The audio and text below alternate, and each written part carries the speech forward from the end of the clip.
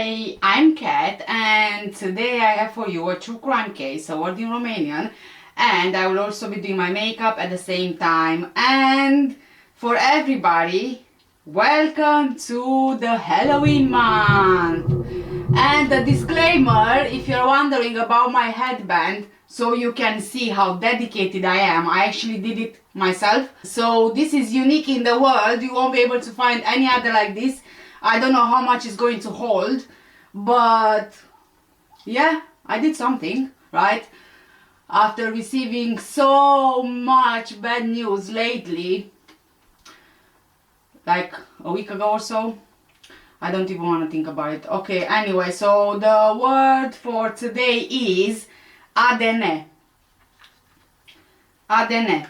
A-D-N. ADN. Well done, guys, you just said DNA. In the afternoon of October 31st, 2018, 74-year-old John, a resident in Hayward, California, got a ride from his wife to a medical building in Union City. Although it might sound like any other ordinary day, in fact, two Santa Clara County investigators were in charge of watching John as he went to the pharmacy, bought a cup of coffee from a kiosk, drank it, and then threw the empty cup in the bin. On that Halloween day, the investigators waited until John was gone before taking his coffee cup from the bin to send it to the Santa Clara County Crime Lab for DNA analysis. And then they waited. Now, you might ask yourself, why would investigators need a DNA sample from a 74-year-old man, and more so taking it from a coffee cup? John had no idea that his DNA on that cup would be a key piece of evidence linking him to 4 decades-old cold cases, the Stanford murders, which terrified the campus community between February 1973 and October 1974. With all of the repeated efforts by law enforcement at the time, it wasn't until modern advances in DNA techniques would finally break open 3 cases and create new hope for solving a 4th case. John Arthur Jatrow was born on August 26, 1944 in Newark, Ohio. He is one of 4 children born to Army serviceman Charles J. Jatrow. Because of his position in the military, the family traveled often between various bases, both in the USA and abroad, having lived in Japan, Hawaii, and North Carolina. In 1960, Charles, the father, was transferred to West Germany for his military service, moving to the town of Bad Kreuznach with his family. John would spend his teenage years there, attending the Bad Kreuznach American High School, where the children of other American servicemen also attended. When John was 18 years old, in 1963, he actually ended up going to prison in Germany. On the evening of 8th of June 1963, John attended a school dance shortly before he was to graduate from high school. At the dance, he met 15-year-old Margaret Williams, the daughter of an army chaplain. Later that night, John offered to walk Margaret home, but instead he took her to the campus's baseball field, where he assaulted R.A.P.E.D. and beat her. Margaret suffered a severe head injury and later sadly died from complications. John had been seen with Margaret that night by several witnesses, so he became the main suspect and he was arrested. When questioned, he eventually admitted to having sex with Margaret, but he denied killing her. In July 1964, according to the German law at the time, John was tried as a juvenile and he was found guilty on all counts. He was given the maximum sentence allowed for someone under 21 years old, which was 10 years in prison. At his sentencing, John expressed remorse and he even apologized to Margaret's family. German officials believed that John was likely to lead a righteous life after he was sent to live with his parents in the US, where he returned in 1969 under probation supervision. John, in his statement to German investigators, said that he and Margaret met at a dance for the first time. He didn't see her before then, but noticed her when she got out of a car. They then went for a walk and had a chat. John also said that he had no special intention. Margaret told him that she had to be home at a specific time, but instead of walking towards the school and her home, they both went in the opposite direction. They sat on a bench in a park and they later walked to a playground. John wanted to be alone with Margaret, so they walked away from any people nearby.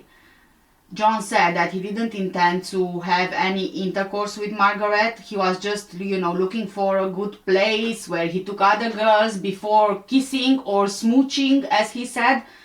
John and Margaret began kissing while sitting on his jacket, and they were soon lying down. He started touching Margaret, hinting that he wanted to have intercourse. He told her that he had had a lot to drink, but Margaret was nervous and just wanted to go home. It started raining, so she said that's why she wants to go home. She didn't really accept John's hints, and according to John, as his excitement increased, he wanted to rape her. My guess is that Margaret started feeling uncomfortable because she started talking very loudly, trying to get someone's attention. But John gave her a judo chop in the neck so that she couldn't talk anymore. A judo chop actually is a judo move where you hit someone around this area of the neck and you kind of cut their speech off. Something like that. Margaret then started crying, and then John hit her in the face because he thought that when she would regain her voice, she would only cry even louder. He said that the only reason he struck her was to prevent her from talking or shouting. As Margaret was standing up to leave, she fell to the ground after John struck her. He covered her face with his jacket and held it over his mouth with both hands. With one hand, he then grabbed her by the throat. She lost consciousness, but John had the impression that, she was still breathing, so he forced himself on her. He kept his hand over her mouth to keep her from crying out if she regained consciousness. He then grabbed his jacket and ran away. After going back home, he took his dog for a walk and he went back to the area to see if Margaret was still alive. But sadly, Margaret Williams never regained consciousness and she died on the playing field. After serving 6 years for this crime, John was released and he then returned to the United States, settling in Reno, Nevada. He married a woman called Susan, and shortly after the wedding, the couple moved to Palo Alto, California, where they lived from 1971 to 1975. Susan already had a daughter from a previous relationship when they met. During this time, with no education, John had to make a living as a low-skilled laborer, and he worked various jobs ranging from a security guard, a carpenter, and lab technician at Mills Hospital. In the mid-1970s, he joined the Boy Scouts of America, and he got a job as a counselor organizing camps and camping trips in his spare time. The Mills Hospital that he worked at was close to the prestigious Stanford University campus. John actually had a good reputation and he volunteered with the Boy Scouts in his spare time. But his urges would eventually resurface. In 1975, John was charged with sexually assaulting a 17-year-old female Scout member. He was convicted, but after reaching a mutual agreement between him and the victim, some of the charges were dropped. So he got off with a fine and he spent less than 1 month in jail. Soon after this, his marriage to Susan ended, which was a great relief for his stepdaughter, who later claimed that John had been sexually assaulting her from a young age. John wouldn't stay single for very long because in 1978 he went on to marry his second wife, Linda. So the couple returned to Newark, had 2 children, and John became involved in business activities. He showed no signs of mental illness or any other suspicious behavior, and he was well regarded by those around him. In the late 1980s, John left Ohio and moved back to California, this time settling in Alameda County. In 2003, his second wife Linda sadly died from cancer. John got married for a third time in 2008. He joined the Fremont Elks Lodge, a religious fraternal order which advocated for Christian values and patriotism, where John had the position of exalted ruler. In this position, he was responsible for supervising the duties of the members. To the community, John seemed like a model citizen. He was a charming family man, he was part of a local Christian fraternal order, he would buy Christmas gifts for the neighborhood children, and he would even use his carpentry skills to help people. At the same time, the police were investigating an unsolved murder case. Leslie Marie Perlov was a 21-year-old Stanford graduate who worked part-time in the campus law library.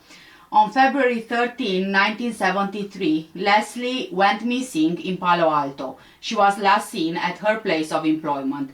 Witnesses reported seeing Leslie sitting in her car at around 6 p.m. speaking to a man with long blonde hair through the roll-down window. The same day, her orange 1972 Chevrolet Nova was found abandoned near the intersection of Old Page Mill Road and Page Mill Road. The keys were missing. Leslie lived with her widowed mother, Florence Perlov, in Los Altos Hills and had 2 younger siblings, 20-year-old Diane and 18-year-old Craig. Highly intelligent and ambitious, she planned to become a lawyer. She was offered a place at the University of Pennsylvania and was due to start her degree in the fall of 1973. Leslie's abandoned car was found first, then 3 days later her body was discovered on the local hiking trail. She was found northwest of her car under an oak tree with a floral scarf knotted tightly around her neck, which suggested that she was strangled. The coroner estimated that Leslie died on the evening of February 13. It seemed that her attacker tried to sexually assault her. Her skirt was pulled up around her waist. There was also evidence that she fought back really hard, but sadly to no avail. Her pantyhose was removed and stuffed in her mouth. Leslie's purse, which wasn't in her car, was never found. It seemed that Leslie was in the woods on that day taking nature photos to commission a painting for her mother's birthday. At first, 15 detectives were working on the investigation into Leslie's murder full-time, but after a few months, which then turned into years of no progress, the number of detectives went down to only 2 detectives working on the case part-time. Until 2018, Leslie's case went cold. With the advances in DNA testing and genealogy databases, there was finally a match found. Now, remember John, his DNA was found under Leslie's fingernails. But because his DNA wasn't in any US criminal databases, that's why investigators collected the discarded coffee cup to confirm the match. So, with this information, in November 2018, John was arrested at his home. Having his DNA already, investigators were able to link him to yet another murder. 21-year-old Janet Ann Taylor was last seen hitchhiking at around 7:05 p.m. on March 24, 1974. After visiting friends on the Stanford University campus, she was trying to get a ride home to La Honda, a 35-minute drive, as her car was in the repair shop.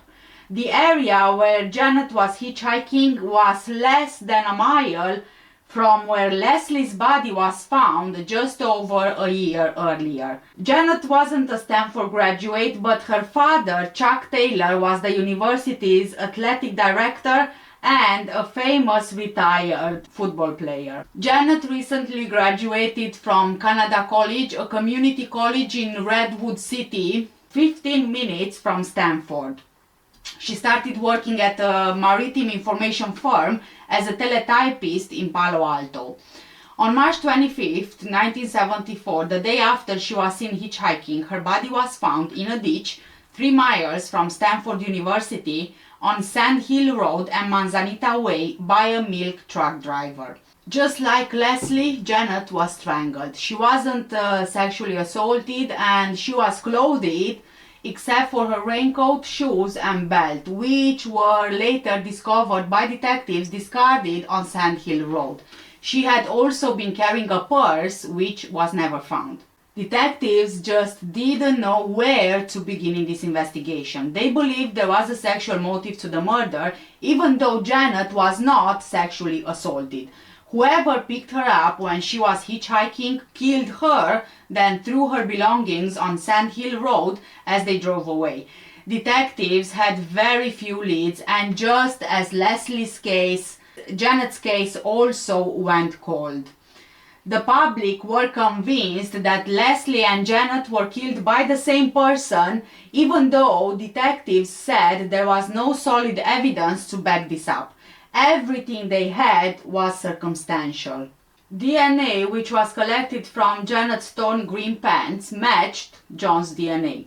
Now, I'm not sure if pants as in underwear or pants as in another piece of clothing, as you say trousers in the UK, because, for example, here when you say pants, here in the UK, when you say pants, you refer to underwear, whereas when you say any other kind of, lower garments, you refer to as trousers. And I've read some other articles which suggested that it was found on her jeans. So I'm not sure, was it the pants as in the underwear or the jeans. Even though it wasn't clear if Janet was raped, her torn clothing suggested that this was the motive. The murder of Leslie and Janet became known as the Stanford murders, and John was now considered a serial killer with 3 victims. Although he was suspected in other crimes as well, there were no further charges filed. In 2021, after a 3-week trial for Janet's murder, John Jatrow was found guilty and he was sentenced to 7 years to life without parole, which were the sentence guidelines in 1974. John's first wife, Susan Camarota, testified that he told her before getting married that he killed a girl in Germany. She also said that he was convicted of rape after initially being charged with raping a teenage girl who was a member of his Explorer Scout troop in 1975. According to her, he served his jail sentence on weekends. John also regularly traveled along the route where Janet was found, according to testimony from his stepdaughter. Kathy Stone, Susan's daughter, testified that she first met John when she was 6 years old. The family lived in various locations along the Mid-Peninsula. They lived for around 2 years on Montrose Avenue in Palo Alto, then moved to Redwood City for another 2 years before moving back to an apartment in Palo Alto.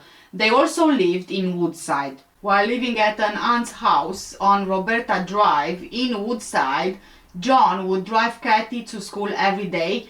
To get to Roberta Drive where they lived, they would have to travel on Mountain Home Road, which connects with Sand Hill Road west of Searsville Lake. Leslie Taylor's body was found on Sand Hill Road near Manzanita Way, the route that John would have taken daily to go home. The distance is around 2 miles and the drive would only take about 6 minutes. His sister called me and she says, "Susan, I have something to tell you. John's been arrested for murder." And I'm going, "What?" I found out when, and I'm going, "Oh my God, he did it when he was married to me." But, oh my God, and I had no clue, no idea, no anything. because he never showed that side of him. He never showed that he was even capable of doing that. You never imagined him being that way. My mom called me, said she had some news and asked me if I was sitting down. And wow, that was, I didn't know exactly how to react. I was kind of happy in a way, sad for the people that he had hurt, but really happy that he finally got caught. John's second trial was delayed because of his illness. He was already in a wheelchair by this point. In January 2023, just this year, John pleaded guilty to Leslie's murder, admitting that he killed her after trying to rape her when she fiercely fought back. Leslie's DNA under her nails finally brought John to justice after 50 years of being free. At 78 years old and in poor health, John was again sentenced to 7 years to life in prison. But John is suspected in many more murders. During the 1970s, the Bay Area was known as a stomping ground for murderers like the high-profile serial killers Ed Kemper, who murdered 10 people stalking young female hitchhikers in the vicinity of Santa Cruz, and the unidentified Zodiac killer who killed at least 5 people in secluded areas near San Francisco. The Stanford murders, happening every few months without a single arrest, brought the fear home to campus. Ted Bundy was even briefly considered a suspect in one of the murder cases. The murders in today's case began in February 1973 with the death of Leslie Perloff, who was found in the foothills above campus. Only 7 months later, the body of David Levine, a 20-year-old physics student who was working late at night in a lab, was found on campus in front of Meyer Library. He was stabbed several times in the back with a knife. The third murder victim, Janet Taylor, was the daughter of the former Stanford athletic director Chuck Taylor. Just like Leslie, she seemed to have been sexually assaulted and killed by strangulation. With no suspects arrested in any of the previous 3 murders, another murder happened. On the night of October 12, 1974, Arliss Perry, a 19-year-old newlywed, got into an argument with her husband, who was a Stanford pre-med student. At around 11 p.m., she walked to Memorial Church to pray. Her husband, worried when she didn't get back to their Escondido Village apartment, reported her missing at around 3 in the morning. At 5:45 a.m., Stanford security guard Stephen Crawford called police to report that he found a dead body lying between pews when he unlocked the church doors that morning. It was Arliss Perry. She was sexually assaulted with candles and stabbed in the back of the head, according to a Stanford Daily report at the time. At first, investigators were thinking that maybe Arliss was murdered by a random intruder who just wandered into the church. But they changed their mind and thought this attacker was someone who knew the church well, the layout, the opening and closing times, and so on. The FBI actually got involved with this investigation. They came up with a profile of the killer in which they hypothesized that he was between the ages of 17 and 22 years old, a quiet loner who kept meticulous notes about the church and the churchgoers. They suspected he took belongings from his victims as trophies, which would explain the absence of Arliss's glasses from the crime scene. Remember Stephen, the security guard who called police after finding Arliss's body? He became a person of interest, but there was never enough evidence to charge him with her murder. And that's how he actually stayed for 4 decades. In 1979, David Berkowitz, the serial killer son of Sam, actually inserted himself into the Arliss Perry investigation. This was 5 years after her murder. David Berkowitz wrote letters in which he suggested that he knew who killed Arliss. Investigators went to interview him at the Attica Correctional Facility in Attica, New York, where he was in prison at the time. But here is the thing. David Berkowitz was known for being an attention seeker, initially telling the FBI that a demon disguised as his neighbor's dog told him to kill. He eventually retracted this, telling them he just made it all up. Okay, I'm gonna be back shortly, guys. He told the court-appointed psychiatrist David Abrahamson that his motivation for murder was revenge on a world that he felt had rejected and hurt him. When David heard about the murder of Arliss and the rumors that it may have been a ritual killing carried out by a satanic cult, he wanted to get involved. He enjoys feeling superior to authority figures and he loves pretending to have valuable information, and Arliss was sadly the case for him to do it. Sergeant Ken Kahn, who was one of the first investigators to arrive at the crime scene in the church, went to New York to interview David Berkowitz. He soon realized that his claims were fake, and after half an hour he ended the interview. Kahn said, quote, "He claims he was in Queens in a cult meeting and that a guy stood up and said he killed Arliss Perry. Then he said he couldn't tell us who because someone would kill his father in Florida. We knew we were spinning our wheels," end of quote. Kahn also said that a lot of the leads in Arliss's case did nothing more than send them on a wild goose chase, just like David Berkowitz. Fast forward now to 2016, cold case investigators for the Santa Clara County Sheriff's Office brought in an old suspect in the Arliss Perry case for questioning, but this time with new evidence. The investigators went through boxes of stored evidence in the Stanford murders, re-examining all newspaper articles, recordings of interviews, photographs, and all clothing. The lead detective in the Arliss Perry case, Lieutenant Rick Alanis, made a shocking discovery. The pants labeled as Arliss's were too large to fit her. They actually belonged to her husband. When Arliss's own pants were sent in for analysis in 2016, DNA from semen found on them matched with that of Stephen Crawford, the former Stanford security guard. After more investigative work, detectives went to Stephen's San Jose studio apartment in 2018 with a search warrant. And bear in mind that this was 44 years later. By this point, Stephen Crawford was 72 years old. Stephen knew that he was a person of interest even after more than 4 decades. On June 28, 2018, at 9:04 a.m., detectives from the Santa Clara County Sheriff's Department arrived at the Del Coronado apartment at 5273 Camden Avenue, where he lived. The door was unlocked, so after announcing themselves, they entered the apartment. Stephen was sitting on the bed in the studio holding a gun. The detectives retreated back out the door, and seconds later they heard a single gunshot. When they went back in, they saw Stephen still on the bed, having shot himself in the head. He was pronounced dead at the scene. Later that day, Sheriff Laurie Smith held a press conference to announce that after 44 years, she and her colleagues believed they finally knew for sure who killed Arliss Perry, and her family could have closure at last.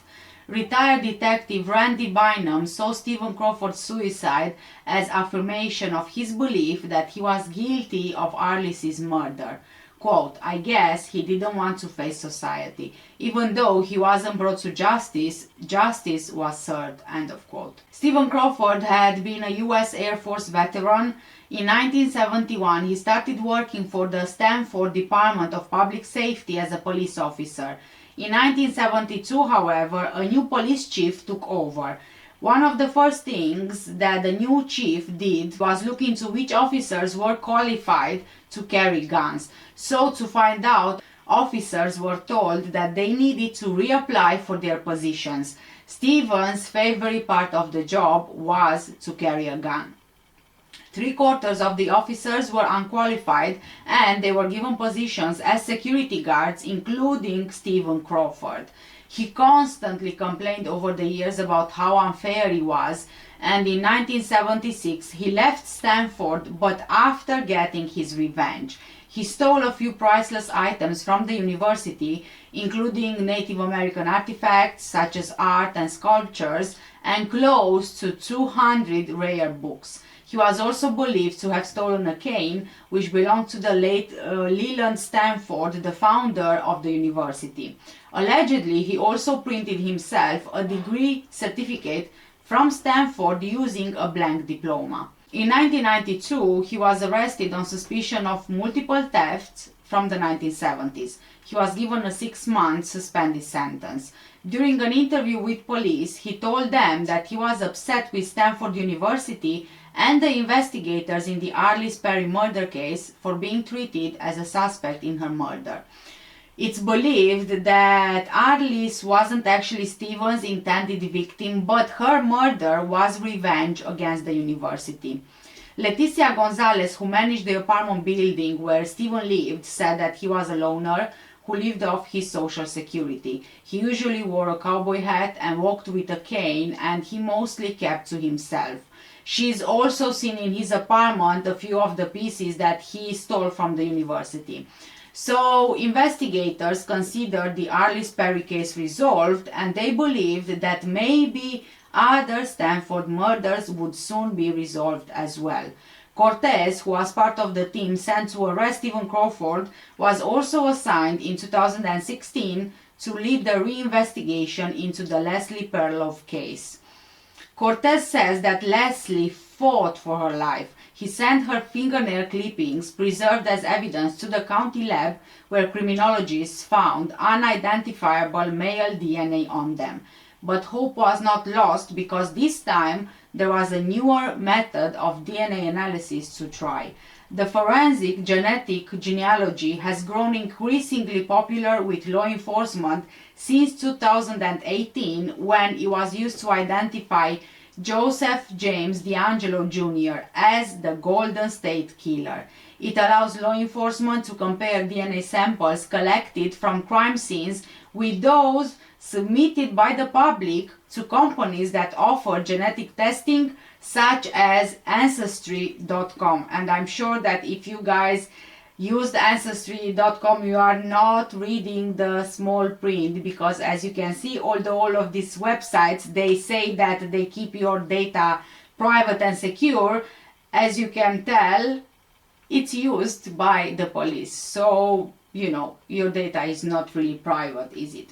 The genetic genealogy company from which Cortez requested the analysis sent back the name of a suspect, and it wasn't Stephen Crawford. However, it belonged to a different former employee of the university, John Juttrow, who worked as a lab tech at Stanford around the time of the murder, and John was living nearby in Hayward. So the final step was for investigators to confirm the DNA match by linking current DNA from John to the DNA profile found on the fingernail clippings. And this is the story about the discarded coffee cup. A week after sending the cup to the lab, John was a match. He was arrested 11 days later at his home. He also immediately became a suspect in the Janet Taylor case because of the similar circumstances surrounding the two murders.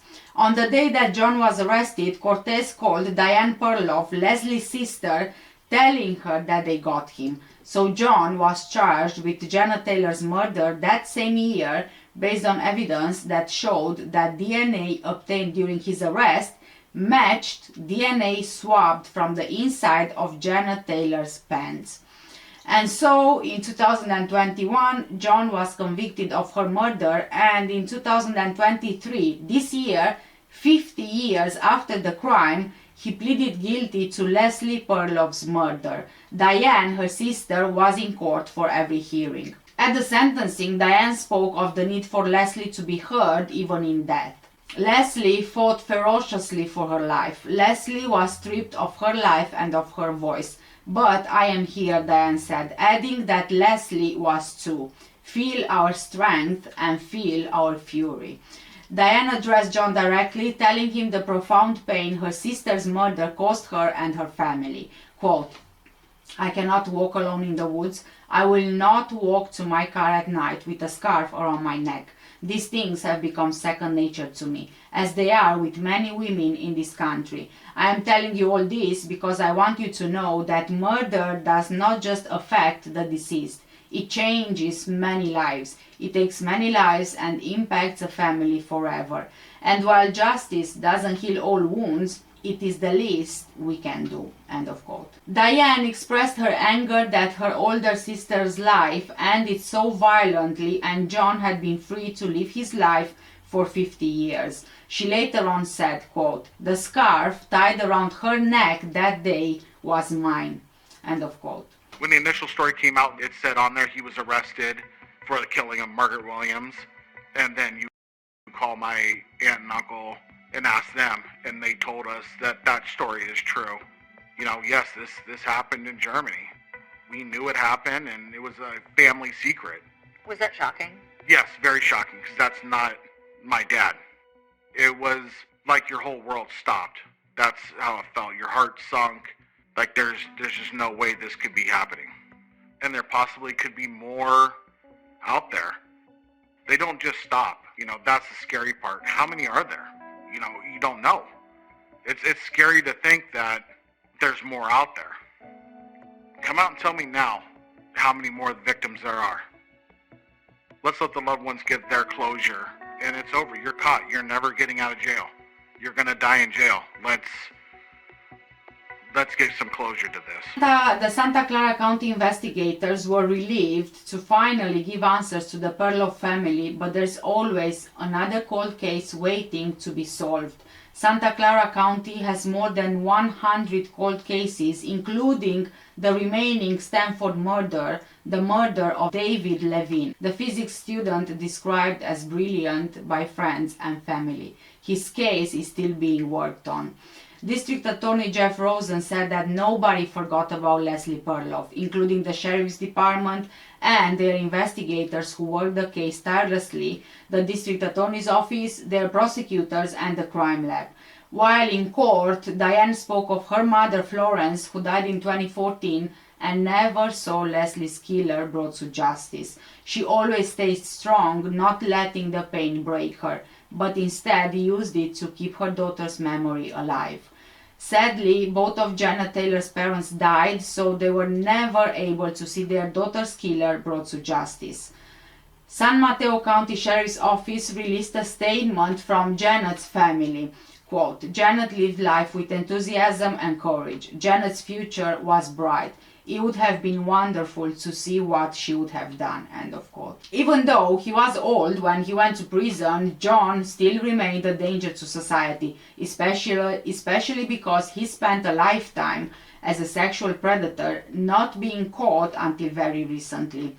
Moving forward, his DNA will be checked against other unsolved cases, but the full extent of his crimes sadly may never be known. He was free for 50 years to do what he did. On September 26, 2023, just a few days ago, aged 79, it was reported that John died behind bars 4 days earlier. Hi, I'm Kat, and I don't know how to put on a wig, but anyway, today I have for you a true crime case. I will also be doing my makeup at the same time, and I also have a word in Romanian, which is misterios. Misterios.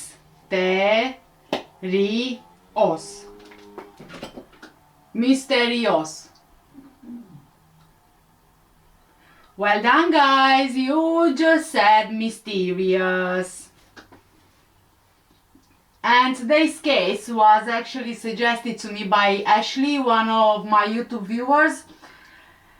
Yeah, I don't know what I'm gonna do with this wig. So seriously, I'm not sure how some of you guys can wear wigs and make them look so natural like your hair, because this one, I can't even brush it. Everything falls out if I brush it, and you can see clearly the net from it and everything else. But anyway, considering, you know, we are in the Halloween month, I'm just going to whatever, use it today. Yeah, okay. So before we start, I'm sorry, but I couldn't find any photos whatsoever about this case. Or maybe it was because I've been doing my research at 3 in the morning and I couldn't see properly anymore, or maybe I couldn't really process anymore at that time.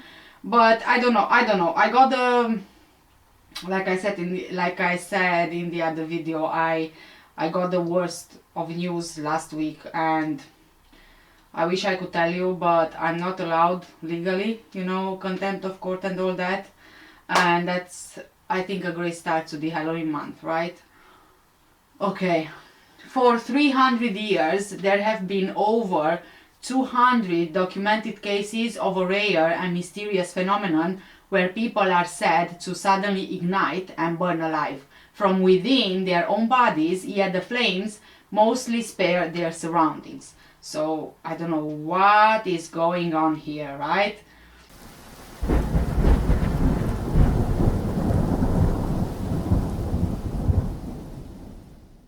In 1984, a strange fire took the life of a young cooking student from England.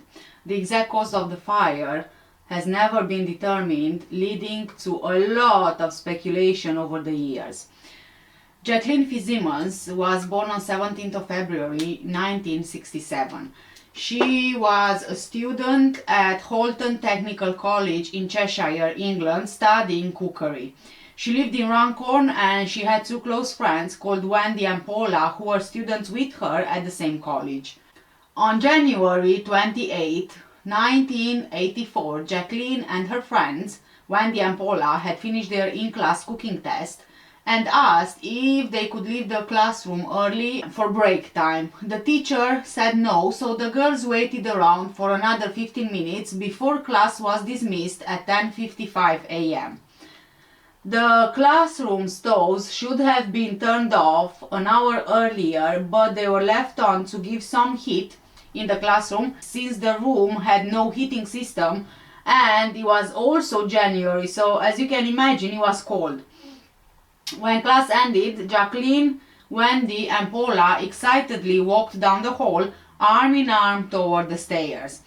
Reaching the bottom of the first flight, Jacqueline suddenly cried out, "My back's hot, am I on fire?" Within seconds, flames engulfed her back. Two people said that they saw a strange glow appear over Jacqueline's right shoulder and drop onto her back, even though none of the girls were smoking. Students and staff quickly beat out the fire from Jacqueline's back. She was taken to the hospital where it was found that her apron had partially melted into her skin, causing burns over 13 to 18% of her body.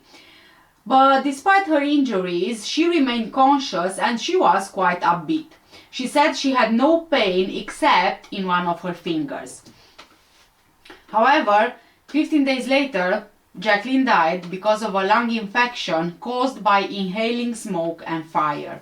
At the death inquest, her cooking teacher, Robert Carson, said that the stove burners were off 1 hour before class ended and Jacqueline had not been leaning on them anyway. Even if a burner had ignited her apron, witnesses saw the girls by the door several minutes before class ended.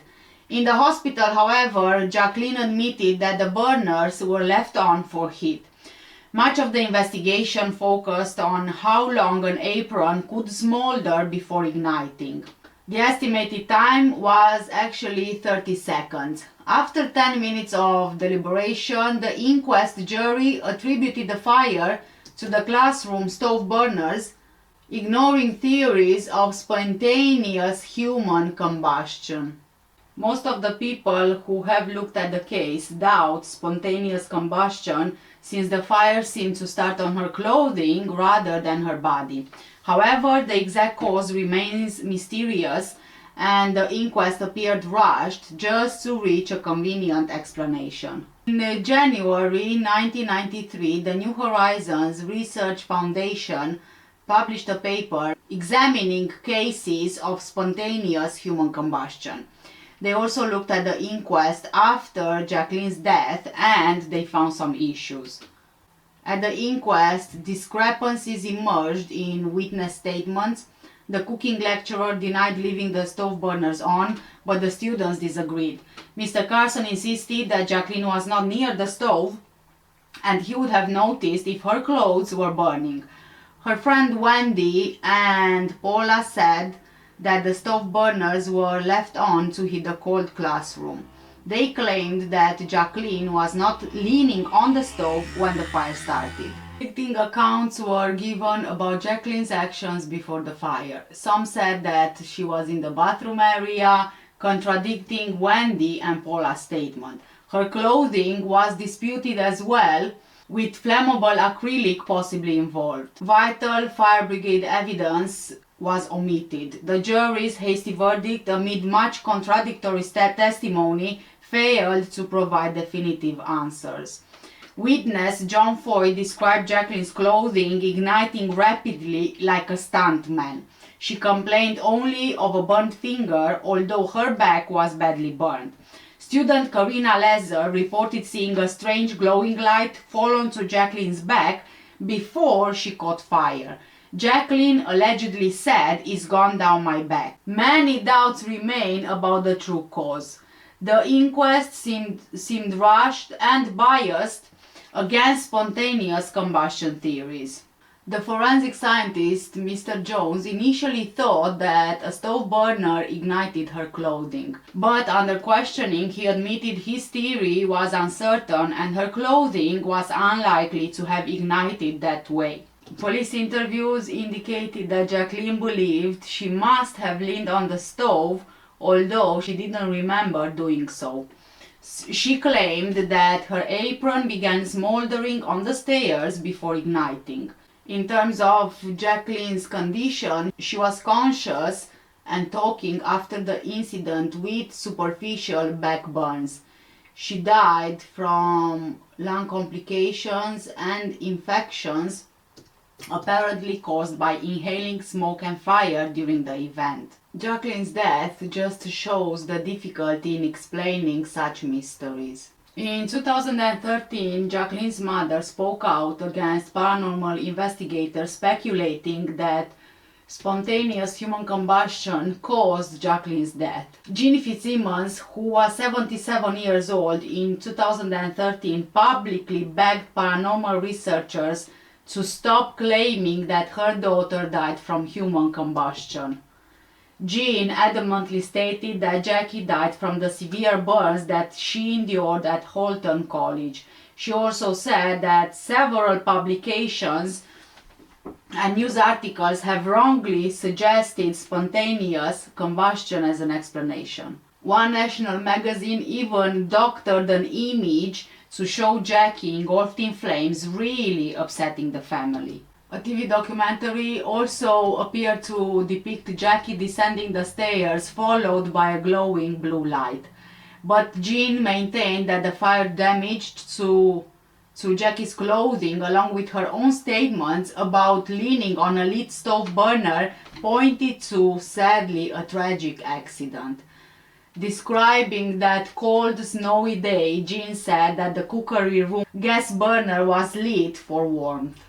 She felt that the college exploited the situation by bringing in a TV crew, making the tragedy seem more sinister.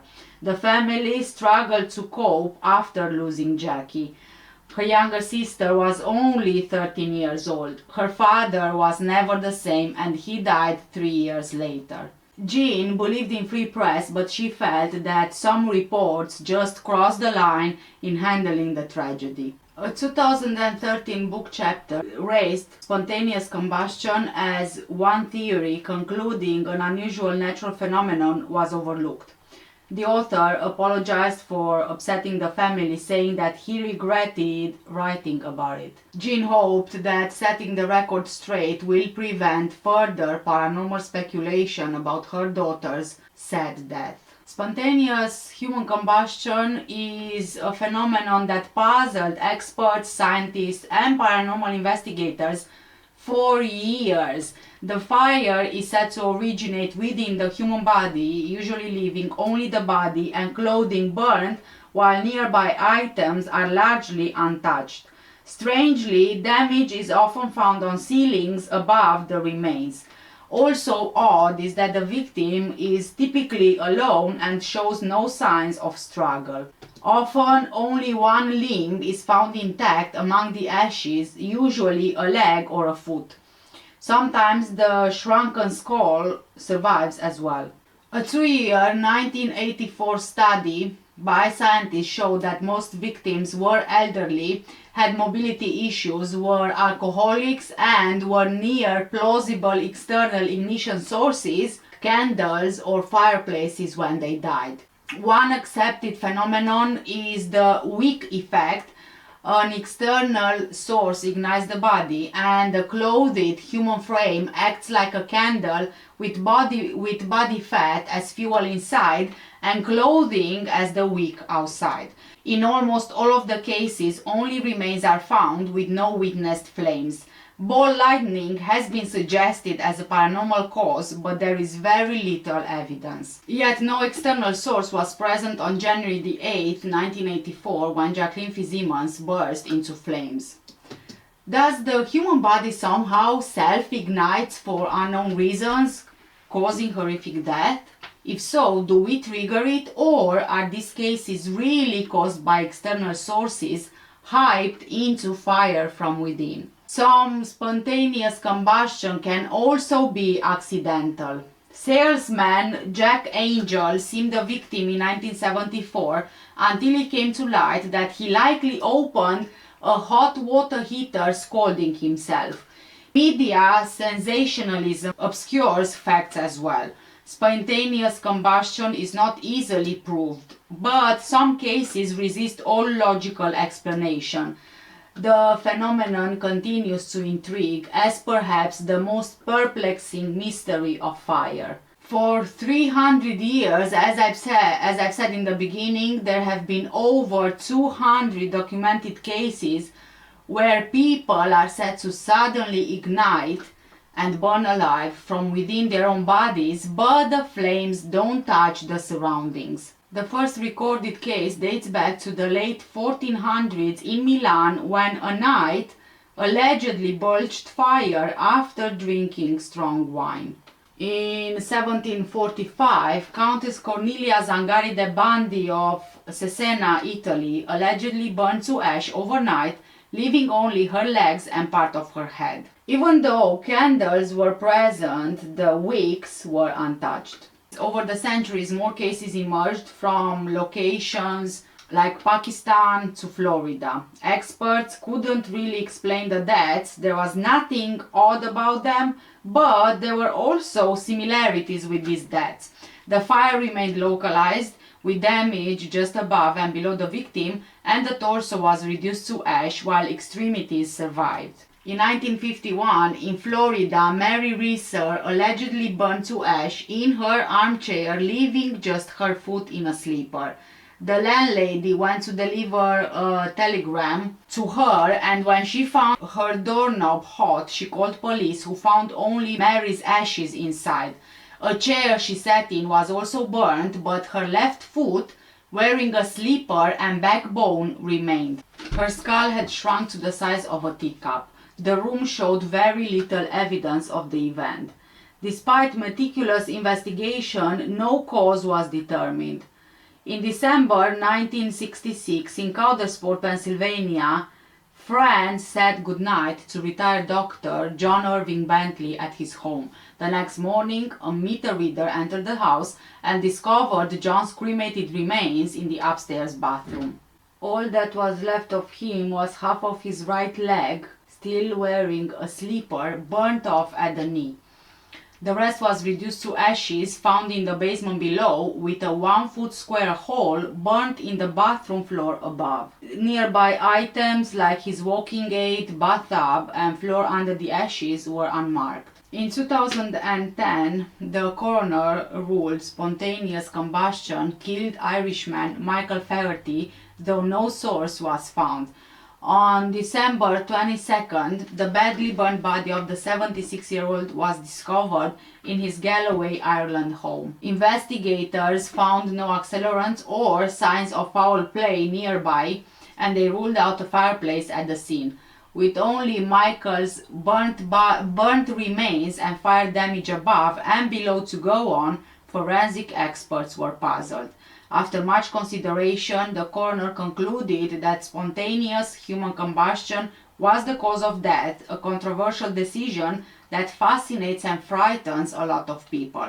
So, I think that even I'm confused right now. Is it real or is it not? The idea of spontaneous human combustion has medical roots in the 18th century. In 1744, Paul Rowley, a fellow of London's Royal Society, coined the term to describe a process where a body allegedly catches fire from internal heat production without an external igniting source. The concept gained popularity with spontaneous combustion seen as a fate of heavy drinkers in Victorian times. Charles Dickens wrote it into his 1853 novel Bleak House, depicting a gin-loving merchant spontaneously bursting into flames. He faced criticism for depicting something science condemned, even as many witnesses swore it was real. Soon, other authors like Mark Twain and Herman Melville incorporated spontaneous combustion into their works as well, with fans citing many reported cases. But the scientific community remains skeptical of the over 200 documented cases worldwide. Skeptics doubt spontaneous causes. In most cases, witnesses just find remains, seeing no flames. Normal fire physics may explain the odd burn patterns. Fires often burn upwards and die out when fuel runs out, explaining the localized damage. The wick effect also illustrates how body fat can act as fuel, saturating clothing like a candle's wick, keeping temperatures high until nothing remains to burn. Ignition often starts near an external source, as most victims were elderly, alone, near an open fire or cigarette when they burned. Rather than alcohol causing internal chemical reactions, unconsciousness from a stroke or a heart attack likely caused the victims to drop cigarettes and be unable to stop the fire. With no witnesses, the ash doesn't really seem to have an explanation. Spontaneous combustion may have random accidental causes rather than being something supernatural. Look, I don't know. I'm no scientist here and I don't believe much in the paranormal either, but to me, as an ordinary person, human combustion could be a possibility in the sense that our bodies, they have all sorts of chemical reactions, we have all kinds of metals inside, vitamins, proteins, whatever else we have going on. Is it not possible that you could eat or drink something or even inhale something which then produces a chemical reaction in your body? I mean, just to give you a very simple example here, chili peppers. You can get heartburn from eating them or stomach burn, but not everyone gets it. The same goes with alcohol. You drink the same as another person, but you could get drunk with less alcohol than the other person. Is it not possible that certain people could have reacted differently to various factors and then they just boom? But then, on the other hand, it's also possible that Jacqueline caught fire from the stove, it got to her apron, and by the time she reached the stairs, the apron went in contact with her clothing, which then caught fire. It's also possible that the other victims caused the fire accidentally, a cigarette, a candle, I don't know. Either way, by the end of this video, I am still confused, and to me still is a mystery with all of the scientific explanations. I still don't see, it's still not clear to me if spontaneous human combustion exists or doesn't exist. Yeah, I'm still confused. Kind of in a way makes sense, then in another way it doesn't make sense, then Hi, I'm Kat and today I have for you a true crime case, a word in Romanian, and I will also do my makeup at the same time. It's not exactly like a true crime case, but more suited for Halloween really. And this was actually suggested to me by Samantha, one of my YouTube viewers. So let's start with the word for today, which is vampiri. Vampiri. Vampiri. Vampiri. Well done, guys, you just said vampires. Along with the local Transylvanian folklore about the undead spirits, some more legends provided rich inspiration for Bram Stoker's vampire mythology. The legend of Vlad the Impaler remains shrouded in mystery, and the truth is that no one knows where the legend ends and the history begins. As a historical and folkloric figure, the voivode was chosen by the writer Bram Stoker as the main hero of his 1897 novel. Since then, Dracula and Transylvania, the land that harbors the mysterious castle full of ghosts and vampires somewhere in the middle of the dark forests, has become the subject of over 750 films, documentaries or novels inspired by the Irish writer's book. There are many legends. One says that Vlad the Impaler's transformation into the bloodthirsty Count Dracula is due to the fact that, according to the custom at that time, the winner of a fight would quench his thirst by drinking the blood of the defeated. Is this the truth about Dracula?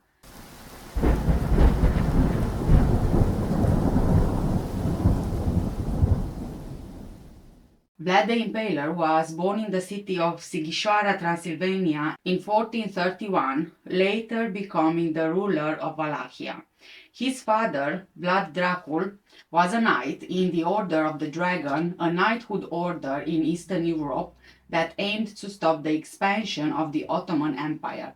The emblem of the Order of the Dragon depicted a dragon for the Ottomans and a cross, a sign of Christianity.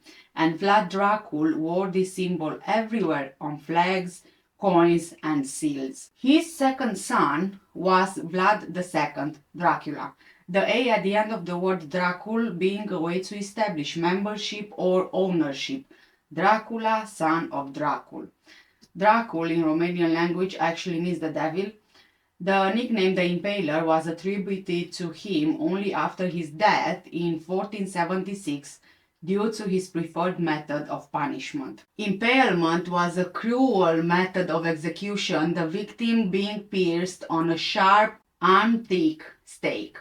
As a child, Vlad the Impaler lived as a hostage of the Turks. While his family was assassinated, he was made aware of the torments that his family went through.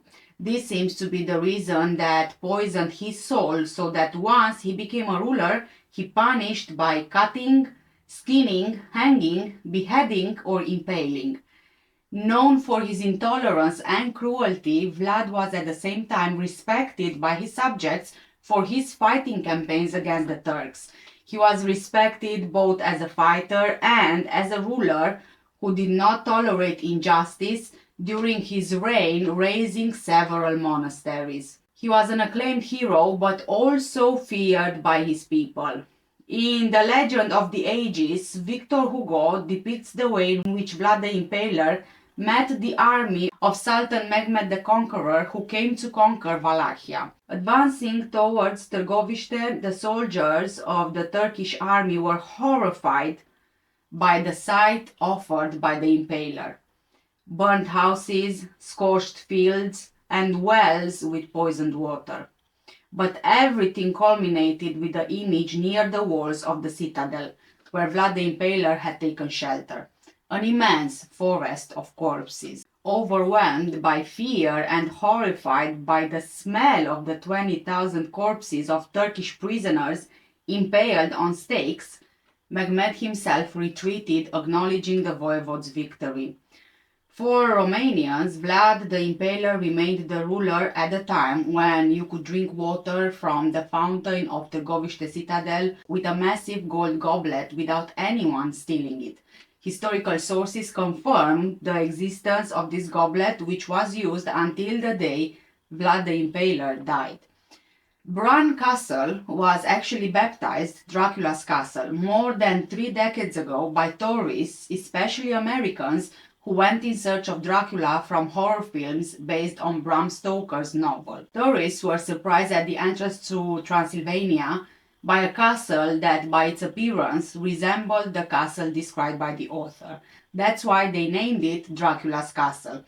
What connection can there be between the Dracula of the tourist's imagination, who came in search of the vampire, and Bran Castle? It's simple, actually. If it's about the ruler of Wallachia, history records several campaigns undertaken by Vlad the Impaler to punish the merchants of Brasov who did not obey the voivode's orders regarding trade in the markets of Wallachia. His passage would have been at Bran, the closest passage to Brasov, which connected to Târgoviște, the residence of the Wallachian lord. Relationships with the Bran Castle's residents were not very friendly, as they were representatives of the city of Brasov, hostile to Vlad the Impaler. It's not known if Vlad the Impaler ruled Bran Castle, as there are no written records to indicate this. But existing documents in archives regarding Bran Castle are predominantly administrative. They refer to the income and expenses of the Bran Castle domain, and to a very small extent to events of a political military nature. But in the autumn of 1462, after the Hungarian king's army, Matthias Corvinus, captured Vlad near the castle at Podul Dâmboviței, about 25 kilometers from Bran, the ruler, Vlad the Impaler, was taken to Bran Castle and imprisoned there for around 2 months. According to the book Vlad Țepeș, Dracula, Mirador Publishing, Arad, 2002, by Gheorghe Lazia Postelnicu. From there, Vlad was taken and imprisoned at Visegrad Fortress, in modern-day Hungary. Bran Castle has an extremely rich history as a legendary place, but not only. In reality, Bran Castle's history begins in the year 1377, when the Hungarian king, Louis the Great, issued a decree granting the inhabitants of Brasov the privilege to build a castle. The castle itself had the role of a customs point and a fortress meant to protect the border against the Ottoman Empire's expansion. In 1407, Sigismund of Luxembourg offered the castle as a fort, in exchange for loyalty to the ruler of Wallachia, Mircea the Elder, to be able to retreat there in case of a Turkish attack. In 1918, Transylvania became part of Greater Romania, and the citizens of Brasov offered the castle to Queen Maria of Romania, or Queen Mary of Romania, making it her favorite residence. However, the main attraction that draws tourists to visit Bran Castle is the legend of Count Dracula, known all over the world. Vlad the Impaler, to your disappointment, never lived at the castle. He was imprisoned there for 2 months in 1462. He did, however, have several connections to the castle, conducting campaigns to punish German merchants in Brasov who refused to submit to him and pay the trade taxes. At the same time, in the neighboring villages of Bran and throughout most of Transylvania, there was a belief in the existence of very bad spirits, known as steregoi, or stafi. It referred to seemingly living people, to strigoi, who during the day led a normal life, but at the moment of night's arrival, while they slept, their spirit left their bodies to haunt the sleep of the villagers. Bran Castle is an architectural monument with specific Gothic-style elements, surrounded by a massive wall with firing slits, and is considered one of the scariest places in the world. According to legend, Vlad Țepeș once left his wife Catarina alone in the castle. When she committed suicide, he renounced God and he became a vampire. But, as I said, local folklore does tell of the evil spirits called steregoi, similar to vampires, that once haunted the Bran area. The legend describes Vlad's first encounter with a beautiful Saxon girl, Catarina, while inspecting the fortress walls, and Vlad's noble assistants carrying her sled filled with food up to the fortress guards. As was the custom in the guild citadel, families residing near the bastions were obliged to take turns bringing food to the company of soldiers guarding the area and the respective gate. Katarina was 17 years old. She was young, very beautiful, and Vlad already past his youth, but he had an artistic talent with an Italian touch.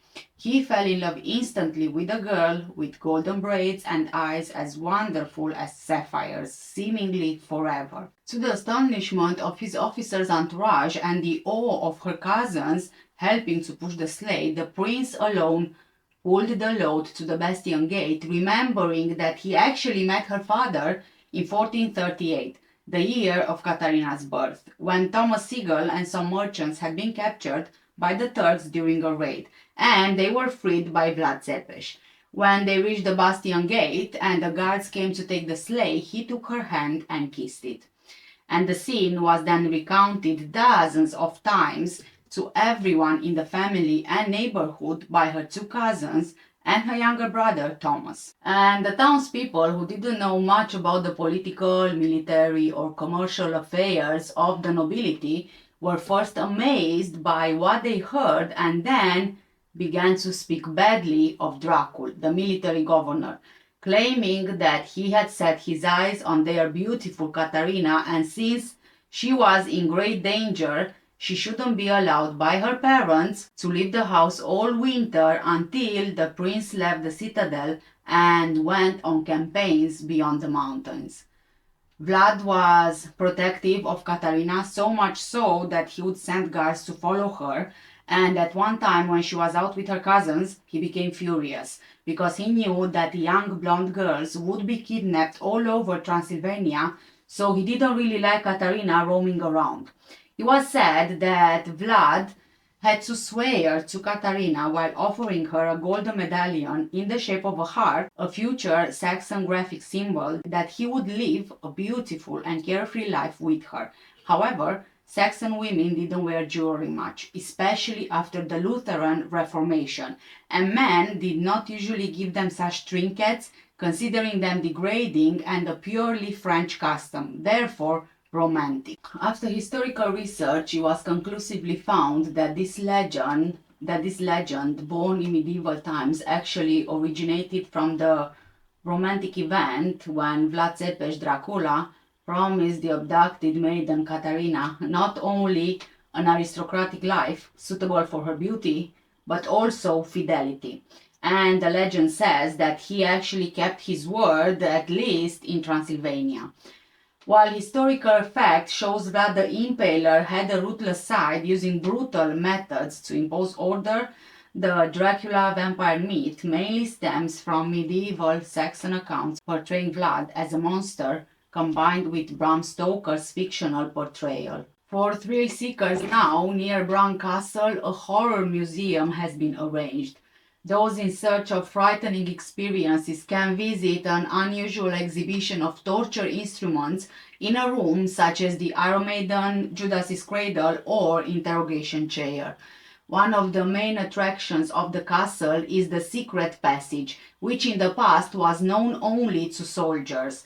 In case invaders managed to enter the citadel, soldiers used this passage to climb to the top of the castle, from where, according to historians, they would throw stones and hot pitch at attackers to drive them away. But there are more castles associated with Dracula. The ancient Poenar Castle is shrouded in mystery and history, nestled in the heart of Romania's Făgăraș Mountains. Known as one of the legendary residences of Vlad the Impaler, the castle draws tourists from around the world. Situated on top of Mount Cetățuia, near the Vidraru Dam, the fortress has become a major attraction for tourists fascinated by the Dracula myth.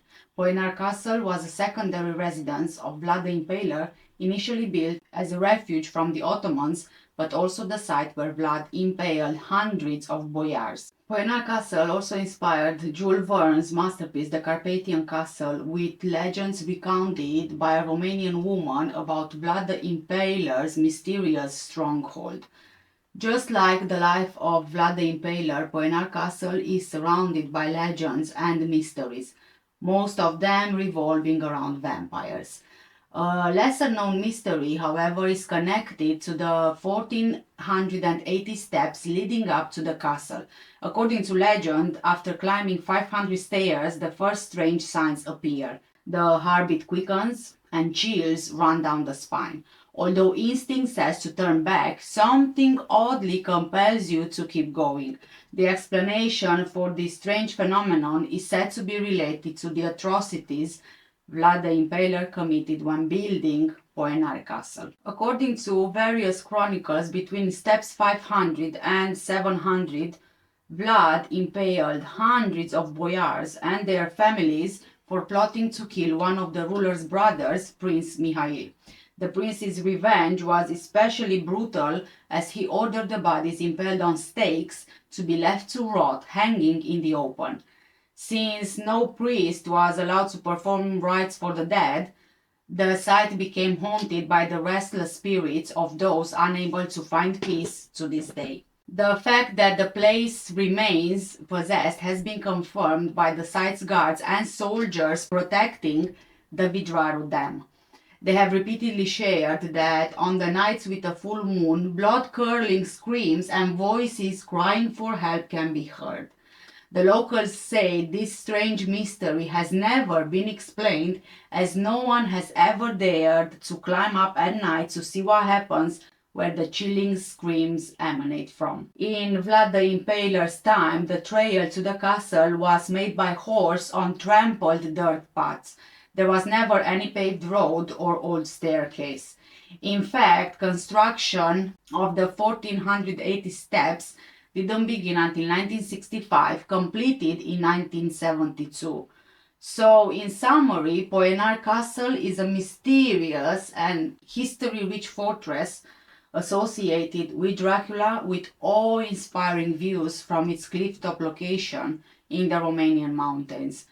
The challenging ascent winding through the forest up 1480 steps to the majestic ruins is said to be haunted by spirits from its bloody past under Vlad the Impaler's rule. In 1932, at the order of the Romanian Academy, the archaeologist Dinu Rossetti researched Snagov Monastery to discover Vlad Dracula's body, but he discovered only a few looted graves inside the monastery, with local legends saying that Vlad's body was buried at the entrance to the monastery. Not believing this legend, the researcher dug up and uncovered a grave in front of the altar. However, this grave was empty. Continuing to dig, he found a pagan altar with animal bones that had been sacrificed.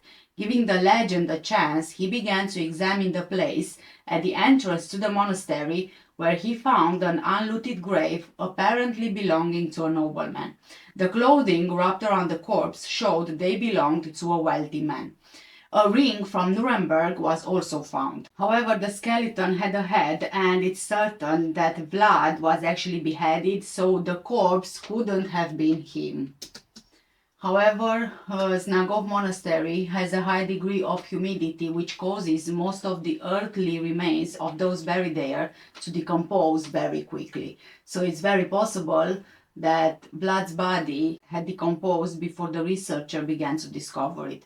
One thing though is for sure, Dracula did exist. Whether the voivode Vlad the Impaler is the same as a diabolical vampire, I guess, kind of depends on what you believe.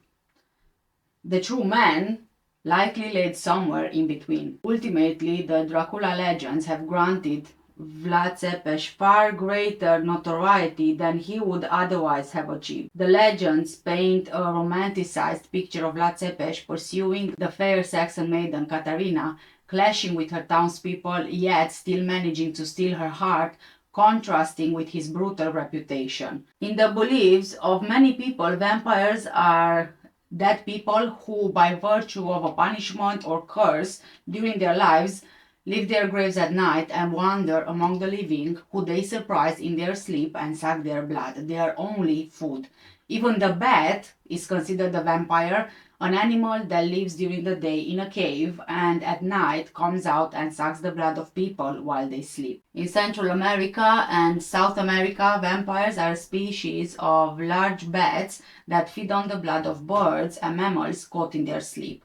In his famous work, the ancient poet Homer identifies the bat with the soul of the dead in the underworld. In the popular beliefs of the Carpathian, Danubian, Pontic area, the equivalent of the vampire, in the sense of dead people leaving their graves at night and wandering among the living, surprising them in their sleep and causing them many discomforts and damages, sucking their blood, taking milk from the cattle, is known as the strigoi. Like I mentioned previously, it can be a living strigoi, one who, according to the folklorist Aurel Candria, spends all day dealing with chores like other people, but at night, as soon as he falls asleep, his soul comes out going to meet other strigoi and the body remains as if dead in bed. The souls of these strigoi kill children and suck their blood, take cow hands and crops. The same author says that when one of these beings, who is believed to have been a strigoi, dies, they burn a red skewer in the heart or a hairpin so that its soul cannot leave the grave and torment people at night. In Romanian mythology, there are also dead strigoi, those spirits of the dead that come from people who are strigoi in life or at whose funeral something went wrong. They lost their way to the afterlife or they had nothing to pay their tolls with. Besides the harm they do to people during their lifetime, the dead strigoi eat one by one a member of their family or they only eat their hearts and suck their blood. In the villages around Bran, the belief in the existence of evil spirits called steregoi is still preserved. The elders of the villages remember that until half a century ago, it was believed that there were certain people alive, strigoi, who led a normal life during the day and at night in sleep, their souls left their bodies and wandered through the village, tormenting people in their sleep. These evil spirits wandered from midnight to the first crowing of the roosters when they no longer had the power to harm people. So I don't know what you guys believe, but my belief is that any legend has some kind of, a seed of truth in there, which maybe for a lack of knowledge could have been interpreted differently than what it actually was. I don't know, you guys let me know what do you think in the comment section down below. Hi, I'm Kat and today I have for you a true crime case, a word in Romanian, and I'll also be doing my makeup at the same time. Just a quick disclaimer, and I do apologize, but I have a blocked nose, so I might sound a bit stuffy or stuffed. Yeah, it's just I have a blocked nose. I guess it's the season with the colds and things. And today's case was actually a suggestion by Ashley, one of my YouTube subscribers. So let's get started with the word, which is K. K. K. Well done, guys. You just said keys. Frank Mitchell was an imposing man who prison could not hold. Standing 6 feet tall and weighing over 200 pounds, the 28-year-old Mad X-Man broke out of jail 3 times. In 1957, Frank escaped a psychiatric hospital using homemade keys. Later, despite promising he would flee any institution, he was sent to Broadmoor Asylum. True to his word, in 1958 he used an axe and hacksaw to break out, sparking a massive manhunt. After breaking into Edward and Eva Pegg's home, Frank choked and robbed the elderly couple before being captured. In court, it took 6 officers to subdue the raging Frank Mitchell. He was sent to an escape-proof cell in Brixton Prison. However, not even strict monitoring could prevent his later escapes. By 1962, in Dartmoor Prison, Frank had befriended Ronnie and Reggie Cray. After punishment for violence and escape attempts, Frank started thinking about his indefinite sentence. In 1966, Ronnie Cray arranged Frank's escape from his minimal supervision work detail. However, the Crays struggled to control Frank, so they murdered him, dumping his body at sea. With all of the strong evidence, Reggie Cray and his associates were acquitted of the killing. The Mad X-Man, who'd broken free from every institution, was betrayed by the Cray gang that he considered his friends. His imposing physicality and defiance could not save him from being used and discarded. His remains were never recovered. The end of the story. No, don't worry. We are just getting started because I have to warn you, this is a very twisted story. Frank Samuel Mitchell, born in 1929, I don't know the exact date of birth, was one of 7 children born into a working class family from Limehouse, East London, England. Frank's crimes started very early on in his life. When he was 9 years old, he stole a bicycle from another child. And check this out, because you don't really hear this nowadays. At 9 years old, after he stole the bike, Frank was taken before a juvenile court and he was actually placed on probation. As an adult, Frank had great physical strength and he was really proud of it. He would show off by lifting a grand piano off the floor or picking up 2 full-grown men, one in each hand. But Frank also had a short temper. And according to Martin Fido, a university professor, true crime writer and broadcaster, Frank had the mind of a child of 13 or under. From the age of 17, Frank was regularly locked up in borstalls, known today as youth detention centers, and he would be also locked up in prisons. He would usually go in for shop breaking and larceny. During a short time of being out of prison, Frank actually got a girlfriend and he fathered a daughter with her, but he never knew that he had a daughter. In prison, Frank was a thorn in the flesh of authority. He would be violent with the guards and the other inmates as well, for which he was punished with the birch and the cat o' nine tails. He was one of the ringleaders in a riot at Rochester Borstal. He slashed a guard across the face and was charged with attempted murder after attacking an inmate he believed had informed on him, but he was later acquitted. In 1955, Frank was diagnosed mentally defective and sent to the Rampton Psychiatric Hospital. 2 years later, he escaped with another inmate and they attacked a man with an iron bar before stealing his clothing and also his money. This was in 1957. They escaped using a series of keys made from bed springs and they managed to make their way to Newark. There, Police Constable Bernard Breeden received reports that they were riding on a motorbike through the town after committing several violent offenses, and so the police constable set up a roadblock. He managed to knock them from the bike as they rode by a level crossing. Frank turned a sawn-off shotgun on PC Breeden, but the policeman disarmed him and arrested both of them. Police Constable Breeden was later presented with the British Empire Medal by the Lord Lieutenant of Nottinghamshire at Newark Town Hall for his actions.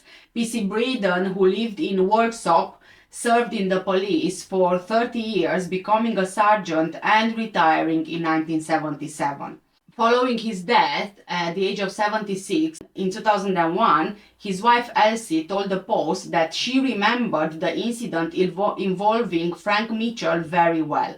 His escape was all over the headlines. Bernard, the police officer, was working that weekend and he went out saying that he would catch them, and he did. He didn't know that Frank had a gun. He believed that he was armed with a hatchet.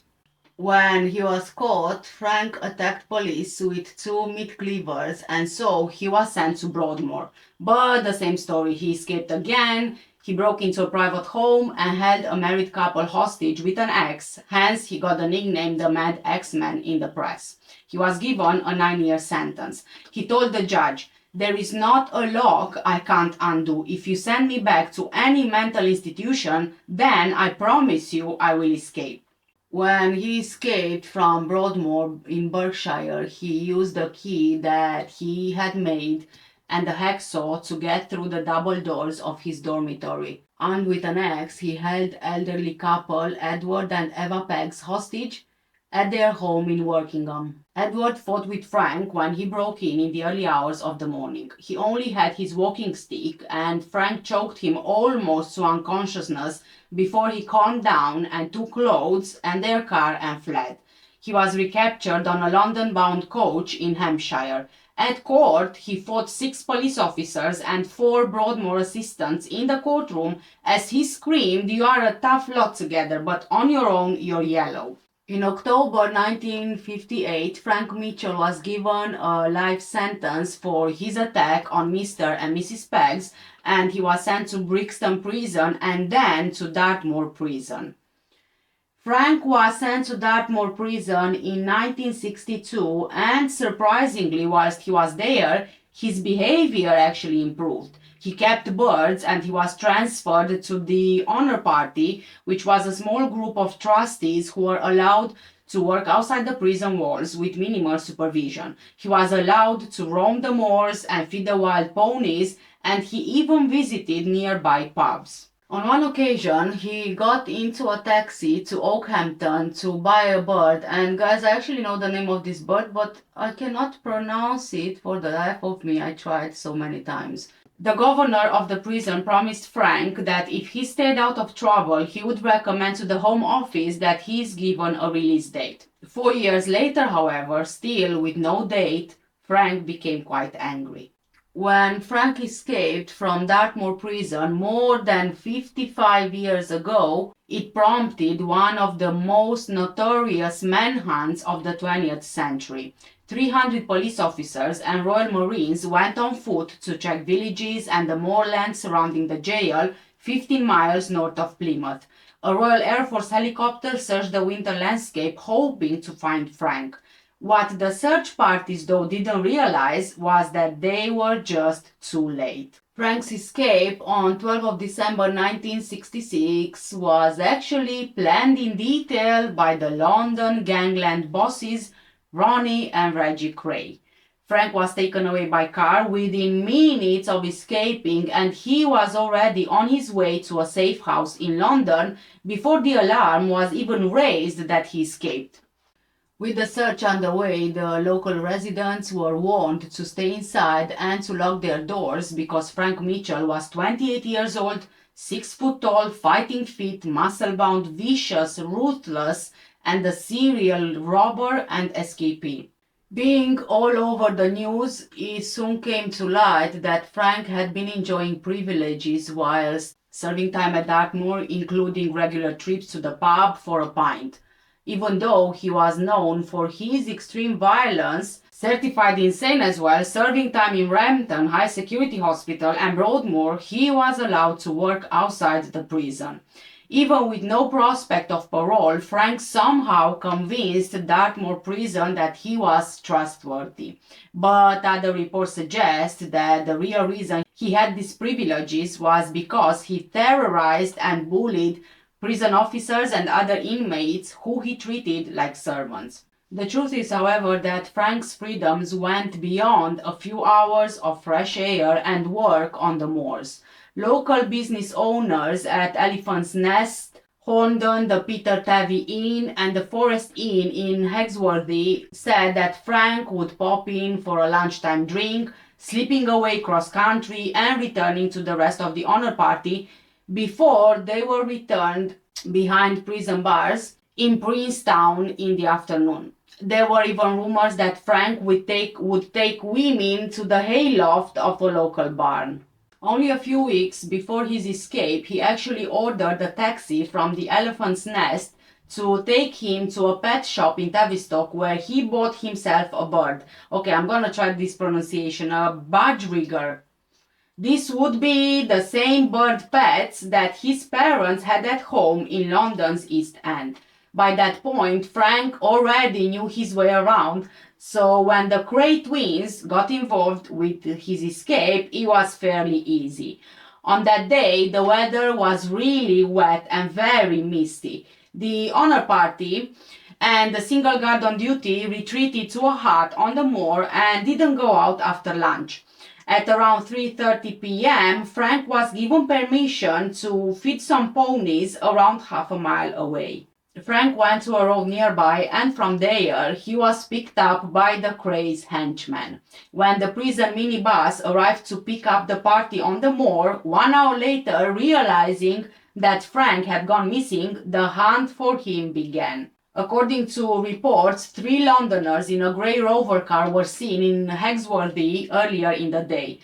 Police eventually found Frank's prison clothes and a foot-long knife dumped in a lay-by on the A30 at Clerkenwell near Exeter, concluding that the local search was pointless. The search was called off within a few days.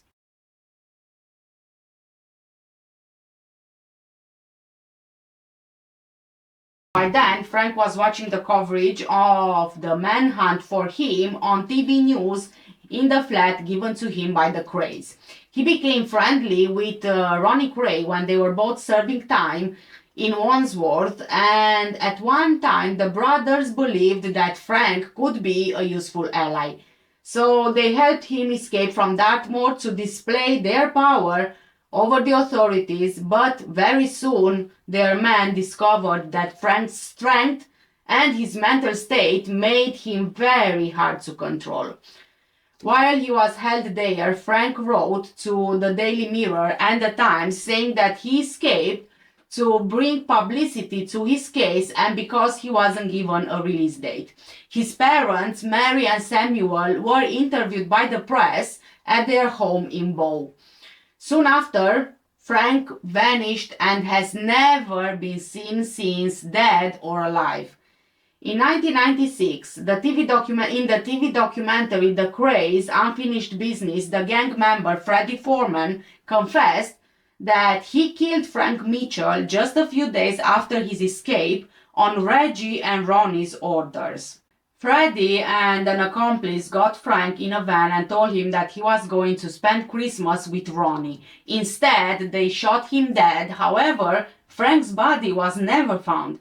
The Crays, their brother Charles, and the 2 other men were cleared of Frank's murder 2 years later. So, you might ask, who were the Crays? Ronald and Reginald Cray were born on 24th of October 1933 in Haggerston, East London, to Charles David Cray, who was a wardrobe dealer, and Violet Annie Lee. They were identical twins, with Reggie being born 10 minutes before Ronnie. Their parents already had 6-year-old Charles James when the twins were born. The other child, Violet, she actually died as an infant. The twins contracted diphtheria when they were 3 years old. The Cray household was mostly run by their mother, who remained the brothers' most important influence during their childhood. Their father was a rag and bone man who really liked drinking, and his work led him to live almost a nomadic lifestyle, traveling all over southern England looking for junk to sell. Even when he was in London, he would be in pubs more often than he would be at home. The Cray twins attended Wood Close School in Brick Lane and then Daniel Street School in Bethnal Green. In 1938, the family moved from Steen Street in Haggerston to 178 Valence Road in Bethnal Green. Violet, their mother, was seen as quite a celebrity in Bethnal Green for giving birth and raising a healthy pair of twins at a time when the child mortality rate was high among the British working class. In the interwar period, it was normal that one of the twins born into these families would die before reaching adulthood. So, it was quite unusual that both the Cray twins survived, making their mother the object of admiration in Bethnal Green, which really inflated her ego. There was a feeling in Bethnal Green that the emotional closeness between the twins and their mother felt quite strange and unnatural, and they didn't really like the company of others. Ronnie later said about his childhood that the brothers had their mother and each other, so they never really needed anyone else. Billy Wilshire, one of the Crays cousins, later said that the twins weren't like other children. The Crays biographer John Pearson said that Violet, their mother, planted the seeds of the malignant narcissism that the twins would show as adults by encouraging them to think of themselves as being extraordinary while spoiling their every whim. During the Second World War, their father deserted from the British Army. He was conscripted in September 1939. After deserting, he spent the next 15 years as a fugitive, being finally arrested in 1954. During this time, he wasn't very much involved in raising his family. At the same time, the twins were evacuated to East House in Hadley, Suffolk, with their mother and their older brother. They stayed in Hadley for around 1 year before going back to London because Violet missed her friends and family. Ronnie later described Hadley as their first time in the countryside, both twins being attracted to the quietness, the peacefulness, the fresh air, nice scenery, which was very different from London. With the influence of their maternal grandfather, Jimmy Cannonball Lee, the Cray twins took up amateur boxing, and they both achieved some success, but Ronnie was considered to be the more aggressive one of the twins, constantly getting into street fights as a teenager. He had a low IQ, but he really liked reading, especially books about T. Lawrence and Al Capone. In March 1952, the Cray twins were called to do national service in the British Army. Even though they reported to the depot of the Royal Fusiliers at the Tower of London, they tried to leave after only a few minutes. When the corporal in charge tried to stop them, he was badly injured by Ronnie when he punched him in the jaw. The brothers were arrested the next morning by police and turned over to the army. In September, while absent without leave, they assaulted a police constable who tried to arrest them. They became among the last prisoners to be held at the Tower of London before being transferred to Shepton Mallet military prison in Somerset for a month to await court-martial. After they were convicted, they were both sent to the Buffs Home Counties Brigade Depot Jail in Canterbury, Kent. But when it became clear that they would be dishonorably discharged from the army, their behavior actually got even worse. They ruled the exercise area outside their one-man cells. They threw tantrums, they emptied a latrine bucket over a sergeant, they dumped a canteen full of hot tea on another guard, they handcuffed yet another guard to their prison bars with a pair of stolen cuffs, and even set their bedding on fire. Eventually, the brothers were moved to a communal cell where they assaulted their guard with a vase and then escaped. After being recaptured, they spent their last night in military custody in Canterbury, drinking cider, eating crisps, and smoking cigarillos, courtesy of the young national servicemen acting as their guards.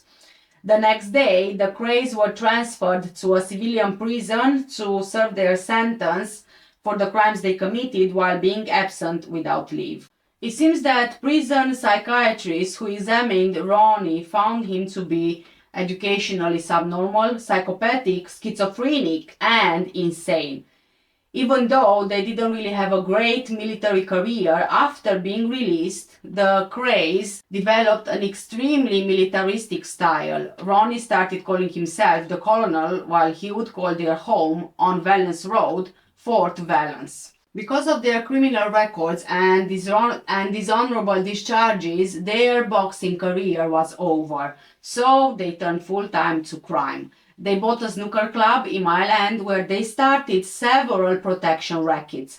By the end of the 1950s, the Crays were working for J. Murray from Liverpool and were involved in truck hijacking, armed robbery, and arson. With the money, they bought other clubs and properties. In 1960, Ronnie was in prison for 18 months for running a protection racket. Whilst in prison, Peter Rachman, the head of a landlord operation, sold Reggie a nightclub called Esmeralda's Barn to prevent threats of further extortion. The ownership of Esmeralda's Barn increased the Krays' influence in the West End by making them celebrities and criminals. The twins shaped a standard. Anyone who failed to show due respect would be severely punished. The Kray twins laundered money through dog and horse tracks and through other businesses, which led to other people being investigated during the 1960s for their cooperation with the crimes.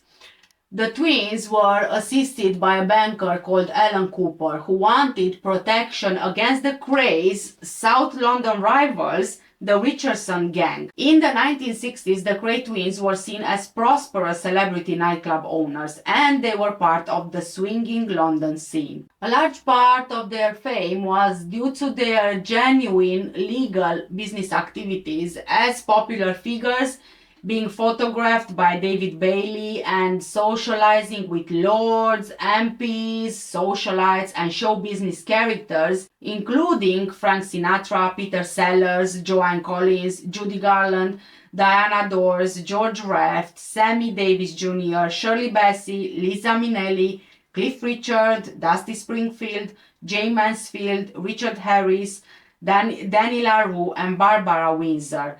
These were the best years of their lives, and the Kray twins felt untouchable. People perceived the twins as men who rose out of poverty into position of wealth and power thanks to their own efforts. The twins valued their image and actually used the media for this by inviting journalists to take photos of them with other celebrities at nightclubs or when donating to charity. They were obsessed with managing and promoting their image the way that they wanted as donors who gave generously to charity and as men who rose up from poverty to become rich and powerful. In 1960, gambling in clubs became legal in the United Kingdom, which for the first time allowed people who abide by the law to gamble openly outside of betting on horse racing. The Krays were the owners of 4 nightclubs where gambling was allowed, so they were seen as successful businessmen, but they were also able to socialize with people who would have previously rejected the company of gangsters running a gambling den. The Krays promoted a gangster chic image, both dressing in a style that a lot of films associated with gangsters, wearing dark suits with tight knotty ties and shoulder padded overcoats, combined with extravagant jewelry such as large gold rings, gold bracelet watches, and diamond cufflinks. The British scholar Ruth Penfold Mounce described the twins as a classic example of the social bandit criminals who became folk heroes because of the belief that they were standing up to a corrupt establishment, while also paradoxically being seen as upholding the better part of society's values. The twins were seen in some parts as Robin Hood type criminals whose crimes were deemed acceptable. The Krays made a point of stressing that there were limits to the values they are willing to violate, while promoting the image of themselves as the benefactors of society. They made a great point of showing that they were respectful towards women because they knew that the British public didn't like men who were disrespectful towards women. One former member of the firm, Tony Lambrino, stated that the positive image of the Krays was just a myth, maintaining that the only people the brothers ever cared about were themselves. Their image had very little to do with who they actually were, more vicious and selfish than the popular folk hero image they portrayed. Their fans, however, kind of justified their supposed Robin Hood characteristics, with the Krays alleged to have given away much of their ill-gotten wealth to the deserving poor of the East End, their, respect for women, and as a force for order who engaged only in what were considered socially acceptable crimes, such as theft, while punishing those who engaged in what were considered socially unacceptable crimes, such as rape.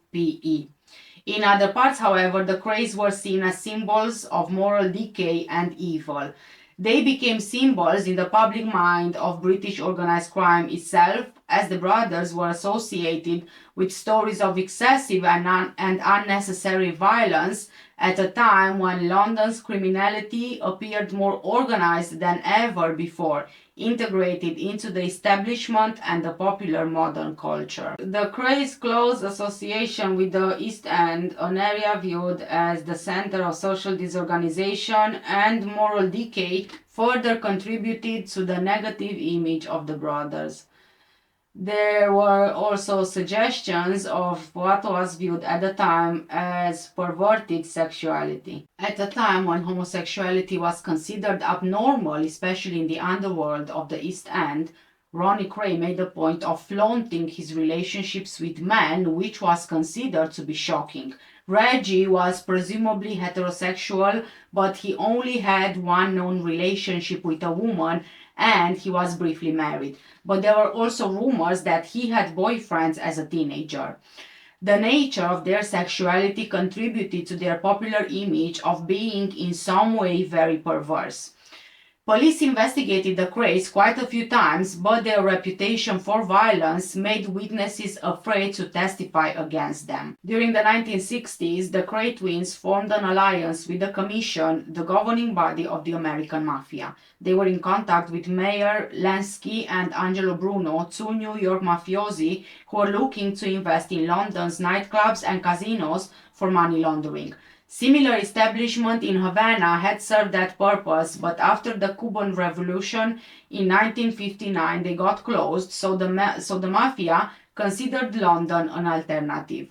The belief that the Krays were able to influence the British government by blackmailing political figures such as Boothby made them attractive as prospective partners. Boothby was a conservative lord, and it was rumored that he and Ronnie had a sexual relationship, and Boothby loved being dominated by Ronnie, who was a sexual sadist. The Conservative Party tried really hard to keep this information hidden from the public. On 12 of December 1966, the Krays helped Frank Mitchell to escape from Dartmoor prison. Ronnie had befriended Frank while they served time together in Wandsworth prison. Ronnie thought that he would be doing Frank a favor by getting him out of Dartmoor, highlighting his case in the media and forcing the authorities to act, because he wasn't given the release date. Once Frank had escaped, the Krays held him at a friend's flat in Barking Road, East Ham. But Frank was difficult to control with mental health problems, so he disappeared, but the Krays were acquitted of his murder. Freddie Foreman, friend of the Krays, claimed in his autobiography Respect that he shot Frank Mitchell dead as a favor to the twins and disposed of his body at sea in the English Channel. In October 1967, 4 months after the suicide of his wife Frances, Reggie was allegedly encouraged by his brother to kill Jack the Hat McVitie, a minor member of the Kray gang who had failed to fulfill a £1,000 contract, £500 of which was paid to him in advance to kill their former financial advisor, Leslie Payne. Jack was lured to a basement flat in Evering Road, Stoke Newington, on the pretense of a party. When he went inside, he saw Ronnie seated in the front room. Ronnie approached and cut Jack below his eye with a piece of broken glass. It's believed that an argument then broke out between the twins and Jack McVitie. As he got more heated, Reggie pointed a handgun at Jack's head and pulled the trigger twice, but the gun failed to discharge. Jack was then held in a bear hug by the twins' cousin, Ronnie Hart, and Reggie was handed a carving knife. He stabbed Jack in the face and stomach, driving the blade into his neck while twisting the knife, not stopping even as Jack lay on the floor dying. Reggie had just committed a very public murder against someone who many members of the firm felt did not deserve to die. Detective Chief Superintendent Leonard Nipper Reid of Scotland Yard was promoted to the murder squad, and his first assignment was to actually bring down the Kray twins.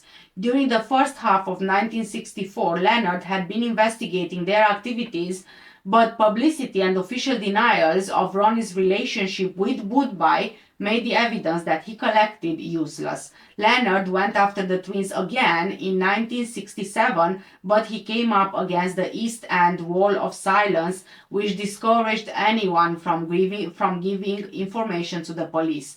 The twins were represented in court by Mimon Lethbridge. By the end of 1967, the detective had built up enough evidence against the Krays. Early in 1968, the Krays employed Alan Bruce Cooper, who sent Paul Elvey to Glasgow to buy explosives for a car bomb. Paul was a radio engineer who put Radio Such on the air in 1964, later renamed Radio City. After police detained him in Scotland, he confessed to being involved in 3 murder attempts. The evidence was weakened by Allen, who claimed that he was an agent for the U.S. Treasury Department investigating links between the American Mafia and the Kray gang. The attempted murders were his attempt to put the blame on the Krays. Eventually, Scotland Yard decided to arrest the Krays on the evidence already collected in the hope that other witnesses would come forward once the Krays were in custody. On May the 8th, 1968, the Krays and 15 members of the firm were arrested. Frank Mitchell's escape and disappearance were much harder to obtain evidence for, since the majority of those arrested were not involved with his planned escape and disappearance. The twins' defense under their counsel, John Platt Mills, King's Counsel, consisted of flat denials of all charges and discrediting witnesses by pointing out their criminal past. Justice Melford Stevenson said, "In my view, society has earned a rest from your activities." The trial, which lasted from January to March 1969, was a media sensation. Such was the demand to attend the trial that a black market emerged for seats, with the price being £5 per day for a seat in the public gallery section of the courthouse. It was the longest murder hearing in the history of British criminal justice, during which Justice Melford Stevenson stated of the sentence, "I recommend they should not be less than 30 years." In March 1969, both were sentenced to life imprisonment with a non-parole period of 30 years for the murders of George Cornell and Jack McVitie. Their brother Charlie was imprisoned for 10 years for his part in the murders. Ronnie and Reggie Kray were allowed under police guard to attend the funeral service of their mother Violet on 11th of August 1982, following her death from cancer a week earlier. They were not allowed to attend her burial in the Kray family plot at Chingford Mount Cemetery. To avoid the publicity that surrounded their mother's funeral, the twins did not ask for permission to attend their father's funeral in March 1983. Ronnie Kray was a Category A prisoner, denied almost all liberties and not allowed to mix with other prisoners. He was eventually certified insane, his paranoid schizophrenia being tempered with constant medication. In 1979, he was committed and lived the remainder of his life in Broadmoor Hospital in Crowthorne, Berkshire. Reggie Kray was locked up in Maidstone Prison for 8 years, Category B prisoner. In 1997, he was transferred to the Category C Wayland Prison in Norfolk. In 1985, officials at Broadmoor Hospital discovered a business card of Ronnie's that led to evidence that the twins from separate institutions were operating Kray Enterprises, a lucrative bodyguard and protection business for Hollywood stars, together with their older brother Charlie Kray and an accomplice at large. Among their clients was Frank Sinatra, who hired 18 bodyguards from Kray Enterprises on his visit to the 1985 Wimbledon Championships. Documents released under Freedom of Information laws revealed that although officials were concerned about this operation, they believed that there was no legal basis to shut it down. In his autobiography, My Story, 1994, Ronnie stated he was bisexual and not homosexual. In the 1960s, he also planned to marry a woman named Monica, whom he dated for nearly 3 years. He called her the most beautiful woman he had ever seen. Ronnie was arrested before he had a chance to marry Monica, and although she married his ex-boyfriend, 59 letters sent to her between May and December 1968 when he was imprisoned showed that Ronnie still had feelings for her and his love for her was very clear. He referred to her as my little angel and my little doll. She also still had feelings for Ronnie. These letters were actually auctioned in 2010. A letter that Ronnie sent to his mother Violet from prison in 1968 also referred to Monica. If they let me see Monica and put me with Reg, I could not ask for more. Monica is the only girl I have liked in my life. She's a lovely little person, as you know. When you see her, tell her I am in love with her more than ever. Ronnie then married twice, marrying Elaine Milderner in 1985 at Broadmoor Chapel before the couple divorced in 1989. He then married Kate Howard, whom he divorced in 1994. In an interview with author John Pearson, Ronnie indicated that he identified with a 19th century soldier, Charles George Gordon. Gordon was like me, homosexual, and he met his death like a man. When it's time for me to go, I hope I do the same.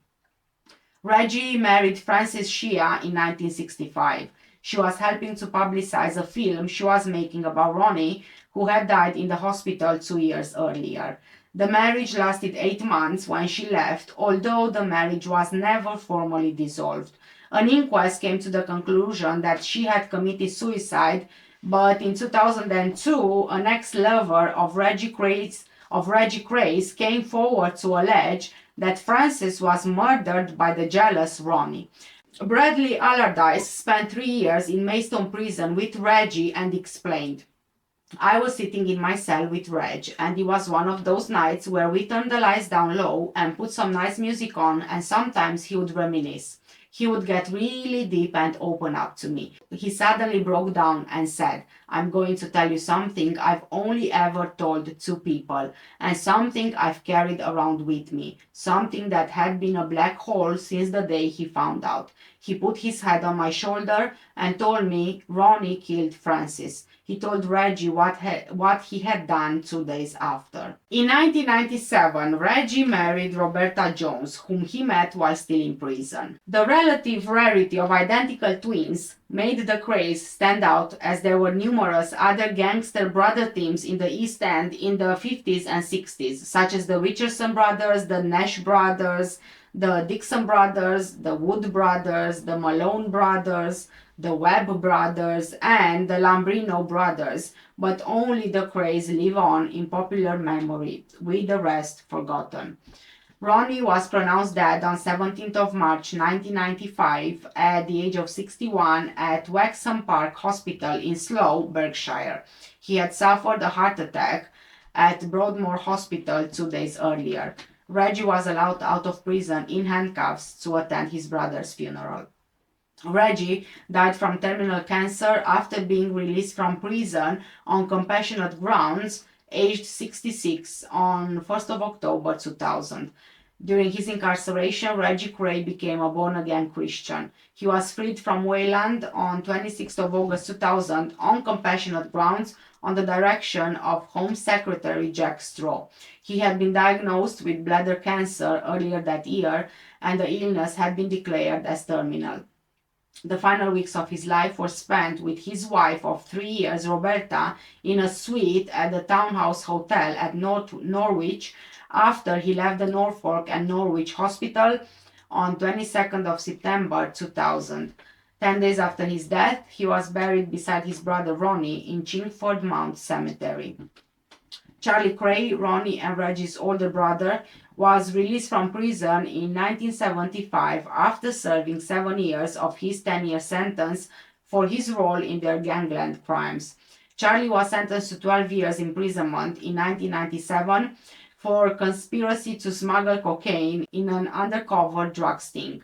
He died in prison of natural causes on 4th of April 2000, age 72, with Reggie allowed out of prison to attend his older brother's funeral.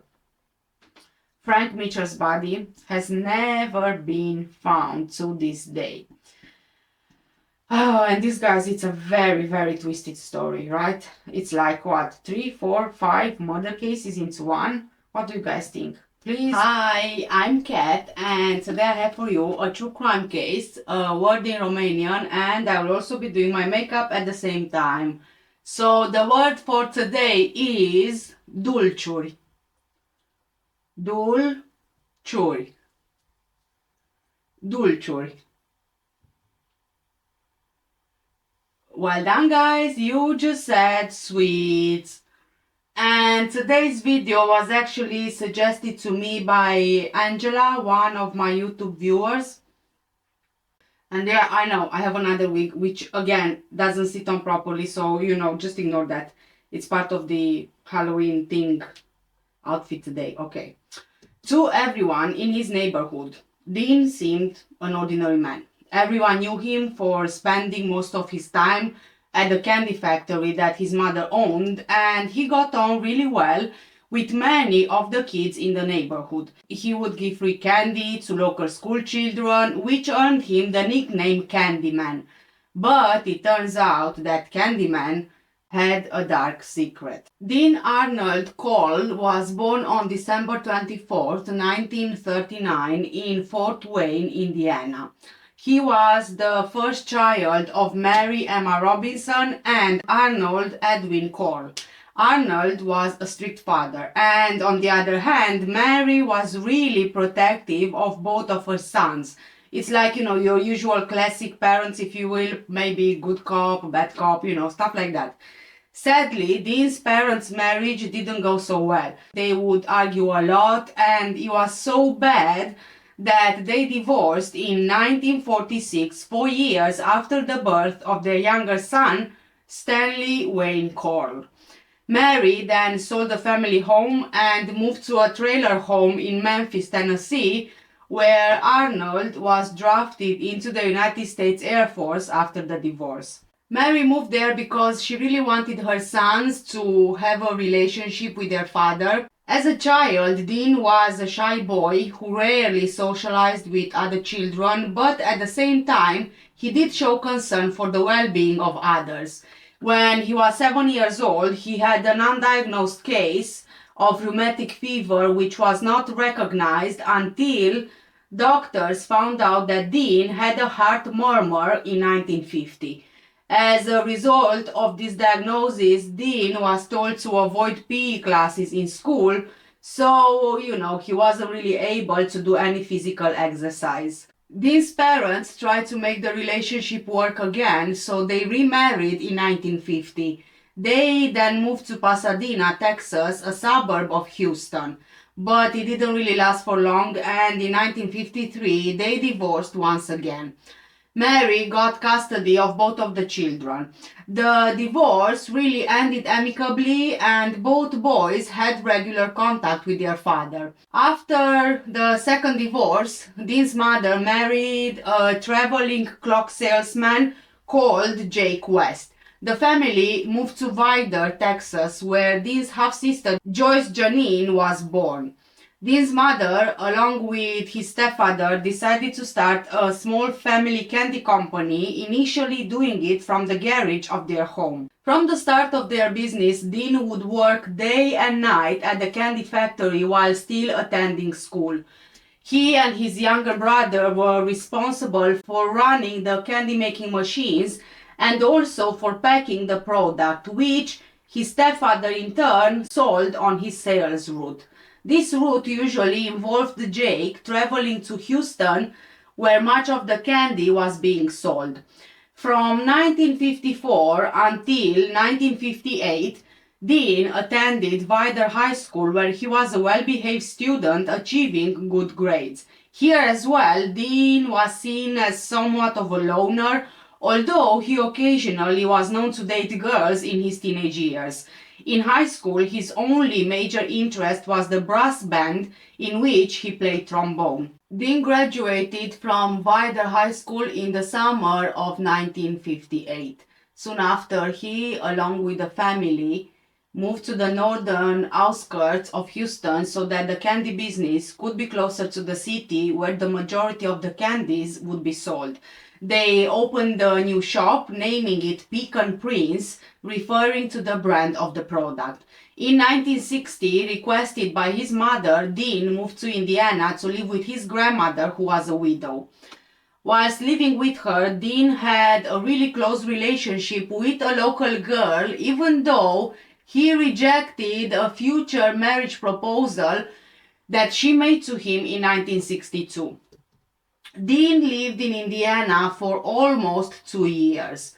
He went back to Houston in 1962 again to help with the family's candy business, which by this point moved to Houston Heights. Dean would later move into an apartment of his own above the shop. Dean's mother divorced Jake in 1963 and opened a new candy business which she named Coral Candy Company. Dean was appointed as the vice president of the new company, with his younger brother Stanley appointed secretary treasurer. The same year, one of the teenage male employees of Coral Candy Company complained to Dean's mother that Dean made sexual advances towards him. As a result, she ended up firing the employee. Dean ended up being drafted into the United States Army on August 10, 1964, assigned to Fort Polk, Louisiana, for basic training. He was later assigned to Fort Benning, Georgia, to train as a radio repairman before his permanent assignment to Fort Hood, Texas.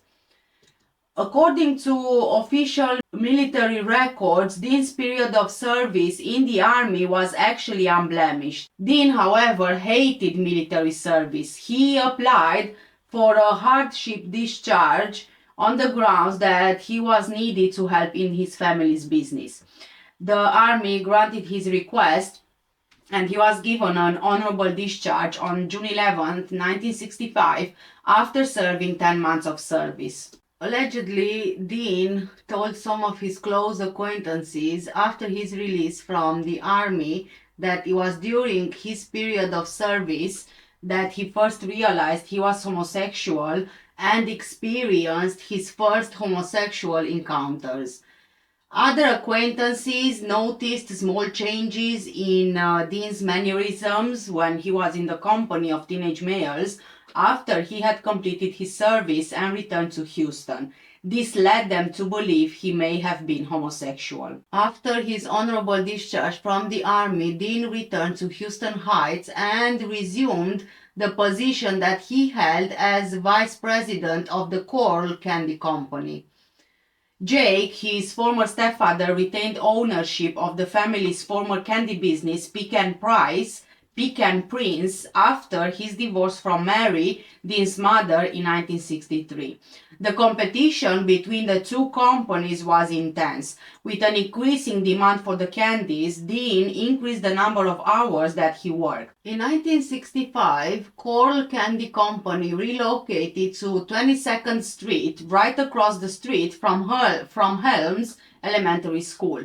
Here, Dean was known to give free candy to the local children, specifically to teenage boys. Due to this, he earned himself the nicknames of Candyman and the Pied Piper. The company employed a small workforce and Dean was seen to flirt with several teenage male employees. He also installed a pool table at the back of the candy factory where employees and local youths would congregate. In 1967, Dean made friends with 12-year-old David Owen Brooks, a 6th grade student and one of the many children to whom he gave free candy. David initially became one of Dean's many young close friends, regularly socializing with him and with other teenage boys at the back of the candy factory. David would join Dean on the regular trips that he took to South Texas beaches in the company of kids. David later said that Dean was the first adult male who didn't mock his appearance. Whenever David told Dean that he needs money, he would give it to him. and David began seeing Dean as a father figure. But that would soon change. Dean became quite insistent with David, and gradually a sexual relationship developed. But I mean, I would probably refer to it as abuse because David was just 12 years old. Beginning in 1969, Dean would pay David cash and gifts just to let him perform oral on David. And yes, before we move any further, just a warning, guys, here is going to involve a lot of instances of children's assaults. David's parents were divorced and his father lived in Houston, but his mother moved to Beaumont, a city 85 miles east of Houston. In 1970, when he was 15 years old, David dropped out of Waltrip High School and moved to Beaumont to live with his mother. Whenever he visited his father in Houston, he also went to see Dean, who let him stay at his apartment if he wanted to.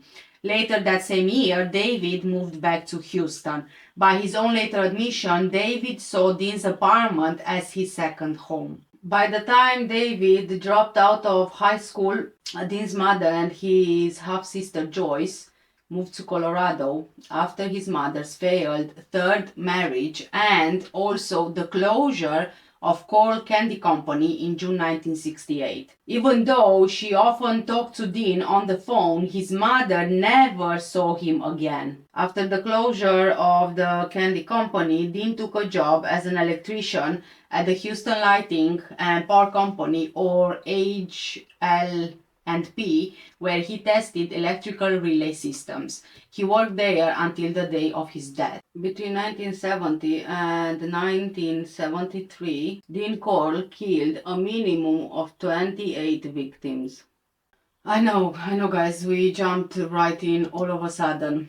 All of these victims were male between the ages of 13 years old and 20 years old. The majority were in their mid-tweens. Most of the victims were abducted from Houston Heights, which was at the time a low-income neighborhood northwest of downtown Houston. But Dean actually didn't do this alone. In most of the abductions, he had the help of one or both of his teenage accomplices, David Owen Brooks and Elmer Wayne Hanley. Quite a few of the victims were actually friends of David's or Elmer's or both. Other victims were boys that Dean met before their abductions and murders. Two other victims, Billy Bolch and Gregory Melly Winkle, were former employees of Coral Candy Company, the family business. Dean would usually lure his victims into either one of the two vehicles he had, a Ford Econoline van and the Plymouth GTX, or a 1969 Chevrolet Corvette that he bought for David in 1971. The boys would be lured with the promise of a party or a lift, and the victim would be then driven to Dean's house. At his house, the victims would be laced with alcohol or other drugs until they would pass out. Then they would also be tricked into putting on handcuffs or just grabbed by force. Afterwards, they were stripped naked and tied to Dean's bed or a plywood torture board, which was regularly hung on the wall. After being restrained, the victims would be sexually attacked, beaten, tortured, and sometimes after a few days, they would be killed by strangulation or shot with a .22 caliber pistol. Their bodies were then tied in plastic sheathing and buried in one of four places: a rented boat shed in southwest Houston, a beach on the Bolivar Peninsula, a woodland near Lake Sam Rayburn, where Dean's family owned the lakeside log cabin, or a beach in Jefferson County. Several times, Dean forced his victims to call or write to their parents explaining their disappearance in an effort to get the parents not to worry about their kids' safety. Dean also kept trophies from his victims, which would usually be keys. During the years of abductions and murders, Dean would change addresses quite often, probably so he's not, suspected or caught. However, until he moved to Pasadena in the spring of 1973, he always lived in or close to Houston Heights. Dean killed his first known victim, an 18-year-old college freshman called Jeffrey Allen Conan, on 25th of September 1970. He was a student at the University of Texas at Austin. Jeffrey went missing while hitchhiking from Austin with another student from the university to his parents' home in Braeswood Place district of Houston. He was dropped off alone at the corner of Westheimer Road and South Voss Road near the uptown area of Houston at around 6:15 p.m. Dean probably offered Jeffrey a lift to his home, which he most likely accepted.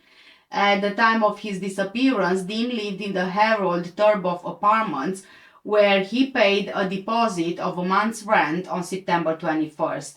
David led police to Jeffrey's body on August the 10th, 1973.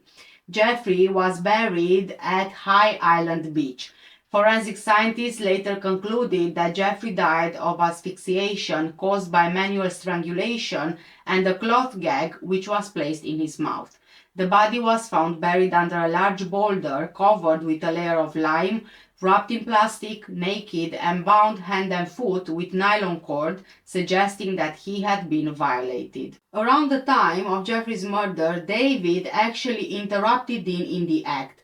Dean was sexually attacking two teenage boys, which were strapped to a four-poster bed. Dean promised David a car in return for his silence. When David accepted the offer, Dean bought him a green Chevrolet Corvette. He later told David that he had killed the two boys and offered him $200, the equivalent of around $1,536 as of 2023, for any boy that he could lure to Dean's apartment. On December 13, 1970, David lured 14-year-old Spring Branch teenagers called James Eugene Glass and Danny Michael Yates. They were lured away from a religious rally held in Houston Heights to Dean's Worktown apartment. James was last seen in the company of Danny, walking towards the exit of the church they attended. James was a friend of David's who previously visited Dean's home. Both of the boys were tied to opposite sides of Dean's torture board, then they were RAPD, strangled, and buried in a boat shed Dean rented on November 17. An electrical cord with alligator clips attached to each end was buried alongside Danny's body. 6 weeks after the double murder of James and Danny on January 30th, 1971, David and Dean met two teenage brothers, 15-year-old Donald Wayne Waldrop and 13-year-old Jerry Lynn Waldrop, walking towards their parents' home. Donald vanished on his way to visit a friend to talk about forming a bowling league. David claimed that Donald's father, who was a builder, was working on the apartment next to Dean's at the time that Donald and his brother were murdered. I can't even imagine that. I can't even imagine it. 13-year-old Jerry, the youngest of Dean's victims, was strangled along with his brother the day after they were abducted and buried in a common grave inside Dean's boat shed. The brothers had been driven to a friend's home by their father with plans to talk about forming the league. They were lured into Dean's van and driven to an apartment he rented on Mangum Road. Between March and May 1971, Dean abducted and killed 3 victims who lived in Houston Heights. They were buried toward the rear of the rented boat shed. In each of these abductions, David was a participant. One of these 3 victims, 15-year-old Randall Lee Harvey, was last seen by his family on the afternoon of 9th of March, cycling towards Oak Forest, where he worked part-time as a gas station attendant. He went missing on his way home. Randall was driven to Dean's Magnum Road apartment, where he was killed by a single gunshot to the head. He was buried in the boat shed and his remains were only identified in October 2008. The other 2 victims, 13-year-old David William Hilgist and 16-year-old Gregory Melly Winkle were abducted and killed together on the afternoon of May 29, 1971. David William, one of Elmer's earliest childhood friends, was last seen in the company of his friend Gregory, walking to a local swimming pool before climbing into a white van. Gregory was a former employee of Coral Candy Company and boyfriend of Randall Harvey's sister. He last called his mother, claiming that he and David Williams were swimming in Freeport. His body was found in the boat shed with a cord used to strangle him knotted around his neck. Just as with the parents of the other victims, both sets of parents launched a frantic search for their sons. One of the boys who offered to distribute posters that the parents printed with a money reward for information leading to the boys' whereabouts was 15-year-old Elmer Wayne Hanley, who was a lifelong friend of David Hilligist, one of the victims. Elmer was also one of Dean's accomplices, just like David. Elmer put up the reward posters around the heights and even tried to reassure David's parents that there could be an innocent explanation for the boy's disappearance. On 17th of August 1971, Dean and David Brooks met David's 17-year-old friend called Reuben Wilford Watson Haney. He was walking home from a movie theater in Houston. David persuaded Reuben to go to a party at an address Dean moved into on San Felipe Street. He had just moved there the previous month. Knowing David, Reuben agreed and they went to Dean's home. Reuben called his mom to tell her that he was spending the evening with David Brooks. In Dean's apartment, Reuben was strangled and buried in the boat shed. In September 1971, Dean moved again to another apartment in the Heights. David later stated that he helped Dean in the abduction and murder of two boys during the time Dean stayed at this address, including one boy who was killed just before Elmer Wayne Hanley came into the picture. In his confession, David said that the boy killed immediately before Elmer's involvement in the murders was abducted from the Heights and kept alive for around 4 days before his murder. The identities of both of these victims actually remain unknown. In the winter of 1971, David Brooks introduced Elmer to Dean. He was most likely lured as a victim, but Dean decided that he would instead make a good accomplice. So he offered him as well the same fee of $200 for any boy that he could lure to his apartment, telling Elmer that he was involved in a white slavery ring operating from Dallas. Later on, Elmer stated that for several months he ignored Dean's offer, but he maintained a relationship with him and gradually began to see him as something of a brother-type person whose work ethic he admired and in whom he could confide. At the beginning of 1972, Elmer decided to accept Dean's offer. This was mainly because he and his family needed the money. Elmer said that the first abduction he was a part of was during the time Dean lived at 925 Schuler Street, an address he moved to on February 19, 1972.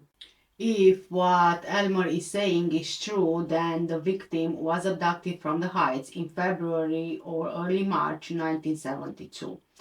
In the statement that Elmer gave police after his arrest, he said that he and Dean picked up a boy at the corner of 11th and Studwood and lured him on the promise of smoking some marijuana with them.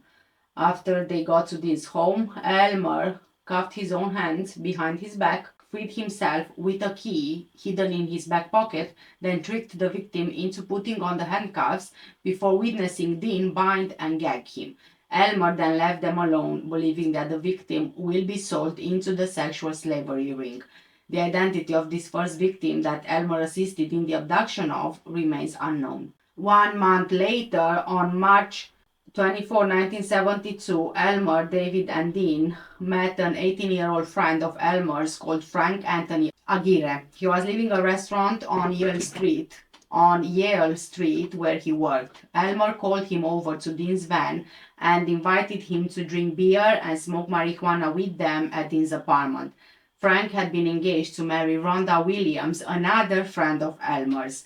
Frank agreed to go and followed them to Dean's home in his Rambler. There, Frank smoked marijuana before picking up a pair of handcuffs that Dean had left on his table. In response, Dean pounced on Frank, pushed him onto the table, and cuffed his hands behind his back. Elmer later said that he didn't know Dean's true intentions towards Frank when he persuaded his friend to join them. In a 2010 interview, he claimed that he tried to convince Dean not to assault and kill Frank once Dean and David tied him and gagged him. But Dean refused, telling Elmer that he, RAPD, tortured and killed the other victim, and he will do the same with Frank. Afterwards, Elmer held Dean and David in burying Frank at High Island Beach. 1 month later, on 20th of April, Elmer helped Dean and David in the abduction of another boy, a 17-year-old called Mark Stephen Scott. Mark was well known to both Elmer and David, and they were actually friends. He was grabbed by force and fought really hard against Dean's attempts to restrain him, even trying to stab his attackers with a knife. But Mark saw Elmer pointing a pistol towards him, and according to David, Mark just gave up. He was tied to the torture board. He was RAPD, tortured, strangled, and buried at High Island Beach. Mark was actually forced to write a letter to his parents claiming that he found a job in Austin. Sadly, his remains were never found. Before Dean moved out of the address on June 26th, Elmer helped him and David in the abduction of 2 more boys called Billy Bolch and Johnny DeLome. 17-year-old Billie Jean Bolch Jr. was a former employee of Coral Candy Company. 16-year-old Johnny Ray DeLome was last seen with his friend walking to a local store. Both boys were tied to Dean's bed, and after their torture and RAPE, Elmer manually strangled Billy, then shouted, "Hey, Johnny," and shot Johnny in the forehead with a bullet exiting through his ear. Johnny pleaded with Elmer not to kill him before he was strangled. Both victims were buried at High Island Beach. Billy was forced to write a letter to his parents claiming that he and Johnny found work in Madisonville. During the time Dean lived at Schuler Street, they lured a 19-year-old called William Ridinger to the house. He was tied to the plywood board, tortured and abused by Dean. David persuaded Dean to release William, so William was actually allowed to leave the house. Another time, Elmer actually knocked David unconscious as he entered the house. Dean then tied David to his bed and assaulted him repeatedly before releasing him, but David continued to help Dean in the abductions of the victims. Dean moved to an apartment at Westcott Towers, where in the summer of 1972, he killed 2 more victims. The first of these victims, 17-year-old Stephen Kent Sickman, was last seen leaving a party held in the Heights shortly before midnight on July 19. He was brutally bludgeoned on the chest with a blunt instrument. He suffered several fractured ribs before he was strangled with a nylon cord. He was buried in the boat shed. His remains were misidentified in December 1993 and correctly identified in March 2011. 1 month later, around August 21st, a 19-year-old called Roy Eugene Banton was abducted while walking to his job as an assistant in a Houston shoe store. He was gagged with a section of Turkish towel and his mouth was bound with adhesive tape. He was shot twice in the head and buried in the boat shed. His remains were misidentified in October 1973 and correctly identified in November 2011. On October the 3rd, 1972, Elmer and David met 2 Heights teenagers, 14-year-old Wally J. Simoneau and 13-year-old Richard Edward Hembry, walking to Richard's home. Richard was last seen alongside his friend in a vehicle parked outside the Heights grocery store. They were both lured into David's Corvette on the night of October the 2nd and driven to Dean's Westcott Towers apartment. That evening, Wally called his mother's home, shouting the word "Mama" into the receiver before the connection was terminated. The next morning, Richard, the other boy, was accidentally shot in the mouth by Elmer with a bullet exiting through his neck. A few hours later, both boys were strangled to death and buried in a common grave inside the boat shed directly above the bodies of James Glass and Danny Yates. The next month, an 18-year-old Oak Forest boy known to Dean and Elmer, 18-year-old Willard Carmen Branch Jr., disappeared around November the 1st while hitchhiking from Mount Pleasant to Houston. He was the son of an HPD officer, police department officer. Willard was emasculated before he was shot in the head and buried in the boat shed. His remains were identified in July 1985. His father died of a heart attack in the search for his son. On November 15, a 19-year-old Spring Branch boy named Richard Allen Kepner disappeared on his way to call his fiancée from a phone booth. He was strangled and buried at High Island Beach. His remains were identified in September 1983. Altogether, at least 10 teenagers between the ages of 13 and 19 were murdered between February and November 1972, 5 of whom were buried at High Island Beach and 5 inside the boat shed. On January 20th, 1973, Dean moved yet again on Worth Road in the Spring Branch district of Houston. Within 2 weeks of moving in, he killed 17-year-old Joseph Allen Lyles. Joseph lived on Antoine Drive, the same street where David lived in 1973. Joseph was buried at Jefferson County Beach. His remains were located in August 1983 and identified in November 2009. Between February the 1st and June the 4th, 1973, no one was killed as far as we know. Dean suffered from a hydrocele in early 1973. Around the time of Joseph's murder, Elmer moved away to Mount Pleasant, trying to distance himself from Dean. From June, though, Dean's rate and brutality of the killings increased dramatically. On June the 4th, Elmer and Dean abducted 15-year-old William Ray Lawrence. He was last seen alive by his father on 31st Street. He was a friend of Elmer's who called his father to ask if he could go fishing with some friends. After 3 days of abuse and torture, he was strangled before being buried at Lake Sam Rayburn. Less than 2 weeks later, 20-year-old Raymond Stanley Blackburn was abducted, strangled, and buried at Lake Sam Rayburn. Raymond was a married man from Baton Rouge, Louisiana. He vanished while hitchhiking from the Heights to see his newborn child. He had arrived in Houston 3 months before his abduction to work on a construction project. He was strangled by Dean at his Lamar Drive residence and buried at Lake Sam Rayburn. On July the 6th, 1973, Elmer began attending classes at the coach's driving school in Bel Air, where he became friends with 15-year-old Homer Luis Garcia. The next day, Homer called his mother to say that he was spending the night with a friend. He was shot and left to bleed to death in Dean's bathtub before he was buried at Lake Sam Rayburn.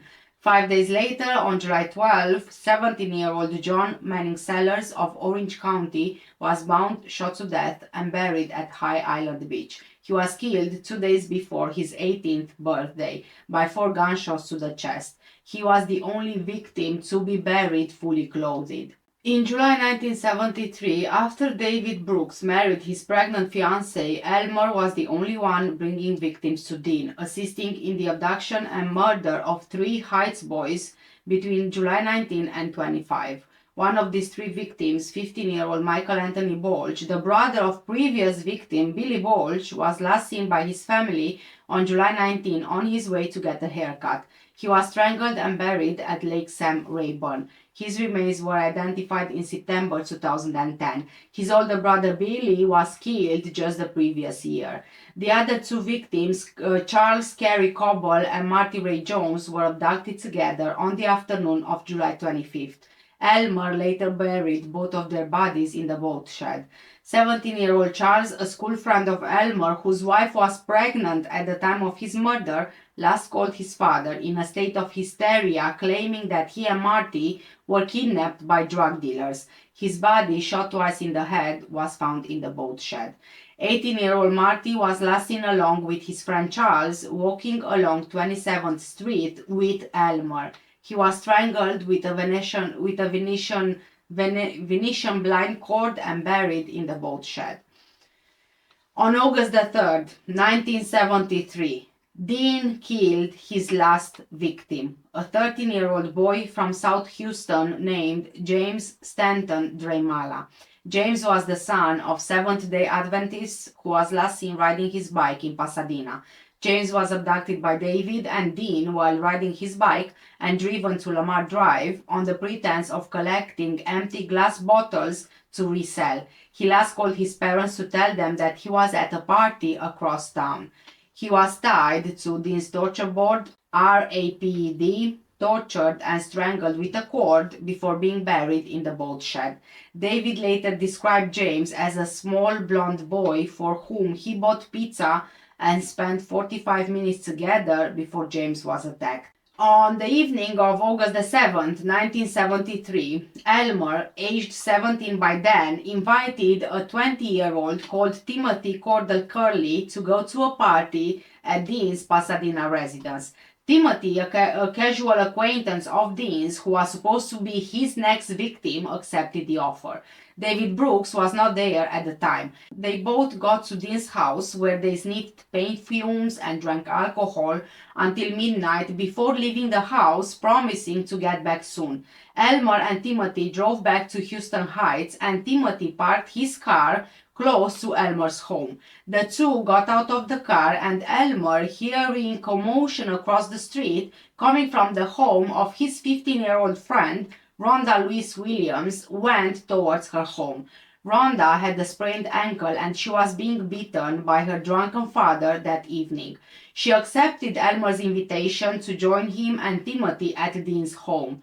Rhonda climbed into the backseat of Timothy's Volkswagen and they drove to Dean's home. At around 3 a.m. on the morning of August the 8th, 1973, Elmer, Timothy, and Rhonda got to Dean's house. Dean was furious that Elmer brought a girl to his house, telling him in private that he ruined everything. Elmer explained that Rhonda argued with her father that evening and didn't want to go back home. Dean seemed to be, okay after that, and all of them had beer and marijuana.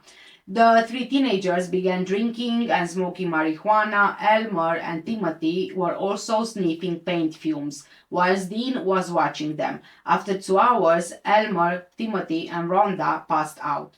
Elmer woke up on his stomach with Dean snapping handcuffs onto his wrists. His mouth was taped shut and his ankles were bound together. Timothy and Rhonda were laying next to him, bound with nylon rope, gagged with adhesive tape, and lying face down on the floor. Timothy was stripped naked.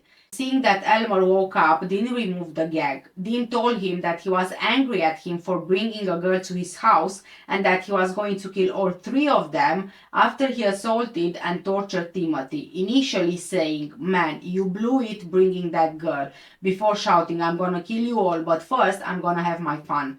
He then repeatedly kicked Rhonda in the chest before lifting Elmer to his feet, dragging him into his kitchen and placing a .22 caliber pistol against his stomach, threatening to shoot him. Elmer managed to calm Dean down, promising to participate in the torture and murder of both Rhonda and Timothy, his friends, if he would be released.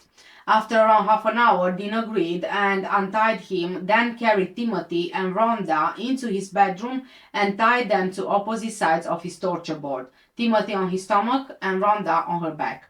Dean handed Elmer a hunting knife and ordered him to cut away Rhonda's clothing, insisting that while he would RAP and kill Timothy, Elmer would do the same to Rhonda.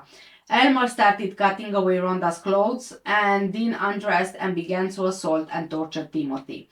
Both Timothy and Rhonda woke up by this point. Timothy began shouting and Rhonda lifted her head and asked Elmer if this was for real, to which Elmer said yes. Rhonda then asked him, "Are you going to do anything about it?" Elmer asked Dean if he could take Rhonda into another room, but Dean completely ignored him. Elmer then grabbed Dean's pistol, shouting, "You've gone far enough, Dean. I can't go on any longer. I can't have you kill all my friends." Dean told Elmer, "Kill me, Wayne." Elmer stepped back a few paces as Dean continued to go toward him, shouting, "You won't do it." Elmer fired at him, hitting him in the forehead. The bullet failed to fully penetrate Dean's skull, and he continued going towards Elmer. He fired another 2 rounds, hitting Dean in the left shoulder. Dean ran out of the room, hitting the wall of the hallway. Elmer fired 3 more bullets into his lower back and shoulder as Dean slid down the wall in the hallway outside the room where the 2 other teenagers were bound. Dean Corll died where he fell, his naked body lying face toward the wall. Finally, he stopped. Elmer said that right after he shot Dean, all he could think about was that Dean would have been proud of the way he behaved during the confrontation. Dean had been training him to react quickly and forcefully, and that was exactly what he did. More like grooming him, grooming both of them actually, both David and Elmer. After Elmer shot Dean, he and Timothy started crying as Timothy repeatedly thanked him for saving his life. Elmer released Timothy and Rhonda from the torture board, and all 3 teenagers got dressed and talked about what they should do. Elmer told Timothy and Rhonda that they should just leave, to which Timothy replied, "No, we should call the police." Elmer agreed and looked up the number for the Pasadena Police Department in Dean's phone directory. At 8:24 a.m. on August the 8th, 1973, Elmer called the police. His call was answered by an operator called Velma Lines. He told the operator that they should just get there straight away because he just killed a man. Whilst waiting for the police, Elmer told Timothy that he killed like that 4 or 5 times before. When the police arrived, Elmer pointed to the body in the house and said it was him who did it. The officer took him to his car and read his Miranda rights. In response, Elmer shouted, "I don't care who knows about it. I have to get it off my chest." In custody, Elmer was initially questioned about the killing of Dean. He told the police what happened, saying he killed Dean in self-defense. The statements given by Timothy and Rhonda corroborated his account, and the detective questioning Elmer believed that he did act in self-defense. When questioned regarding his claim that he had killed several boys, Elmer said that for almost 3 years, David and him helped bring teenage boys to Dean, some of whom had been their own friends. Dean had the RAPD and murdered them. Elmer said he initially believed the boys he abducted were to be sold into a Dallas-based organization for homosexual acts, sodomy, maybe later killing, but he soon learned that Dean was himself killing the victims. He admitted he assisted Dean in several abductions and murders, and he actively participated in the torture and mutilation of 6 or 8 victims before their murder. Most of the victims had been buried in a southwest Houston boat shed, with others buried at Lake Sam Rayburn and High Island Beach. Dean had paid up to $200 for each victim David or Elmer were able to lure to his apartment. At first, police didn't really believe Elmer's claims, assuming that the only murder was that of Dean. Elmer was quite insistent though, and when he mentioned the names of 3 boys, Coble, Hilligist, and Jones, whom he stated he and David Brooks procured for Dean Corll, the police accepted that there was something to his claims, as all 3 teenagers were listed as missing at Houston Police Department headquarters. Hilligist was reported missing in the summer of 1971. The other 2 boys had been missing for 2 weeks. Also, the floor of the room where the 3 teenagers had been tied was covered in thick plastic sheathing. Police also found a plywood torture board measuring 8 by 3 feet with handcuffs attached to nylon rope at 2 corners and nylon ropes to the other 2. There was also a large hunting knife, rolls of clear plastic of the same type used to cover the floor, a portable radio rigged to a pair of dry cells to give increased volume, an electric motor with loose wires attached, 8 pairs of handcuffs, a number of dildos, thin glass tubes, and lengths of rope. Dean's Ford Econoline van parked in the driveway gave a similar impression. The rear windows of the van were sealed by opaque blue curtains. In the rear of the vehicle, police found a coil of rope, a swatch of beige rug covered in soil stains, and a wooden crate with air holes drilled in the sides. The pegboard walls inside the rear of the van were rigged with several rings and hooks. Another wooden crate with air holes drilled in the sides was found in Dean's backyard. Inside this crate there were several strands of human hair. Elmer agreed to go with police to Dean's boat shed in southwest Houston, where he claimed the bodies of most of the victims could be found. Inside the boat shed, police found a half-stripped stolen car, a child's bike, a large iron drum, water containers, 2 sacks of lime, and a large plastic bag full of teenage boys' clothing. 2 prison trustees started digging through the soft earth of the boat shed and soon uncovered the body of a blonde-haired teenage boy lying on his side encased in clear plastic and buried beneath a layer of lime. Police continued excavating through the earth of the shed, unearthing the remains of more victims in varying stages of decomposition. Most of the bodies found were wrapped in thick, clear plastic sheathing. Some victims had been shot, others strangled, the ligatures still wrapped tightly around their necks. All of the victims found were sodomized, and most of the victims found had evidence of sexual torture. Pubic hairs had been plucked out, genitals had been chewed, objects had been inserted into their rectums, and glass rods had been inserted into their urethra and smashed. Cloth rags had also been inserted into the victims' mouths and adhesive tape wound around their faces to muffle their screams. The tongue of the first victim uncovered protruded over 1 inch beyond the tooth margin. The mouth of the third victim unearthed on August the 8th was so agape that all upper and lower teeth were visible, leading investigators to theorize that the boy died screaming. After the recovery of the 8th body from the boat shed was completed at 11:55 p.m., the investigation was stopped until the next day. Accompanied by his father, David Brooks presented himself at police headquarters on the evening of August the 8th and gave a statement in which he denied any participation in the murders, but admitted to having known that Dean had RAPED and killed 2 boys in 1970. On the morning of August the 9th, Elmer gave a full written statement detailing his and David's involvement with Dean in the abduction and murder of numerous boys. In this confession, he admitted to having personally killed approximately 9 boys and to have assisted Dean in the strangulation of others. He stated the only 3 abductions and murders David didn't assist in were committed in the summer of 1973. That afternoon, Elmer went with the police to Lake Sam Rayburn, where he, David, and Dean buried 4 victims killed that year. 2 more bodies were found in shallow, lime-soaked graves close to a dirt road. Inside the lakeside log cabin owned by Dean's family, police found a second plywood torture board, rolls of plastic sheathing, shovels, and a sack of lime. Police found 9 more bodies in the boat shed on August the 9th. These bodies were recovered between 12:05 p.m. and 8:30 p.m. and all were in an advanced state of decomposition. The 12th body unearthed had evidence of sexual mutilation.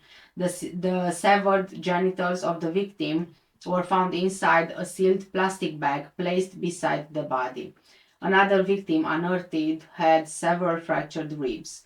The 13 and 14 bodies unearthed had identification cards naming the victims as Donald and Jerry Waldrop.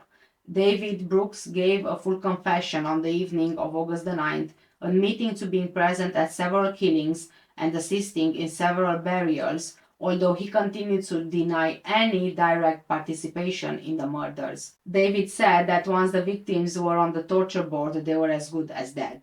He also said that witnessing the victims' deaths didn't bother him. He agreed to accompany police to High Island Beach to assist in the search for the bodies of the victims.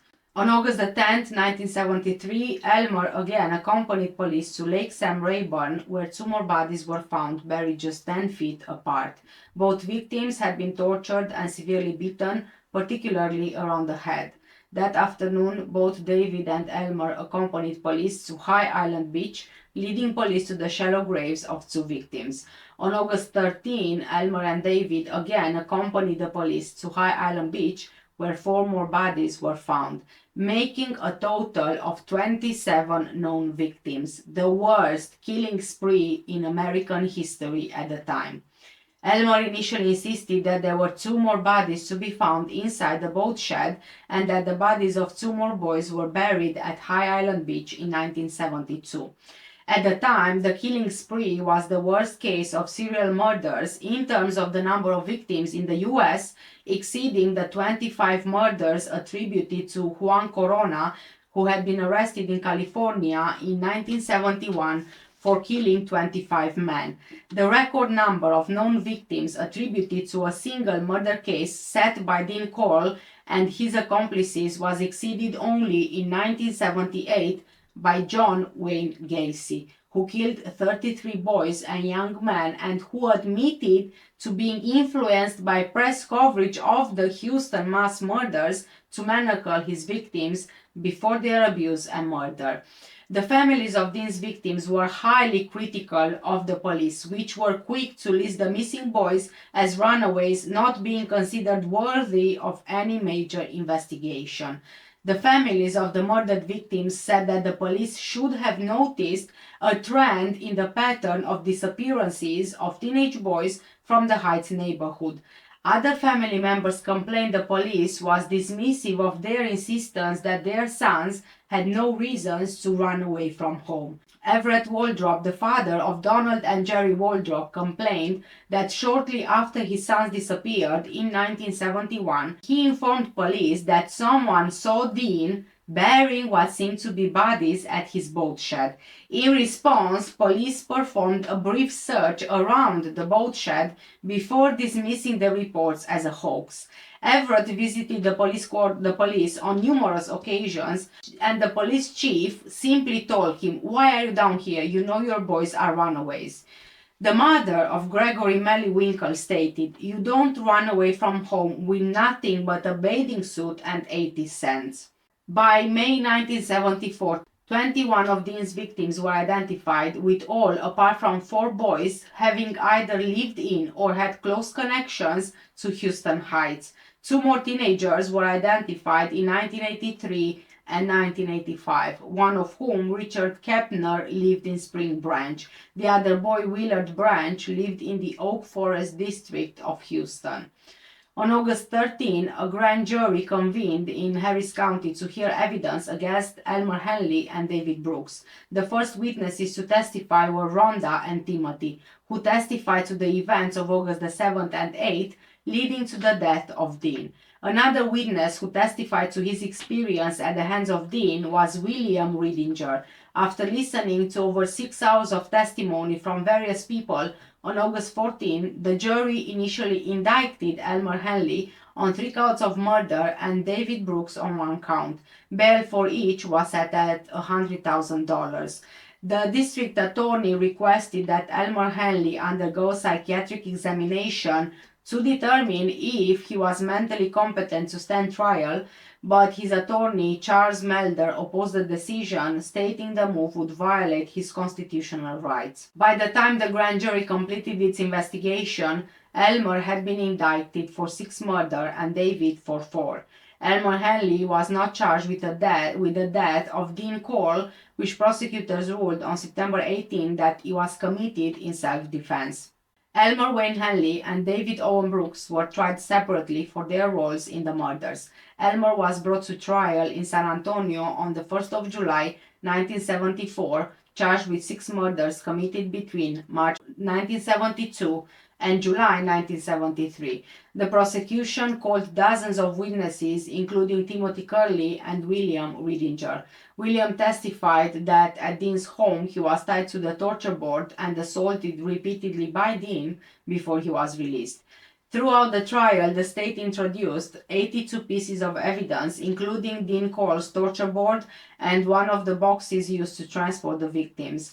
Inside the box, police found hair, which examiners concluded came from both Charles Coble and Elmer Henley.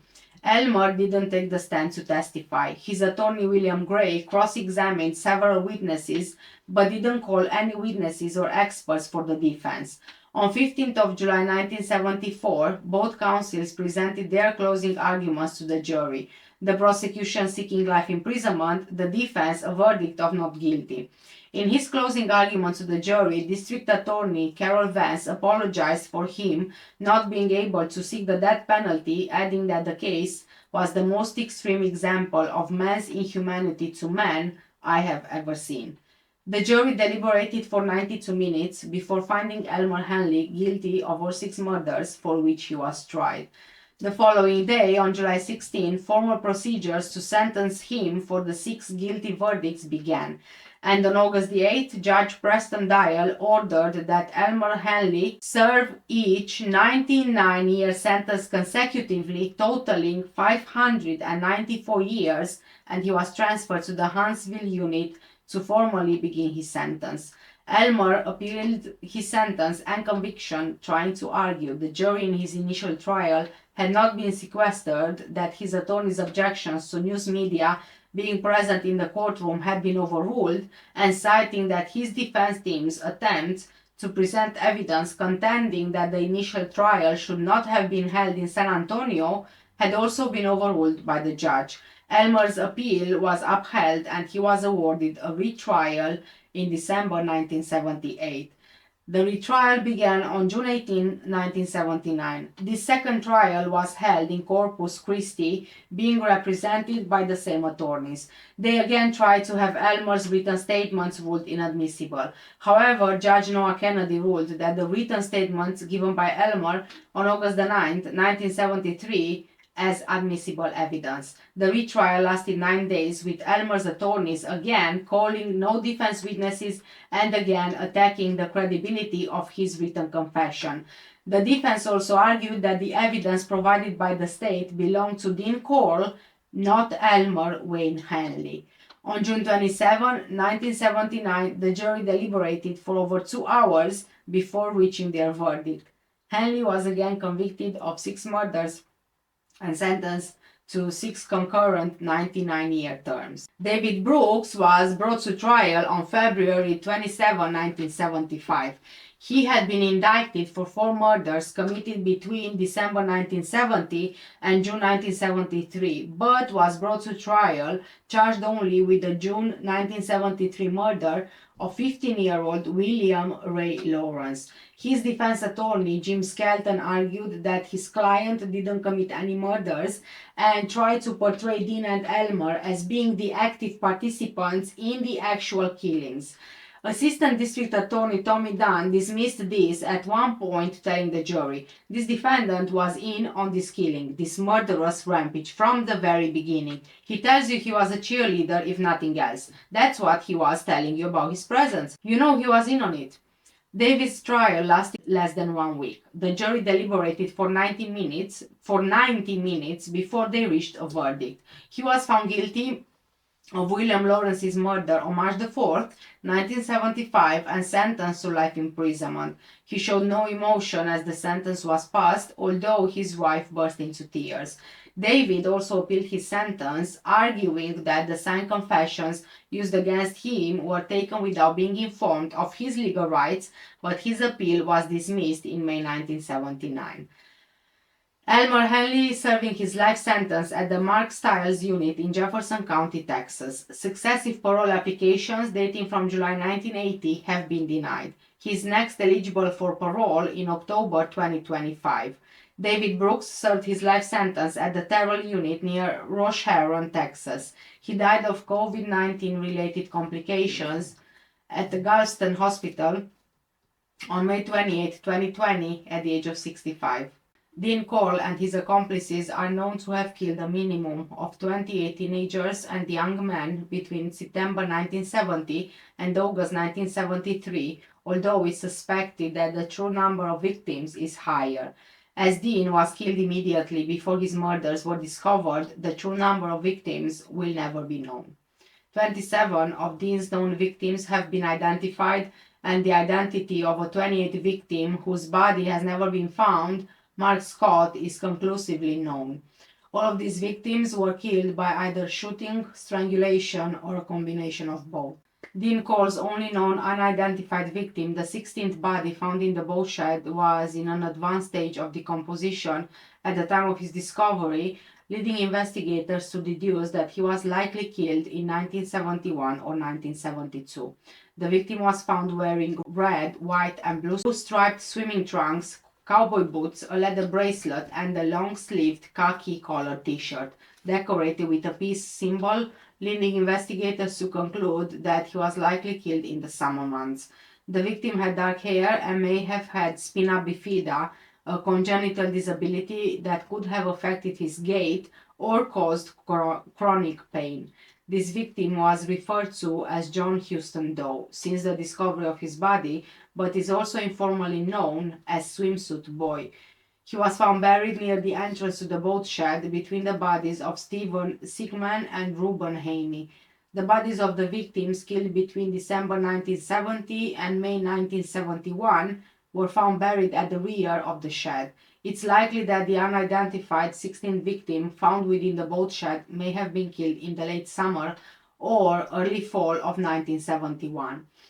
In 2022, authorities announced that the National Center for Missing and Exploited Children and the Harris County Institute of Forensic Science are actively working together to identify this victim.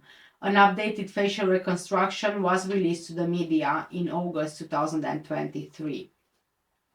42 boys vanished within the Houston area between 1970 and Dean Cole's death in 1973, but there was no more investigation from the police. Former workers at Coral Candy Company remembered that Dean was doing a lot of digging in the years leading up to 1968, when his mother's third marriage was falling apart and the business was failing. Dean had said that he was burying spoiled candy to avoid contamination by insects. He then cemented over the floor. He was also observed digging in waste ground, which was later converted into a parking lot. Former workers also recalled that Dean had rolls of clear plastic, precisely the same type used to bury his victims. Co-workers at HLMP would also state that from the earliest days of his employment, Dean repeatedly retained coils of used nylon cord that would otherwise have been discarded. This brand of cord was the same type used to strangle and bind the bodies of many of his victims.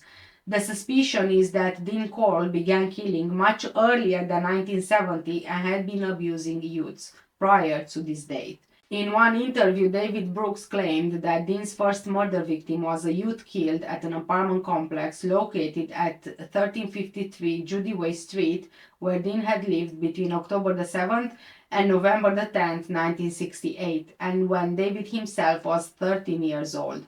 In February 2012, a picture was released to the news media of a likely unknown victim of Dean.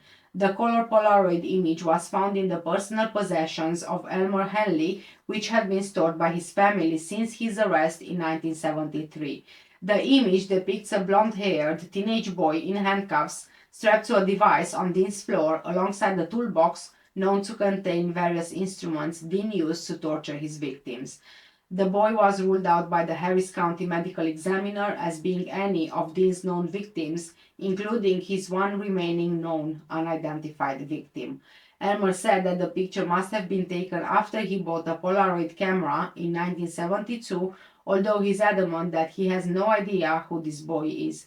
Given that Elmer met Dean in 1972, it's likely this boy would have been killed in 1972 or 1973. During a routine investigation in February 1975, the HPD discovered a large stash of pornographic pictures and films depicting boys as young as 8, most of whom were from the Heights. From the 16 individuals in the films and photos, 11 of them appeared to be among Dean's known victims who had been identified by this date. Other individuals were underage at the time the images and films were taken, but reached the legal age of consent by the time of the discoveries. The discovery raised the possibility that the statements Dean Cole had given to Elmer and David that he was associated with an organization based in Dallas which bought and sold boys may have held a degree of truth. The discovery of the material in Houston in 1975 led to the arrest of 5 individuals in Santa Clara, California. No direct link to Dean was proven as the HPD declined to pursue any possible link to the killings, stating that they felt Dean's victims' families suffered enough. If the police would have listened earlier to the families, there wouldn't be as many victims as there were. Because they thought that all of the missing boys, they are just runaways rather than, conducting a proper investigation. Anyway, thank you guys so much for staying with me. This was a handful, wasn't it? It was a very long video and horrible how many victims he had. It's just horrible. Hi, I'm Kat, and today I have for you a true crime case, a word in Romanian, and I will also be doing my makeup at the same time. And the word in Romanian for today is Marina Regală. Marina Regală. Marina Regală. Well done, guys, you just said Royal Navy. Alan Grimson served 22 years in Britain's Royal Navy, having joined in 1978, rising to the rank of petty officer. Although on the outside he seemed an upstanding Royal Navy officer, he had a sadistic side which led him to commit atrocious crimes, a psychiatrist even describing him as the most psychologically complex killer he ever dealt with. Alan Michael Grimson, born on 5th of October 1958 or 1959, was born in Suffolk to his mother Margaret and his soldier father Michael. He is the third of 4 children. Alan is a large and strong man with an imposing appearance. He is not handsome, and his colleagues in the Navy called him Frank. Because of his white forehead, they said it made him look like Frankenstein's monster. That's how he got the nickname the Frankenstein Killer. I personally don't agree with that, and I find it quite uncomfortable pointing it out. Granted, his colleagues might have given him this nickname as a joke, but I feel like it's more of a bullying rather than a joke, giving someone a nickname because of their appearance. Anyway, this is, just my view. He's also been known as Royal Navy's Dennis Nilsson. Alan served in the Navy aboard HMS Illustrious, and he was a trainer in firefighting techniques whilst based at HMNB Portsmouth. Alan is homosexual, and he was even when he was still in the Navy. Although today there are no restrictions in the UK Armed Forces anymore, there were at the time Alan served, so he kept his sexual orientation hidden, otherwise he would have been dismissed from the Navy. Alan admitted being gay in December 1999, 1 month before the rule change came into force. By that point, his sexuality was no longer an issue for him because he was already facing murder charges. Among other postings, he served on board of HMS Illustrious, the aircraft carrier. He was also an instructor at HMS Excellent, the Navy firefighting school in Portsmouth, England. Later on, when he was questioned by police, he rightly admitted that he watched the group of trainees who went through his courses at the Navy school for young men who could be his potential victims. Alan's first known victim was 18 years old Nicholas Wright, who was also in the Royal Navy. They met on a firefighting course run by the Royal Navy in November 1997. When Nicholas was on shore leave from HMS Edinburgh in December 1997, he was seen out drinking with Ellen. Witnesses saw both of them living together from a nightclub in Portsmouth. Ellen had offered to give Nicholas a lift home to Leicester on the weekends, as Ellen would be going past that way on his way home. It seems that Ellen had done this before. Nicholas got quite concerned about this, and so he asked his family if, they thought this was suspicious. His family told him to be careful. However, Ellen and Nicholas were seen on a few occasions to be socializing together. In December 1997, Ellen and Nicholas went back to Ellen's home after leaving a Portsmouth nightclub together. Ellen said he was touching and trying to kiss Nicholas, and when he was rejected, Ellen became angry, so he punched Nicholas before hitting him with a baseball bat. Ellen later said, quote, "I just lost it. I hit him really hard with a baseball bat, several blows to the head, cut his throat with a carving knife, and threw him in the bath. It was such a feeling. I have never had that feeling. It was a feeling of power, a good feeling," end of quote. He said it was better than sex. Ellen then carried out a sex act on the body before he took a shower and went to bed. The next day, he wrapped the body of Nicholas in black bin liners and got it into his car. He drove around 25 miles to the village of Cheriton, away from the port, and found a spot where he could unload the body and hide it in a hedgerow. Ellen was actually questioned by the military police in 1997 about this, but he lied, and he actually managed to keep himself out of the investigation. Ellen got away with his crimes for at least 13 years.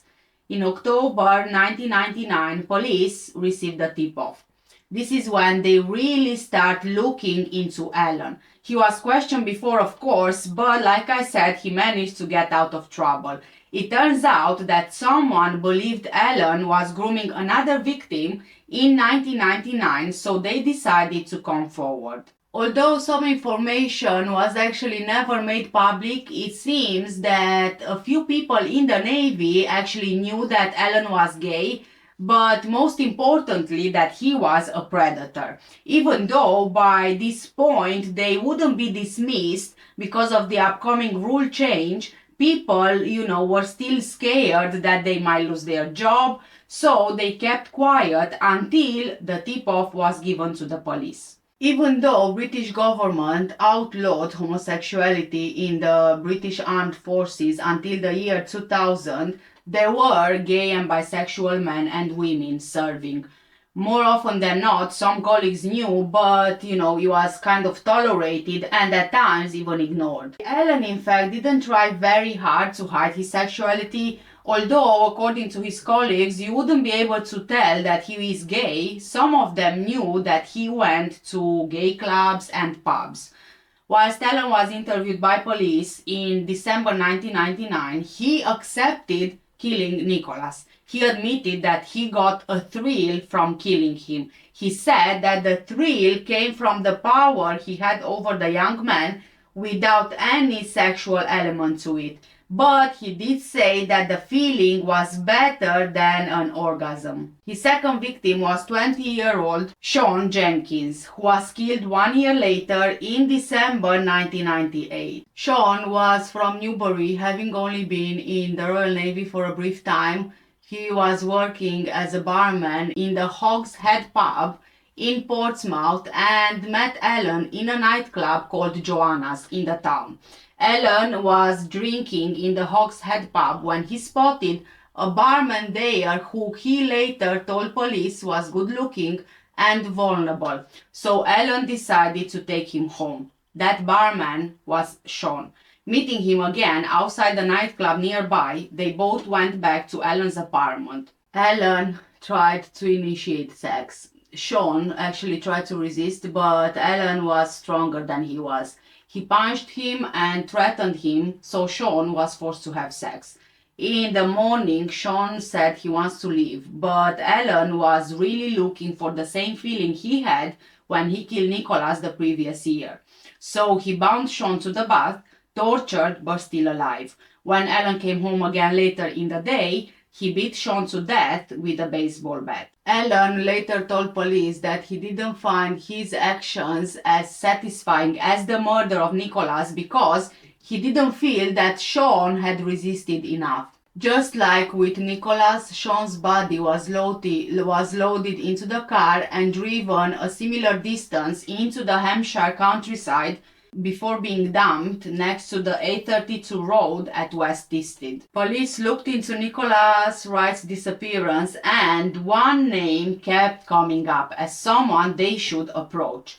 Alan Grimson was called in for questioning. Very quickly he admitted to the murder of Nicholas Wright. After more questioning, he also admitted to the murder of Sean Jenkins. By this point, their bodies had not been discovered. Alan led police to where he discarded of the bodies. Alan Grimson was convicted in 2001 of killing Nicholas Wright and Sean Jenkins, and the judge recommended that he serve a minimum of 22 years, but also that he should never be released. This sentence was increased to 25 years by the then Home Secretary. In 2008, Alan won a reduction in his life sentence by 3 years. This was to reflect the time he spent on remand. The review noted his guilty plea, the time spent on remand, and also his personality disorder. After assessments by psychologists, opinion was actually divided on Alan's mental health. While it was generally believed that he was responsible for his actions, one psychologist labeled him as being the worst psychopath that he had come across in 250 murderers.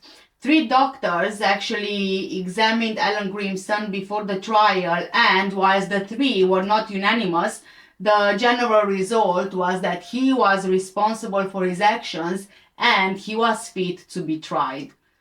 At the trial, Mr. Justice Cresswell told Alan Grimson, "You are a serial killer in nature, if not in number. You are a highly dangerous serial killer who killed 2 young men in horrifying circumstances." Anthony Don, King's Counsel prosecuting at Winchester Crown Court, read out how Alan described his feelings after killing Nicholas Wright.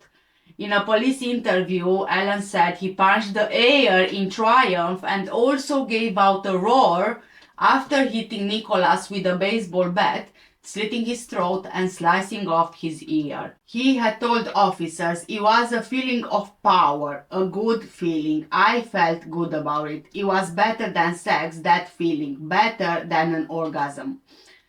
The prosecutor explained that Alan gave his phone number to Nicholas to see if he wanted a lift back home to Leicester.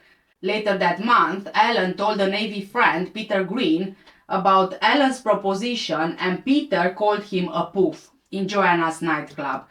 There was actually, a scuffle between the two of them, resulting in a Navy police investigation on Alan, to which Nicholas actually gave a statement.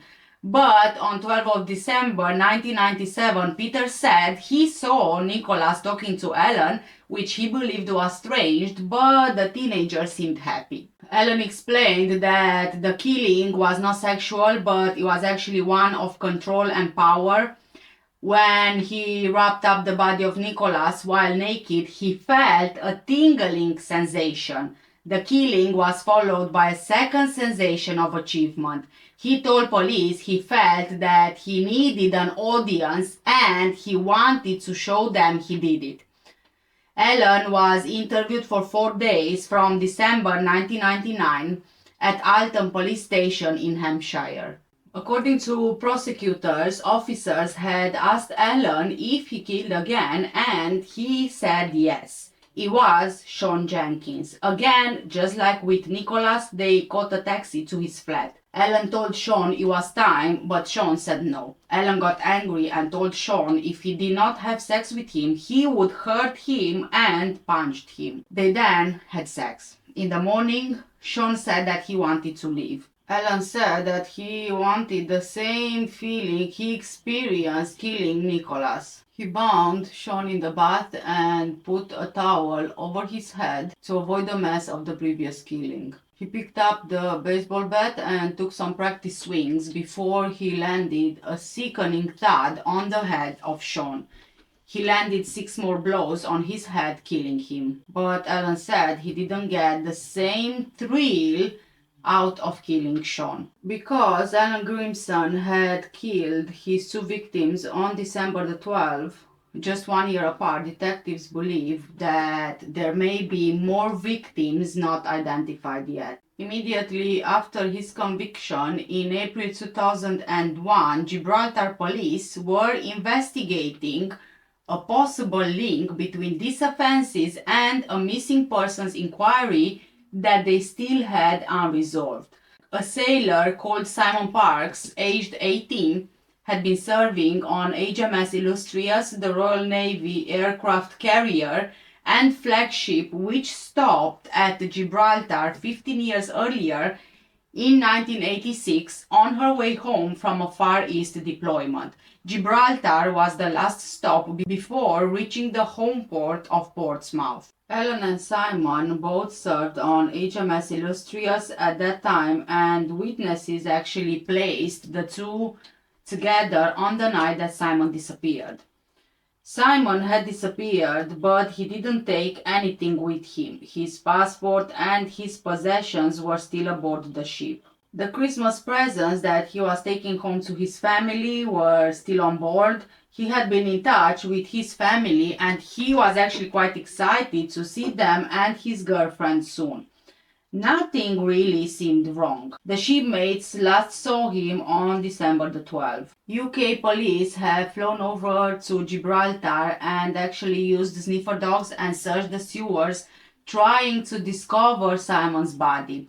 In 2005, the BBC broadcast 2 programs, The Search for Simon Parks and October's edition of Crime Watch, which prompted Alan to complain through his solicitor to Ofcom. Alan complained that he was unfairly treated in comparison to other suspects and he denied killing Simon Parks, but that was not mentioned in the program. He also said he wasn't given enough notice by the BBC to respond to the claims in the 2 programs, and the police evidence used had no bearing on the case. Ofcom didn't really uphold either one of those complaints. And I must say that, he very quickly admitted to killing Simon and to killing Sean and Nicholas. So if indeed he killed Simon, why wouldn't he just admit it? The Gibraltarian police said, depending on what came to light, they might travel to the United Kingdom to interview Alan Grimson. The investigation tracked the movements of Simon on December 12, 1986. Other crew members saw him leaving one bar on his way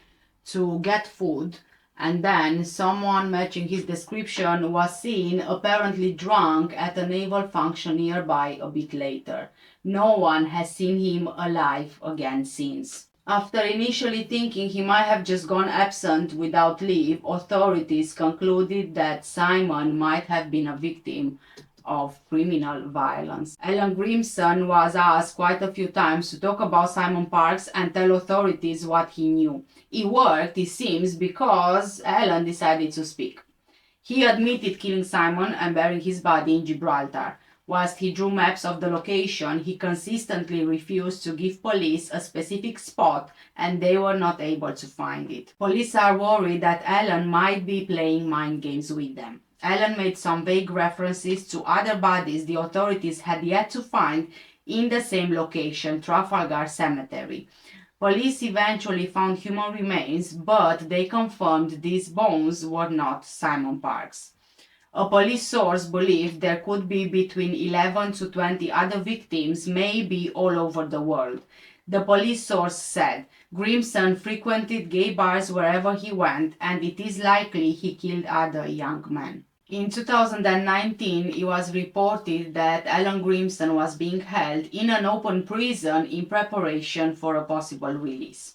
In September 2020, police were digging again in Gibraltar. They found remains of 2 bodies when they removed 80 tons of earth in their search for Simon Parks, but they were not successful in finding Simon's remains. Police Operation Thornhill examined the disappearance of other young men at ports around the world where Alan Grimson went ashore while serving on HMS Illustrious and HMS Edinburgh. An unresolved case at the US base of Diego Garcia in the Indian Ocean raised suspicions for the authorities. A US Marine went missing at the same time that the ship Alan was on was in port. In 1998, Alan was on an exchange training working with the Royal New Zealand Navy on a program of firefighting training. While there, a 29-year-old female Japanese immigrant, Kayo Matsuzawa, was found dead and hidden in a fire alarm cupboard in a stairwell of a building in Auckland to which Alan had access. He was one of the suspects, but police couldn't prove anything. Police reinvestigated the murder of Kayo after the court convicted Alan, but with no result. They also said that Alan's victims were all male. In UK, police found out that Alan had a season ticket for the English soccer team Manchester United and travelled the country to where the club was playing away games. A colleague who knew Alan said that Alan wasn't actually attending the games and he could have used the games as a cover for something else. In October 2022, the parole board confirmed that Alan Grimson, having served his minimum term of imprisonment, would have an oral parole hearing to determine whether he would be released. Up until now, this point, October 2023, I still couldn't find anything at all about the result of his hearing, nothing whatsoever. So I don't know if his parole was granted or if they refused. I have no idea. I couldn't find any information. 76-year-old Margaret Parks, the mother of Simon Parks, voiced her opposition to the possible release, stating, "I wouldn't want him to be out. I think he's a dangerous person. How can someone with that mentality change? We hope the truth about Simon's death will come out before we go to our graves. If he is a decent human being and has an ounce of compassion left in his body, Grimson will do the right thing. But unfortunately, I don't think he's that type of character." Kim Kaplan, even now, can't believe that Alan, the best man on her wedding day, was capable of killing. She said that nothing she saw about him would make her think he is capable of something like this.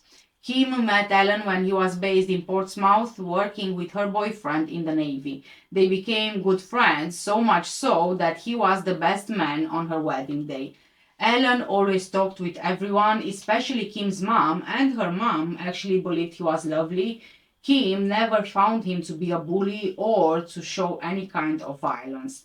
She said she feels sad, and obviously she feels sad for the people who were killed and for their parents, but also about a man who she knew to be a lovely person turning out like he did. The parents of Simon Parks, Margaret and her husband David, both 80 years old, endured even more heartbreak in 2000 when their eldest son Derek died of a brain aneurysm. The couple, who live in Bristol, have been in Gibraltar planting a tree in memory of their son. Sadly, I couldn't really find a lot of information about the victims or the families, so I am really sorry about that. I feel like most of this video is focused more on the killer rather than the victims.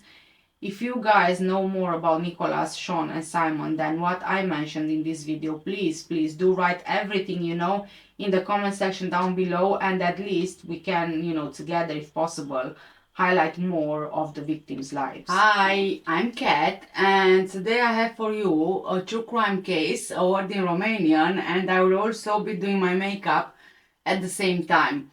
So let's start with the word, which is spintecător. Spintecător. Spintecator. Well done guys, you just said Reaper. Today's video was suggested by Tom, one of my YouTube subscribers and viewers.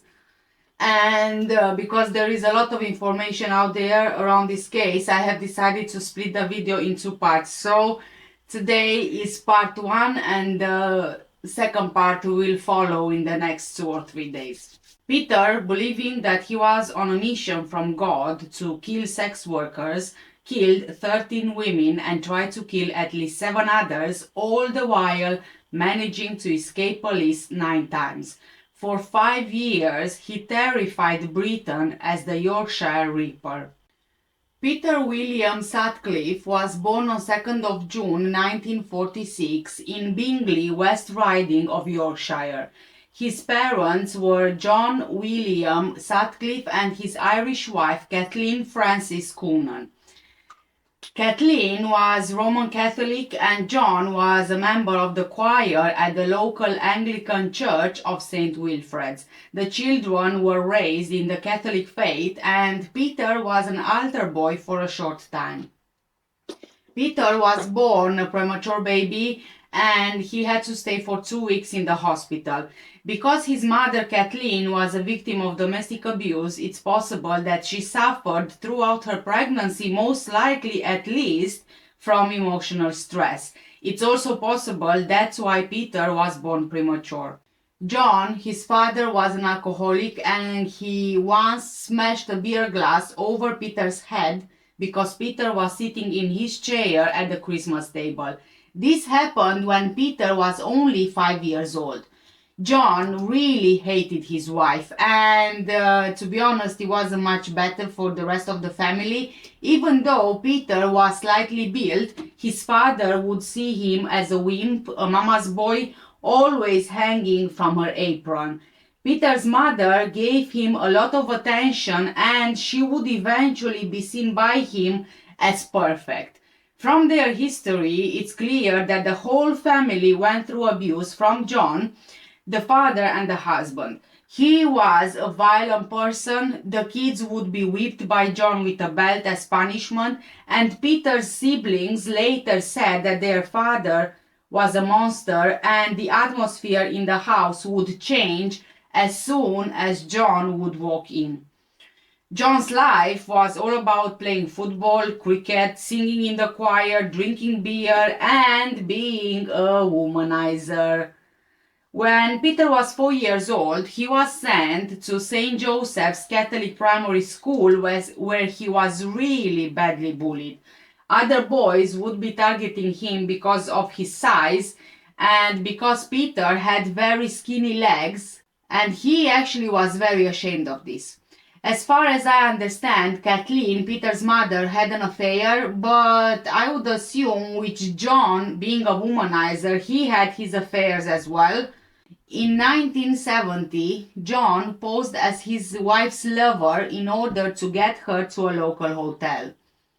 At the same time, he took Peter and 2 of his siblings to witness their father exposing their mother's infidelities. When Kathleen arrived at the hotel, John pulled out a negligee from Kathleen's purse as the children were watching. Now, you can imagine what an impact this would have on Peter and his siblings. In particular, Peter, who saw his mother as perfect. And here you have John, the husband and father, showing the kids that Kathleen was being unfaithful. According to Dr. Nixon, a psychiatrist, this incident is the most significant figure of what goes on to happen. In Peter's eyes, even the perfect women became distorted. They will let you down, they will lie, they will cheat, and they shouldn't be respected. Peter's father, John, would later say that he remembered Peter just standing there in shock with a look on his face like an animal. In his late teenage years, Peter was obsessed with voyeurism and he spent a lot of time spying on prostitutes and the men who were looking for their services. Peter became a loner and when he was 15 years old, he left school and took up some jobs, including as a gravedigger at Bingley Cemetery in the 1960s. Because of his gravedigger job, he developed a very dark sense of humor. His co-workers would say that Peter loved his job so much that he would even volunteer to do overtime in washing the corpses. Between November 1971 and April 1973, Peter worked at the Bayer television factory on a packaging line. He left his position when he was asked to go on the road as a salesman. After leaving Bayer Television, he worked night shifts at Britannia Works of Anderton International from April 1973. In February 1975, he took redundancy and used half of the 400 pounds payoff to train as a heavy goods vehicle driver. 5th of March 1976, Peter was dismissed after stealing used tires. Until October 1976, he was jobless until he found a job as an HGV driver for T&WH Clark Holdings Limited on the Canal Road Industrial Estate in Bradford. It seems that Peter, as a young man, paid prostitutes for services, and it's been speculated that he had a bad experience being scammed out of money by a prostitute and her pimp. But there is no definitive evidence that he actually sought the services, like proper services of prostitutes. However, he was just obsessed with them, including watching them selling their services in Leeds and Bradford. On 14th of February 1967, Peter met 16-year-old Sonia Zurma, the daughter of Czech refugees. They met at Royal Standard Pub on Manningham Lane in Bradford's red light district. They got married on 10th of August 1974. Sonia was studying to become a teacher when she was diagnosed with paranoid schizophrenia. Her relationship with her husband was described as domineering. Sonia would slap him around and she would be quite aggressive, to the point where Peter sometimes had to stop her by pinning her arms to her side during her unprovoked outbursts of rage. Barbara Jones, a journalist who had conversations with Sonia, described her as the most irritating, strangest and coldest person she'd ever met. Sonia had a few miscarriages, and the couple were actually informed that she would never be able to have children.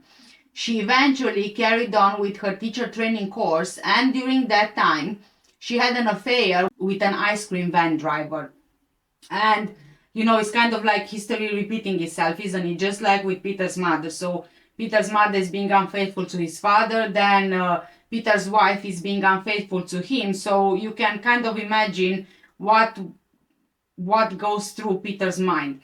When Sonia finished the course in 1977 and she started teaching, she and Peter used her salary to buy a house at 6 Garden Lane in Heaton, where they moved on 26th of September 1977. This is the same house they were living in at the time of Peter's arrest. Peter's first documented attack was in 1969. It was the attack of a female prostitute whom he met whilst he was looking for the other woman who tricked him out of money. He left his friend's minivan and walked up St. Paul's Road in Bradford until he was out of sight. When he returned to the van, he was out of breath as if he had been running.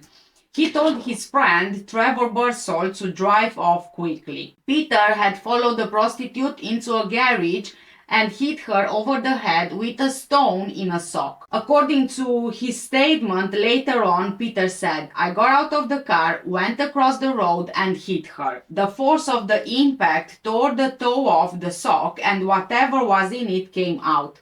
I went back to the car and got in it." The woman luckily wrote down the minivan's registration plate, so the next day Peter got a visit from the police. He admitted to hitting her, but he said he hit her with his hand.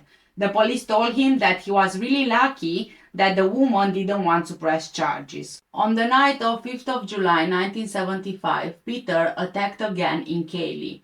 36-year-old Anna Rogulskij was walking alone when Peter hit her unconscious with a hammer and slashed her stomach with a knife. He probably would have killed her, but he was disturbed by a neighbor, so he just left Anna there.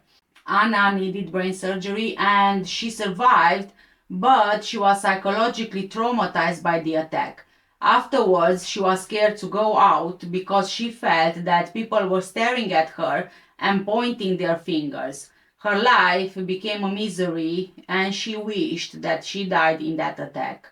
On the night of 15th of August 1975, Peter found another victim. 46-year-old Olive Smelt was attacked in Halifax. After having a brief, pleasant conversation about the weather, Peter attacked Olive from behind with a hammer. She suffered several blows to her skull. He then disarranged her clothing and slashed her lower back with a knife. He again was interrupted and left Olive badly injured but alive. And just like Anna, Olive suffered severe emotional and mental trauma. Olive told Detective Superintendent Dick Holland that the attacker had a Yorkshire accent, but this information was ignored, just the same as was the fact that neither Anna nor Olive were in towns with a red light area. On 27th of August 1975, Peter had another victim in mind. 14-year-old Tracy Brown was attacked in Silsden from behind and hit on the head 5 times while she was walking along a country lane. Thank God a car was passing by, and when Peter saw the lights, he ran off. Tracy was alive, but she needed brain surgery. Peter wasn't convicted of this attack, but he confessed to it in 1992. Before being attacked, Tracy said that she was charmed by Peter at first. They walked together for almost 1 mile for around half an hour, and she never felt in danger or intimidated. But the more sinister attacks were yet to come. 28-year-old Wilma Mary McCann was a mother of 4 children from Scott Hall. On 30th of October 1975 at 7:30 p.m., Wilma was last seen leaving her council house on Scott Hall Avenue in the Chapeltown area of Leeds, walking past Prince Philip playing fields. Peter decided to attack her, so he struck the back of her skull twice with a hammer, then inflicted a stab wound to the throat, 2 stab wounds below the right breast, 3 stab wounds below the left breast, and a series of 9 stab wounds around the umbilicus. An investigation which involved 150 officers of the West Yorkshire Police and 11,000 interviews failed to find the person responsible. In December 2007, Wilma's eldest daughter died from suicide after years of depression over how her mother died and the consequences of her death to her and her siblings. In 1976, 42-year-old Emily Monica Jackson was persuaded by her husband into sex work because of their financial struggles. The family had a roofing business, so Emily used the business van to engage in prostitution. On 20th of January 1976, Emily was working outside the Gaiety pub on Roundhay Road when Peter approached her. He picked her up, then drove half a mile to some abandoned buildings on Anfield Terrace in the Manor Industrial Estate. Peter hit her on the head with a hammer, dragged her body into a yard filled with rubbish, then used a sharpened screwdriver to stab her in the neck, chest, and abdomen. He also stamped on her thigh, leaving behind an impression of his boot. Peter stabbed Emily 52 times. 20-year-old Marcella Claxton was attacked by Peter in Roundhay Park on 9th of May 1976. Marcella was walking home from a party when she accepted a lift from Peter. When she got out of the car to relieve herself, he hit her from behind with a hammer. Marcella was actually 4 months pregnant at the time of the attack. She survived, but because of this attack, she suffered a miscarriage and she required multiple extensive brain operations. As a result of the attack, she also had intermittent blackouts and chronic depression. Marcella testified against Peter later at his trial. On 5th of February 1977, Peter attacked 28-year-old Irene Richardson, a Chapeltown prostitute in Roundhay Park. Irene was last seen at 11:15 p.m. leaving a rooming house on Cowper Street, saying that she was going to Tiffany's, a pub and disco in the center of Leeds. Irene was bludgeoned to death with a hammer, stabbed 3 times in the stomach, and once she was dead, Peter mutilated her body with a knife. Tire tracks, which were left near the murder scene, resulted in a long list of possible suspect vehicles. 2 months later, on 23rd of April, Peter killed 32-year-old Patricia Tina Atkinson Mitra, a prostitute, in her Bradford flat where police found a boot print on the bedclothes. According to Peter, he picked Patricia up in Manningham, Bradford, before driving to her place. He pulled down her jeans and her underwear and exposed her breast, then stabbed her 6 times in the stomach with a knife. I think this is finished. On 25th of June 1977, 16-year-old Jane Michelle MacDonald went to meet friends at the Hofbrauhaus, a German-style beer club in Leeds. She had missed the last bus home, and so she went back to her friend's house to wait for his sister to get her home. After around 45 minutes, she ended up walking home, where she was attacked by Peter in Reginald Street in Leeds at around 2 a.m. Her body was discovered the next morning at 9:45 a.m. by children in the playground between Reginald Terrace and Reginald Street in Chapeltown. A post-mortem examination was carried out by the home pathologist, Professor David G. The extent of her injuries was not revealed at the time by police. However, later on, it was revealed that she was hit on the head 3 times with a hammer and was stabbed in the chest and back. A broken bottle was found embedded in her chest. The following month, on 10th of July 1977, Peter assaulted 43-year-old Maureen Long in Bradford. Maureen was leaving a nightclub when he offered her a lift home. Maureen stopped to urinate, and that's when Peter struck her on the head, knocking her out. When she was found, Maureen was suffering from hypothermia and was in hospital for 9 weeks. During the investigation, a witness misidentified the make of Peter's car, resulting in more than 300 police officers checking thousands of cars without success.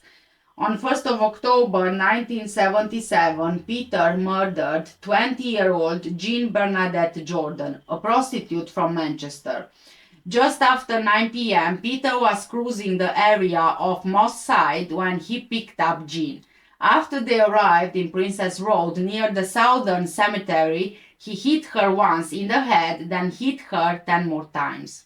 In a later confession, Peter said he had realized that the new £5 note he gave to Jean was traceable, so after hosting a family party at his new home, he went back to the wasteland behind Manchester's Southern Cemetery, where he left Jean's body, but he couldn't really get the £5 note back. On 9th of October, Jean's body was discovered by the local dairy worker and future actor Bruce Jones, who had an allotment on the land adjoining the site and was searching for house bricks when he made the discovery.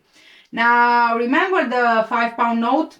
It was actually hidden in a secret compartment in Jean's handbag. That's why Peter couldn't find the note. He didn't know where to look for it. This note was traced to branches of the Midland Bank in Shipley and Bingley. Police analysis of bank operations allowed them to narrow their field of inquiry to 8,000 employees who could have received it in their wage packet. Over the following 3 months, police interviewed 5,000 men, including Peter Sutcliffe. The police found that the alibi given for Peter's whereabouts, that he attended a family party, was credible. Go figure. After weeks of intense investigations around the origins of the £5 note, which led police to nothing really, investigators were frustrated that they had an important clue, but they were not able to trace the actual firm to which or to whom this note was issued. But you interviewed him already. Yeah. On 14th of December, Peter attacked Marilyn Moore, a 25-year-old prostitute, in the back of his car on waste ground in Scott Hall, Leeds. On this occasion, Peter actually lost his balance when he hit Marilyn with a hammer, which thankfully resulted in Marilyn escaping, but with severe head injuries, however alive.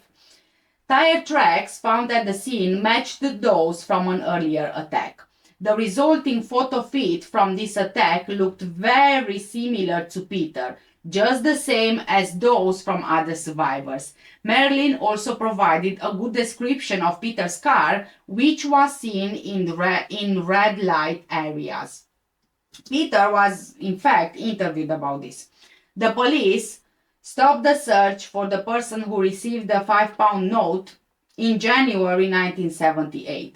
Even though Peter was interviewed about the note, he wasn't investigated any further.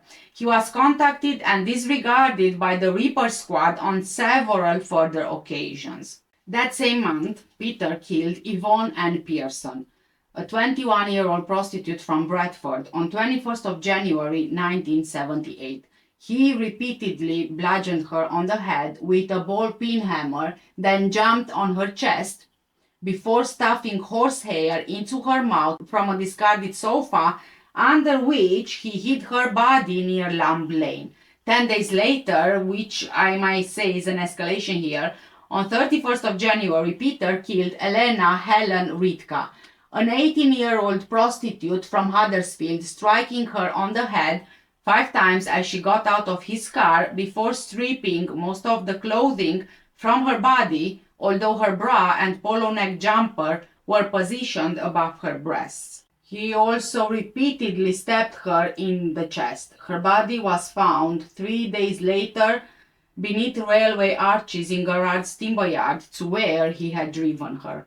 And just think about this, he was already interviewed by police before killing the 2 women in the same month. Later on, Peter said about Elena while in police custody in 1981, "I had the urge to kill any woman. The urge inside me to kill girls was now practically uncontrollable." Vera Evelyn Millward, 40 years old, was a prostitute who left her home in Chorlton on Medlock at 10 p.m. on 16th of May 1978, telling her boyfriend that she was going out to buy cigarettes. Peter picked her up, and after she got out of his car, he attacked her with a hammer. After she died, he dragged her body against a fence and began to stab her repeatedly with a knife. On 4th of April 1979, Peter killed Josephine Ann Whitaker, a 19-year-old clerk. He attacked her on Savile Park Moor in Halifax, West Yorkshire, as she was walking home. He hit her from behind with his hammer and hit her again as she lay on the ground. He then proceeded to stab her 21 times with a screwdriver in the chest and stomach, and 6 times in the right leg, before thrusting the screwdriver into her private area. Josephine's skull was fractured from ear to ear. Now, I'm wondering, is it possible that there were even more victims in between that we don't actually know of? Because it seems to me that Peter would attack mostly more than once a month, and then he would have a cool-off period of a few months before killing again, which, it's a bit odd. If he had this uncontrollable urge, could he have waited months before the next victim? In a way, it doesn't really make sense. Even though police had forensic evidence, they got distracted for several months. Police received a taped message claiming to be from the murderer, taunting Assistant Chief Constable George Oldfield of the West Yorkshire Police, who was leading the investigation. The tape had a man's voice saying, "I'm Jack. I see you are having no luck catching me. I have the greatest respect for you, George, but Lord, you're no nearer catching me now than 4 years ago when I started." So, based on this recorded message, police started searching for a man with a Wearside accent, which linguists narrowed down to the Castletown area of Sunderland, Tyne and Wear. The man, nicknamed Wearside Jack, sent 2 letters to police and the Daily Mirror in March 1978 boasting of his crimes. The letters, signed Jack the Ripper, claimed responsibility for the murder of 26-year-old Joanne Harrison in Preston in November 1975. There were multiple billboards placed across northern England in 1979 appealing for information leading to the identity of Wearside Jack. "I'm Jack. I see you are still having no luck catching me. I have the greatest respect for you, George. But Lord, you are no nearer catching me now than 4 years ago when I started. I reckon your boys are letting you down, George. They can't be much good, can they? The only time they came near catching me was a few months back in Chapeltown when I was disturbed. I warned you in March that I'd strike again. Sorry it wasn't Bradford. I'm not quite sure when I'll strike again. But it will be definitely sometime this year. I'm not sure where. Maybe Manchester. I like it there. There's plenty of them knocking about. They never learn, do they, George? I bet you've warned them, but they never listen. Well, it's been nice chatting to you, George. Yours, Jack the Ripper. But it turns out that these were fake. It was all a hoax. It was a hoax. The case of the letters was reopened in 2005 and DNA taken from envelope was entered into the national database. The DNA matched John Samuel Humble, an unemployed alcoholic and a long-time resident of the Ford Estate in Sunderland, a few miles from Castletown. His DNA had been taken after a drunk and disorderly offense in 2001. On 20th of October 2005, John was charged with attempting to pervert the course of justice for sending the hoax letters and the tapes. He was remanded in custody and on 21st of March 2006 he was convicted and sentenced to 8 years in prison. He died on 30th of July 2019, aged 63. Is it possible that maybe Peter somehow convinced this guy to send the letters and the tape, trying to divert the investigation in a different direction away from him? I really don't know. What do you guys think? On 1st of September 1979, Peter murdered 20-year-old Barbara Janine Babs Leach, a Bradford University student. Her body was dumped at the rear of 13 Ash Grove under a pile of bricks close to the university and her lodgings. This was the murder of another woman who wasn't a prostitute. It panicked the public and prompted a publicity campaign emphasizing the Wearside connection. Despite the false lead, Peter Sutcliffe was interviewed on at least 2 other occasions in 1979. With several matching forensic clues and on the list of 300 names in connection with the £5 note, Peter wasn't really suspected. In April 1980, Peter was arrested for drunk driving. While he was awaiting trial, he killed 47-year-old civil servant Marguerite Walls on the night of 20th of August 1980. Marguerite left her office between 9:30 p.m. and 10:30 p.m. to walk to her home in Farsley. Peter incapacitated her with a hammer blow to the back of the head as he continued to strike her while yelling "filthy prostitute" beside a driveway.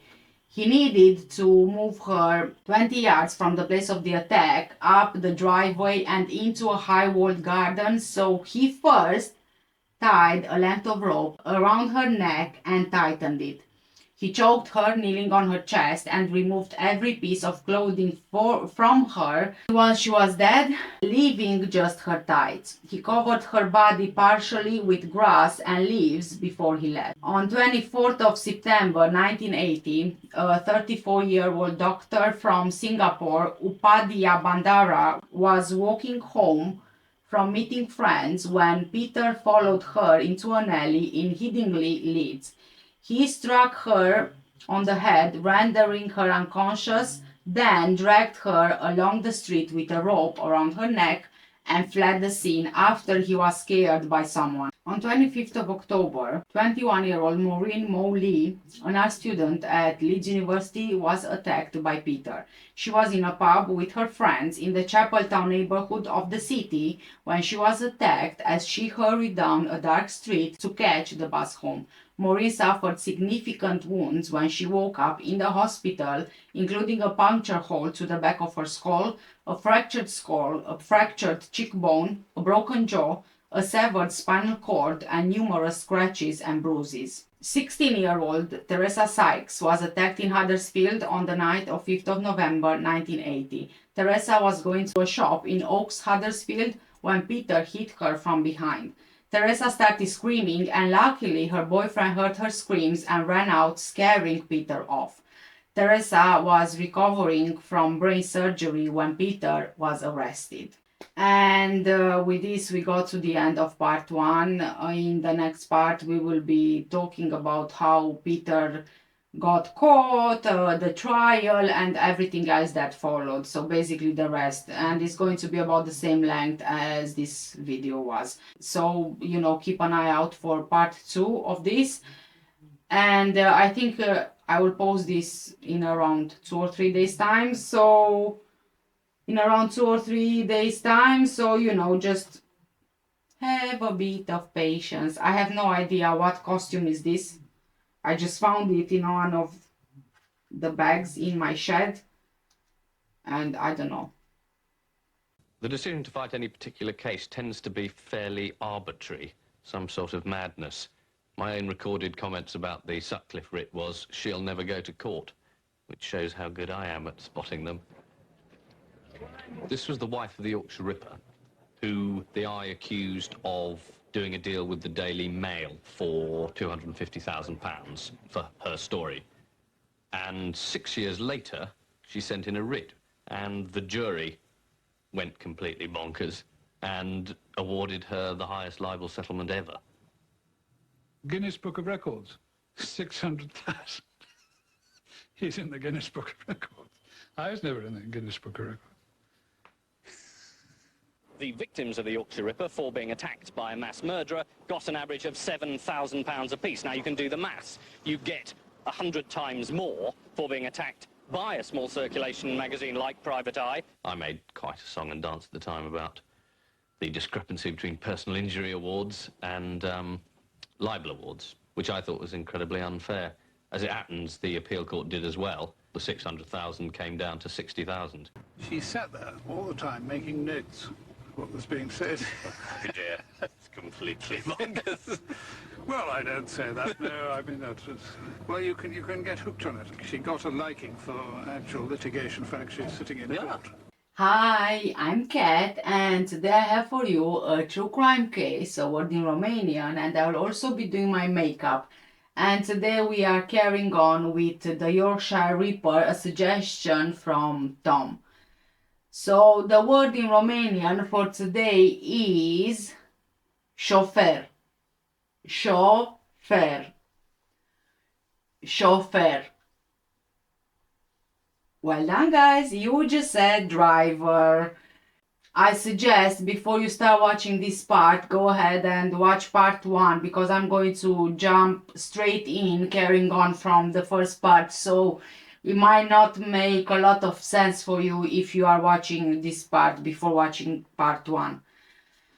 Okay, so on 25th of November 1980, Trevor Birdsall, a friend of Peter's and the unintended getaway driver in Peter's first documented assault in 1969, reported Peter to police as a suspect. In total, Peter had been questioned by police 9 separate times in connection with the Ripper inquiry before his eventual arrest and conviction. 20-year-old Jacqueline Hill, a student at Leeds University, was murdered on the night of 17th of November 1980. She was going back home to her student's hall of residence in Headingley, Leeds, when Peter delivered a blow to her head before removing her clothing and stabbing her repeatedly in the chest and once in the eye with a screwdriver. On 2nd of January 1981, Peter was stopped by the police with 24-year-old prostitute Olivia Rivers in the driveway of Light Trades House on Melbourne Avenue, Broomhill, Sheffield, South Yorkshire. That was a handful. A police check by probationary constable Robert Hydes revealed that Peter's car had false number plates. Peter was arrested and transferred to Dewsbury Police Station in West Yorkshire. He was questioned in relation to the Ripper case because he matched many of the physical characteristics of the killer. The next day, Sergeant Robert Ring, having a hunch, decided to go back to the scene of the arrest. And it was a good call because he discovered a knife, hammer and rope that Peter got rid of behind an oil storage tank when he briefly slipped away after telling police that he was bursting for a pee. Peter hid a second knife in the toilet cistern at the police station when he was allowed to use the toilet. The police obtained a search warrant for his home in Heaton and brought his wife in for questioning. When Peter was stripped at Dewsbury Police Station, he was wearing an inverted V-necked jumper under his trousers. The sleeves were pulled over his legs and the V-neck exposed his genital area. The fronts of the elbows were padded to protect his knees as he knelt over his victims' bodies. I mean, honestly, I can't even picture that V-neck jumper upside down, legs upward, so you basically got the sleeves on your legs and the neckline in the middle down there, and so everything is exposed down. I can't even picture it. I don't know, you guys. I don't know what's going on. Some people are just beyond. I can't even find the word. But anyway, the sexual implications of this outfit were considered obvious, but it wasn't known to the public until being published in 2003. After 2 days of intensive questioning on the afternoon of 4th of January 1981, Peter Sutcliffe suddenly said that he was the Yorkshire Ripper. Over the next day, he described his many attacks. A few weeks later, he claimed that God told him to kill the women. He told police, "The women I killed were filth, bastard prostitutes who were littering the streets. I was just cleaning up the place a bit." Yeah. Peter only showed regret when talking about his youngest murder victim, Jane MacDonald, and when he was questioned about the killing of Joanne Harrison, he denied responsibility. Joanne's murder was linked to the Ripper killings by the Wearside Jack claim, but in 2011, DNA evidence revealed that the crime was actually committed by convicted sex offender Christopher Smith, who died in 2008. Peter Sutcliffe was charged on 5th of January 1981. At his trial, he pleaded not guilty to 13 charges of murder, but guilty to manslaughter on the grounds of diminished responsibility. The basis of his defense was that he claimed to be the tool of God's will.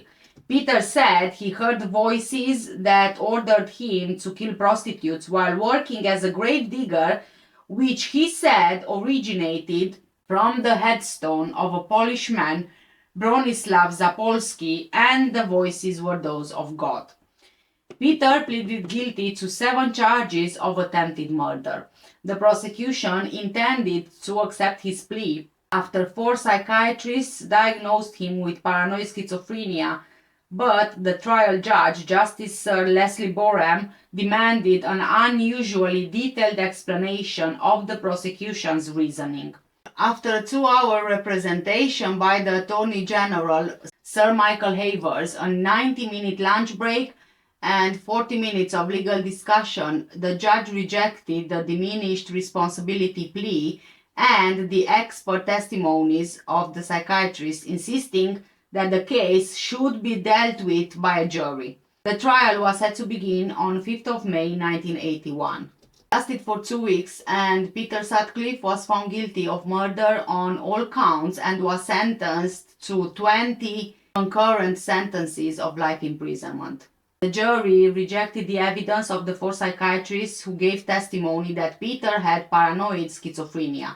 It's possible their decision was influenced by the evidence of a prison officer who heard Peter tell his wife that if he convinced people he was mad, he might get 10 years in a loony bin. And if you think about it, it really does make sense, because Sonia, his wife, if you remember from the first part, she had been diagnosed paranoid schizophrenic since early on in their marriage. So Peter had, just enough time to see her behavior and to see her behaviors and mimic them to convince others that he indeed had paranoid schizophrenia. And I think that it will make a bit more sense later on. And also, Peter, he evaded police so many times, so it's kind of, unbelievable that he had some kind of, paranoia or paranoid delusions to do with schizophrenia when he committed all of those murders, because I think from my point of view, he was in the right state of mind when he did it, especially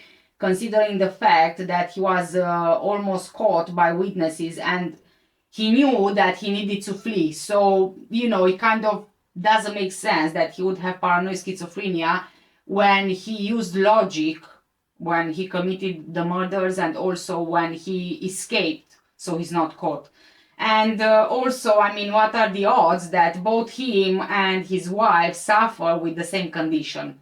I don't know, guys, you tell me. You have to let me know in the comments below what you think.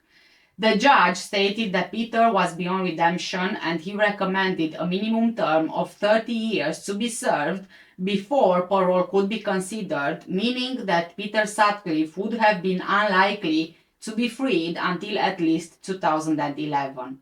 On 16th of July 2010, the court issued Peter with a whole life tariff, meaning he was never to be released. After his trial, Peter admitted to 2 more attacks. It was then decided that prosecution for these offences was not in the public interest. West Yorkshire Police made it clear that the victims wanted to remain anonymous. West Yorkshire Police was heavily criticised for being unprepared for an investigation of this scale. This was one of the largest investigations by a British police force, and it was before the use of computers. Information on suspects was stored on handwritten index cards. Apart from storing and accessing the paperwork, the police faced significant challenges in trying to effectively manage and process the overwhelming amount of information generated by such a large manual system. The manual system required officers to manually sort through and organize physical files, documents, and records. This process was highly labor-intensive, time-consuming, and prone to human errors, making it difficult for police to keep up with the increasing volume of information. Searching for specific information or connections between cases could be incredibly challenging. Officers had to manually review and cross-reference multiple files and documents to identify any relevant information, which was, again, like I said, time-consuming and inefficient. Peter Sutcliffe was interviewed 9 times, but all of the information police had about the case was stored in paper form, which made cross-referencing difficult. Then the TV appeals as well for information generated thousands more documents.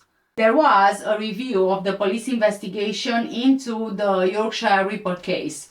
The Inspector of Constabulary Lawrence Byford's 1981 report was not released by the Home Office until 1st of June 2006. The Byford report's major findings were contained in a summary published by the Home Secretary William Whitelaw, showing for the first time precise details of the messed up police investigation.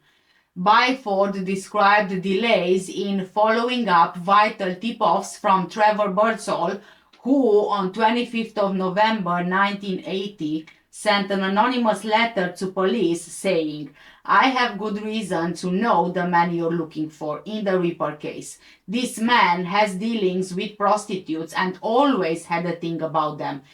His name and address is Peter Sutcliffe, 5 Garden Lane, Heaton, Bradford Clerks, Shipley." Trevor's letter was marked priority number 1. An index card was created on the basis of the letter, and the policewoman found that Peter already had 3 existing index cards in the records. But for some reason, said the Byford report, the papers remained in a filing tray in the incident room until Peter's arrest on 2nd of January 1981, the next year. Peter's friend Trevor visited Bradford Police Station the day after he sent a letter to emphasize his suspicion about Peter. He said that he was with Peter when he got out of a car to pursue a woman with whom he had an argument at a bar in Halifax on 15th of August 1975, the date and place of the olive smelt attack. The report compiled on the visit was lost, even though a search took place after Peter's arrest, according to the Byford report. Byford said the failure to take advantage of Birdsall's anonymous letter and his visit to the police station was yet again a stark illustration of the progressive decline in the overall efficiency of the major incident room. It resulted in Sutcliffe being at liberty for more than a month when he might conceivably have been in custody. Thankfully, there is no reason to think he committed any further murderous assaults within that period. The Byford report into the investigation concluded the ineffectiveness of the major incident room was a serious handicap to the Ripper investigation. While it should have been the effective nerve center of the whole police operation, the backlog of unprocessed information resulted in the failure to connect vital pieces of related information. This serious fault in the central index system allowed Peter Sutcliffe to continuously slip through the net. The temptation to appoint a senior man on age or service grounds should be resisted. What is needed is an officer of sound professional competence who will inspire confidence and loyalty." End of quote. George Oldfield, who was leading the investigation, focused on the hoax tape, ignoring advice from survivors of Peter's attacks, from several specialists, from the FBI in the US, and from dialect analysts Stanley Ellis and Jack Windsor Lewis. The advice was that Wearside Jack was a hoaxer, but it seems that George, the investigator, believed that he was smarter than everybody else. The investigation used the hoax tape as a point of elimination rather than a line of inquiry, allowing Peter to avoid scrutiny as he didn't fit the profile of the sender of the tape or letters. Whereaside Jack Hoaxer was given unusual credibility when analysis of saliva on the envelopes he sent showed that he had the same blood group as Peter left at crime scenes, a type shared by only 6% of the population. The hoaxer appeared to know details of the murders that apparently had not been released to the press, but which, in fact, he got from his local newspaper and from pub gossip. The Leeds revolutionary feminist group organized a number of Reclaim the Night marches. They also criticized the police for victim blaming, especially for the suggestion that women should remain indoors at night. 11 marches across the United Kingdom took place on the night of 12th of November 1977, making the point that women should be able to walk anywhere without restriction and that they should not be blamed for men's violence. The attitude within the West Yorkshire Police during the time of the Yorkshire Ripper case was reflective of Peter Sutcliffe's own misogyny and sexist attitudes, as stated by multiple sources. A senior West Yorkshire detective, Jim Hobson, expressed this attitude in a press conference in October 1979 when he stated that the perpetrator hated prostitutes and that the police would continue to arrest them. However, he acknowledged that the Ripper was now killing innocent girls, suggesting a concerning mental state and the need for medical attention. Joanne Smith, in her book Misogynist, highlighted that even Peter himself did not go as far as portraying such extreme misogyny during his trial, instead claiming to be demented at the time. During Peter's trial in 1981, the Attorney General, Sir Michael Havers, King's Counsel, stated in his opening statement that although some of Peter's victims were prostitutes, it was particularly tragic that some of them were not. This statement actually received backlash from the English collective of prostitutes who protested outside the Old Bailey. Nina Lopez, one of the protesters in 1981, argued that Havers' comments demonstrated the problematic manner in which the police and the establishment were handling the Yorkshire Ripper case. Overall, these accounts suggest that the police and authorities involved in the investigation exhibited sexist attitudes towards prostitutes and failed to properly acknowledge the seriousness of the crimes against both prostitutes and other women targeted by the Yorkshire Ripper. The language, tone and terminology used by the West Yorkshire Police during the original investigation into Peter Sutcliffe were deemed inappropriate and offensive. In November 2020, 9 months after receiving a letter from one of the victim's sons on behalf of several families, the police finally issued an apology for their past actions. But I'm telling you, if the families wouldn't have sent, they would never have apologized. This is just my view on it. The Byford report, the comprehensive review of the original investigation, also highlighted the possibility that Peter Sutcliffe committed more crimes than those officially attributed to him. The report noted a suspicious pause in his criminal activities between 1969 and 1975 before his first documented murder. It concluded that during this period, Peter likely targeted and attacked unaccompanied women who not only in West Yorkshire and Manchester, but also in other parts of the country. The report also described Peter as an otherwise unremarkable young man in 1969 when he first came to the attention of the police due to his involvement in incidents with prostitutes. The Byford report shed light on the police's missed opportunity to apprehend him and the need for a thorough re-examination of the case. Later that year, in September 1969, Peter was arrested in Bradford's red light area for being in possession of a hammer, an offensive weapon, but he was charged with going equipped for stealing, as it was assumed that he was a potential burglar. The report said it was clear Peter had on at least one occasion attacked a Bradford prostitute with a blunt weapon.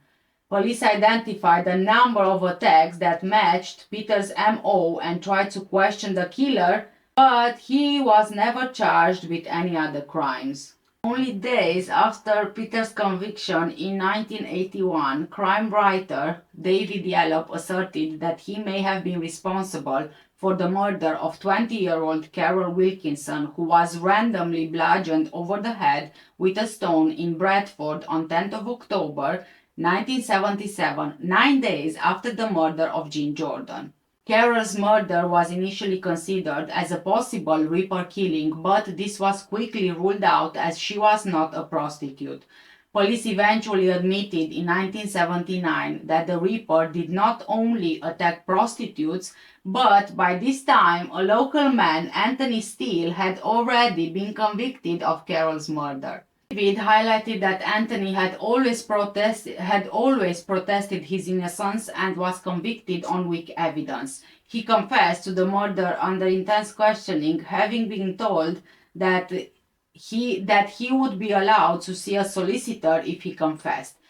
Even though his confession didn't include any details of the murder, and the Ripper detective Jim Hobson testified at trial that he didn't find the confession credible, Anthony was still convicted. Around the time of Carol's murder, it was reported that Professor David G., the Home Office pathologist who conducted all the post-mortem examinations on the Ripper victims, noticed similarities between Carol's murder and the killing of Ripper victim Yvonne Pearson 3 months later.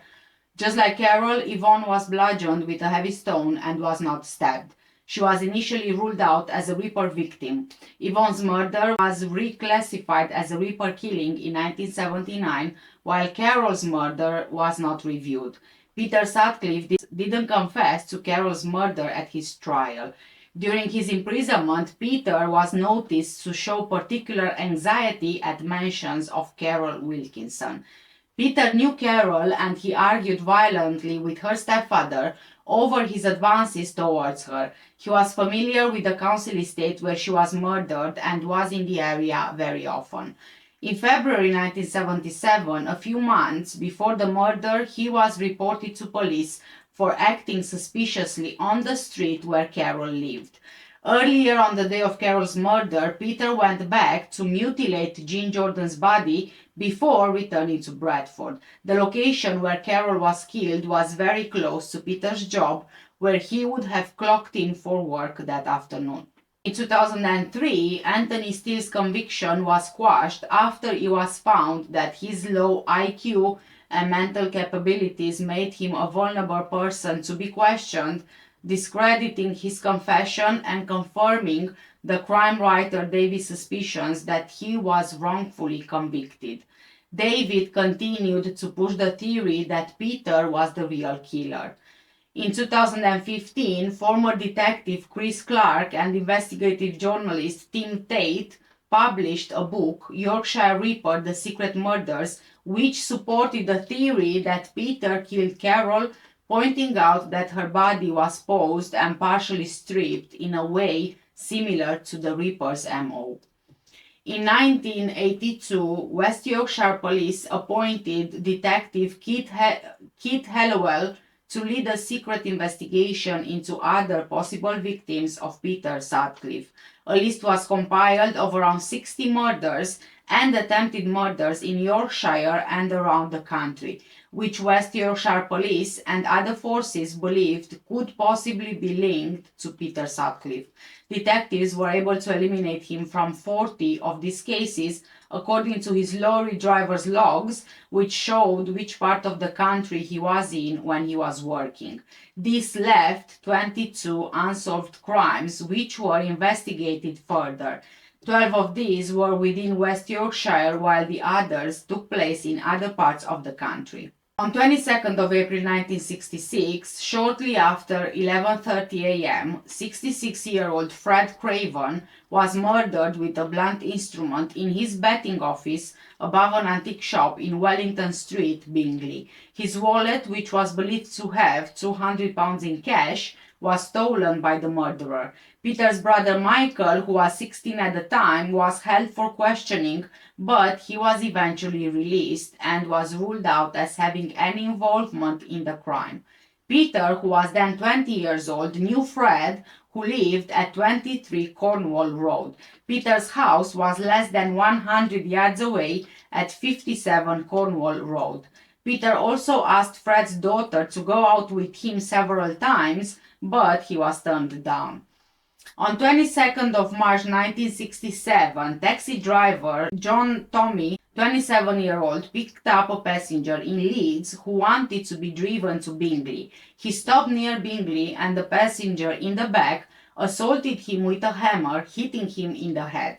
When he regained consciousness, John was able to drive off and get help at a nearby cottage. He suffered a fractured skull with multiple lacerations and a fractured thumb. In 1981, a few weeks after Peter confessed to being the Yorkshire Ripper, Detective Sergeant Des O'Boyle questioned John Tommy and showed him photos of different men, including one taken of Peter after his arrest for going equipped for theft in 1969, which John picked out as his attacker. On 11th of November 1974, while walking across a school playing field in Bradford between 7:30 and 8 p.m., Gloria Wood, 28 years old, met a man who offered to carry her bags. The man attacked her with a hammer. She sustained serious wounds, including a depressed skull fracture with a crescent-shaped wound that needed surgery to have bone shards removed from her brain. She was discovered drenched in blood after the attack was stopped by several youths who were nearby. Gloria described her attacker as 5 feet 8 inches tall with black hair and a beard, which fitted Peter's description. 18-year-old Deborah Marie Debbie Schlesinger was stabbed through the heart as she walked down the garden path of her home in Hawksworth, Leeds, after a night out with friends on 21st of April 1977. After she was stabbed, she was chased and then she collapsed and died in a doorway. Witnesses remembered seeing a dark, bearded man near the scene. There was no clear motive for her murder. Although a hammer wasn't used, Peter also often used a knife to stab his victims. Peter's work record also showed that he was delivering to an engineering plant 100 yards from Deborah's home on the day she was killed. Her murder took place 2 days before Peter's known killing of Patricia Atkinson in Bradford. At the time, detectives didn't think that Deborah's murder was a Ripper killing because she wasn't a prostitute.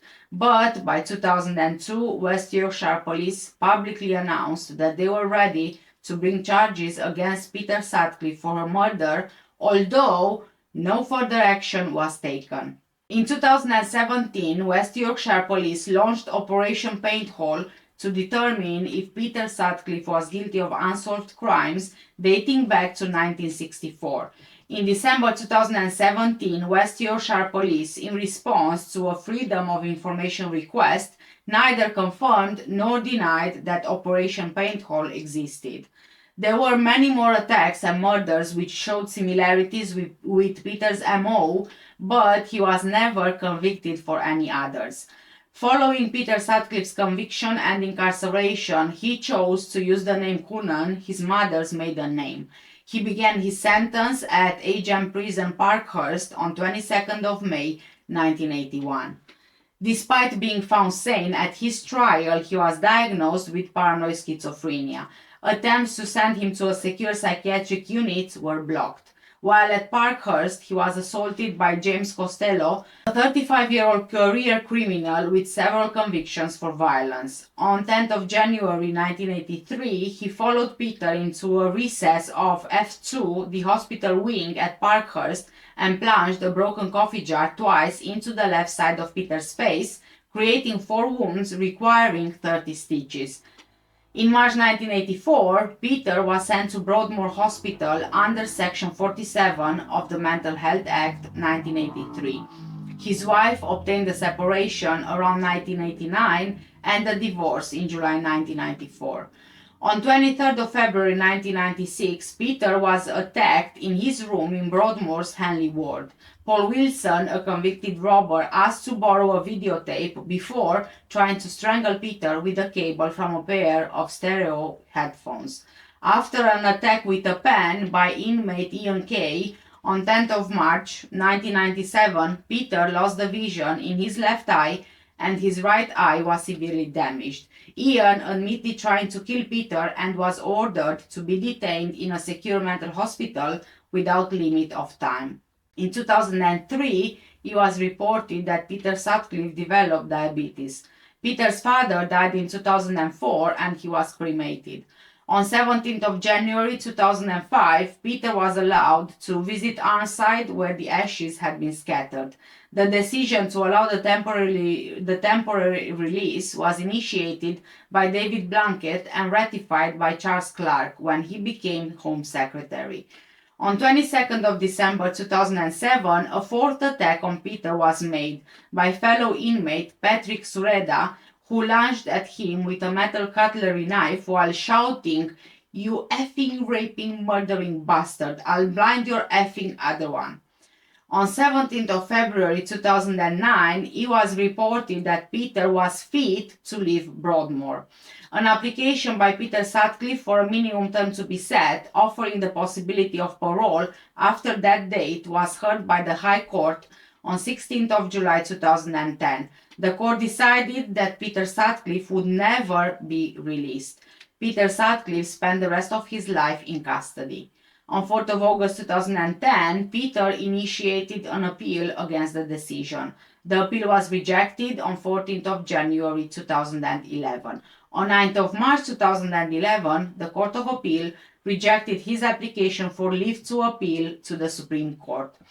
In December 2015, Peter Sutcliffe was assessed as being no longer mentally ill, and this is where I wanted to get when I said that maybe it will make sense a bit later that he might have just faked paranoid schizophrenia symptoms just to try and get a lesser sentence.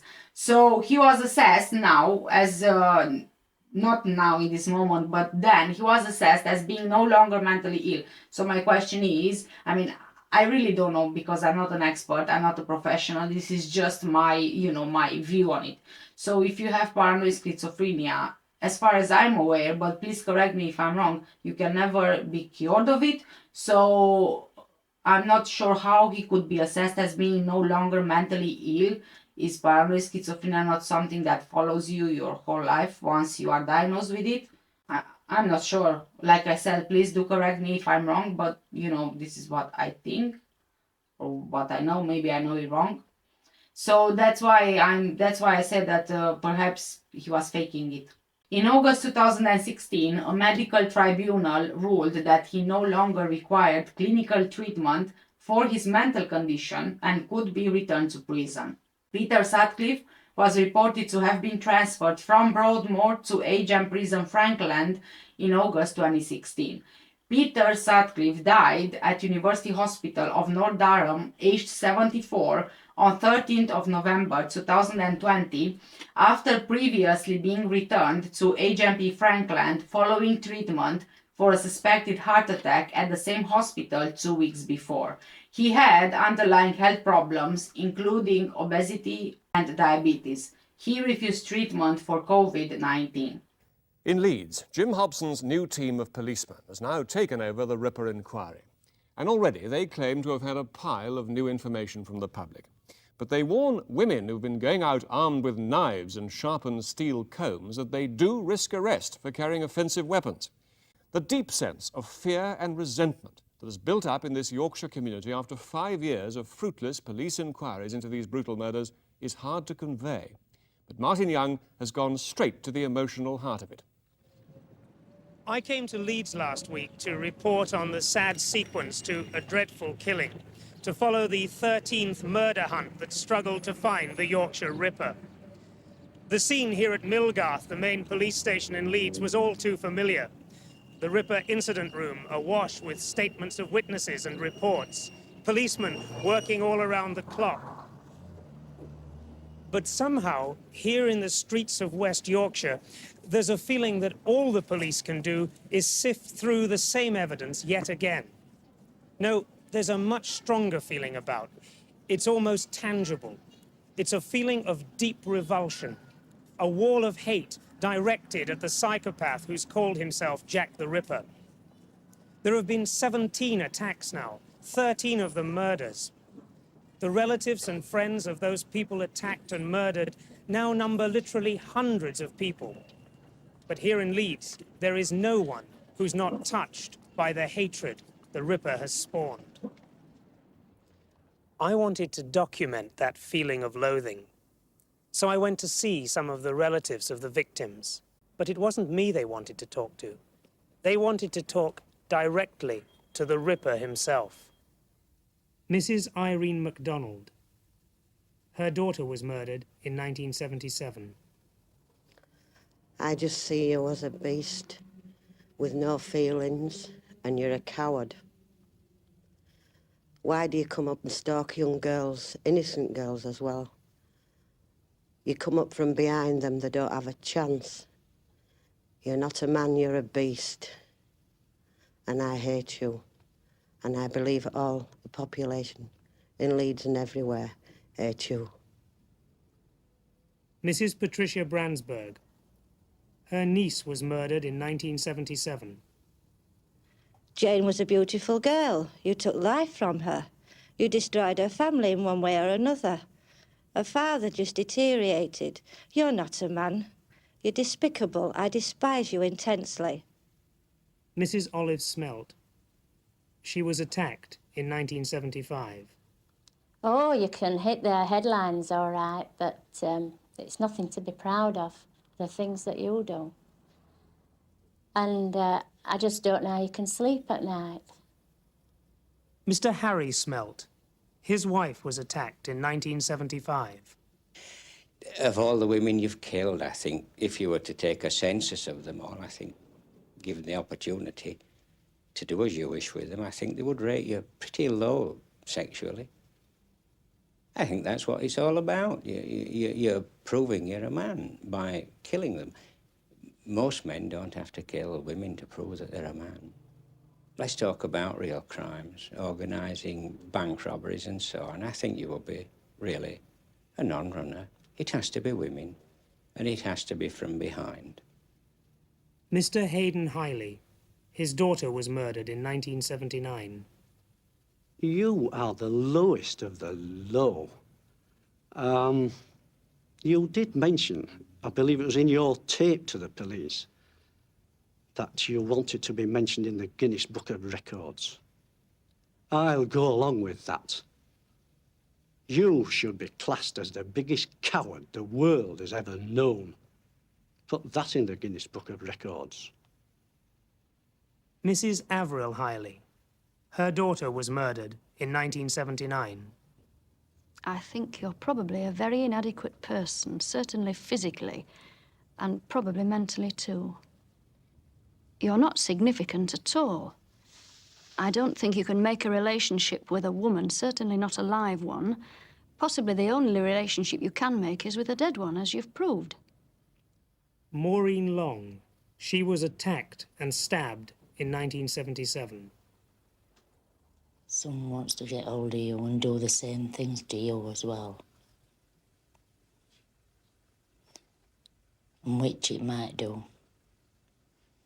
If they come face to face with you, you'd be better off killing yourself before someone else does it. Mrs. Beryl Leach. Her daughter was murdered in 1979.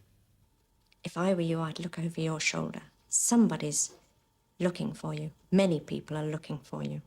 And they all hate you. Mr. David Leach. His daughter was murdered in 1979. Frankly, I just think you're an obscenity on the face of the earth, and the sooner that you're caught and put away, it can't be soon enough for me. They should lock you away and throw away the key and forget about you for the rest of your life. Well, I think the person who is harbouring the Ripper is as bad as he is. I cannot understand the mentality of anyone who could cohabitate with such a loathsome creature. Well, my advice to you is this: give him up. If you're a young woman, there's lots of life for you, lots left. If you don't give him up, you'll be despised by every woman in the country. You'll probably hate yourself too. If you do give him up, you'll be admired by every woman, indeed everybody in the country. You must think a lot about him after all he has done. You must know. There must be some way you must know it is him. Just think of us mothers, how we feel about our children, and how we must feel when we lose them to such a beast as him. You must give him up, surely. You must know that by now. Because maybe he's going to hurt you in the end anyway. Aren't you frightened of that? Why don't you go straight and give him up, go to CID, give him up, because I'm sure you won't have to fear anything. And I think you'd be a much happier woman once you knew he'd been put away. Just like a lot more women will feel when he's been caught. Every living person curses you. You can't even dig a hole for yourself because people would come and find you and drag you out. People are frightened of the deeds you do. But you are probably a very insignificant little man. You hit them from behind? You're a coward. I wonder who you think you are. Do you damn well think you're God or something? God give life, God taketh it away, not you. I think you are the devil itself. And this lovely people is the twisted, horrific story of the Yorkshire Ripper. I mean, to say that the police failed is an understatement. He could have been stopped much earlier. And again, I say, like with other cases I've covered before, because the victims, most of them were prostitutes, police didn't really give them much attention. And also comparing them as not human beings because they are prostitutes in comparison with the other victims who are not prostitutes, you know, it's despicable in my eyes, really. It's just disgusting.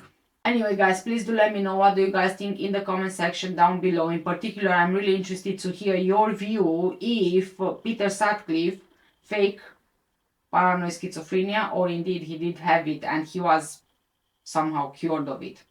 Hi, I'm Kat, and today I have for you a true crime case, a word in Romanian, and I will also be doing my makeup at the same time.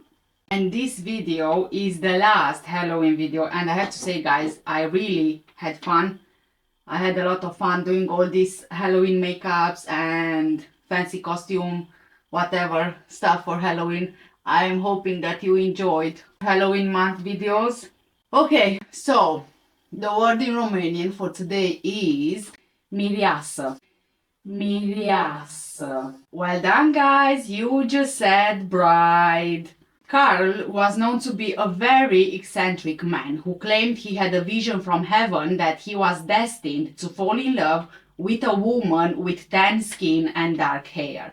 He believed the angels showed him his soulmate, but the chance of meeting her in his home country of Germany was very small. So he decided to move to the United States in search for his soulmate. Even after Carl got married and had kids, he was still obsessed with this idea that the angels had shown him his true love and Carl wanted to stop at nothing to be with her. George Carl Tanzler was born on February the 8th, 1877 in Dresden, Germany. And Carl was actually known by many names.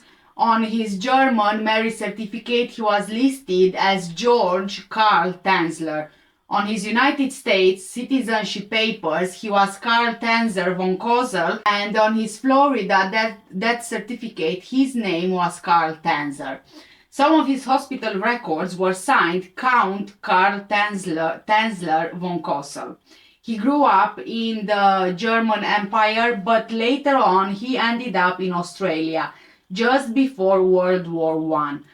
During his childhood in Germany and later while traveling in Genoa, Italy, Karl claimed that he was visited by visions of a dead ancestor, an aunt, Countess Anna Constantia von Kossel, who revealed the face of his true love to him, an exotic dark-haired woman. According to his own account, Karl traveled from India to Australia trying to get to the South Seas Islands. He stopped in Australia as he was looking to collect equipment and boats and to get used to the weather and also the sea conditions.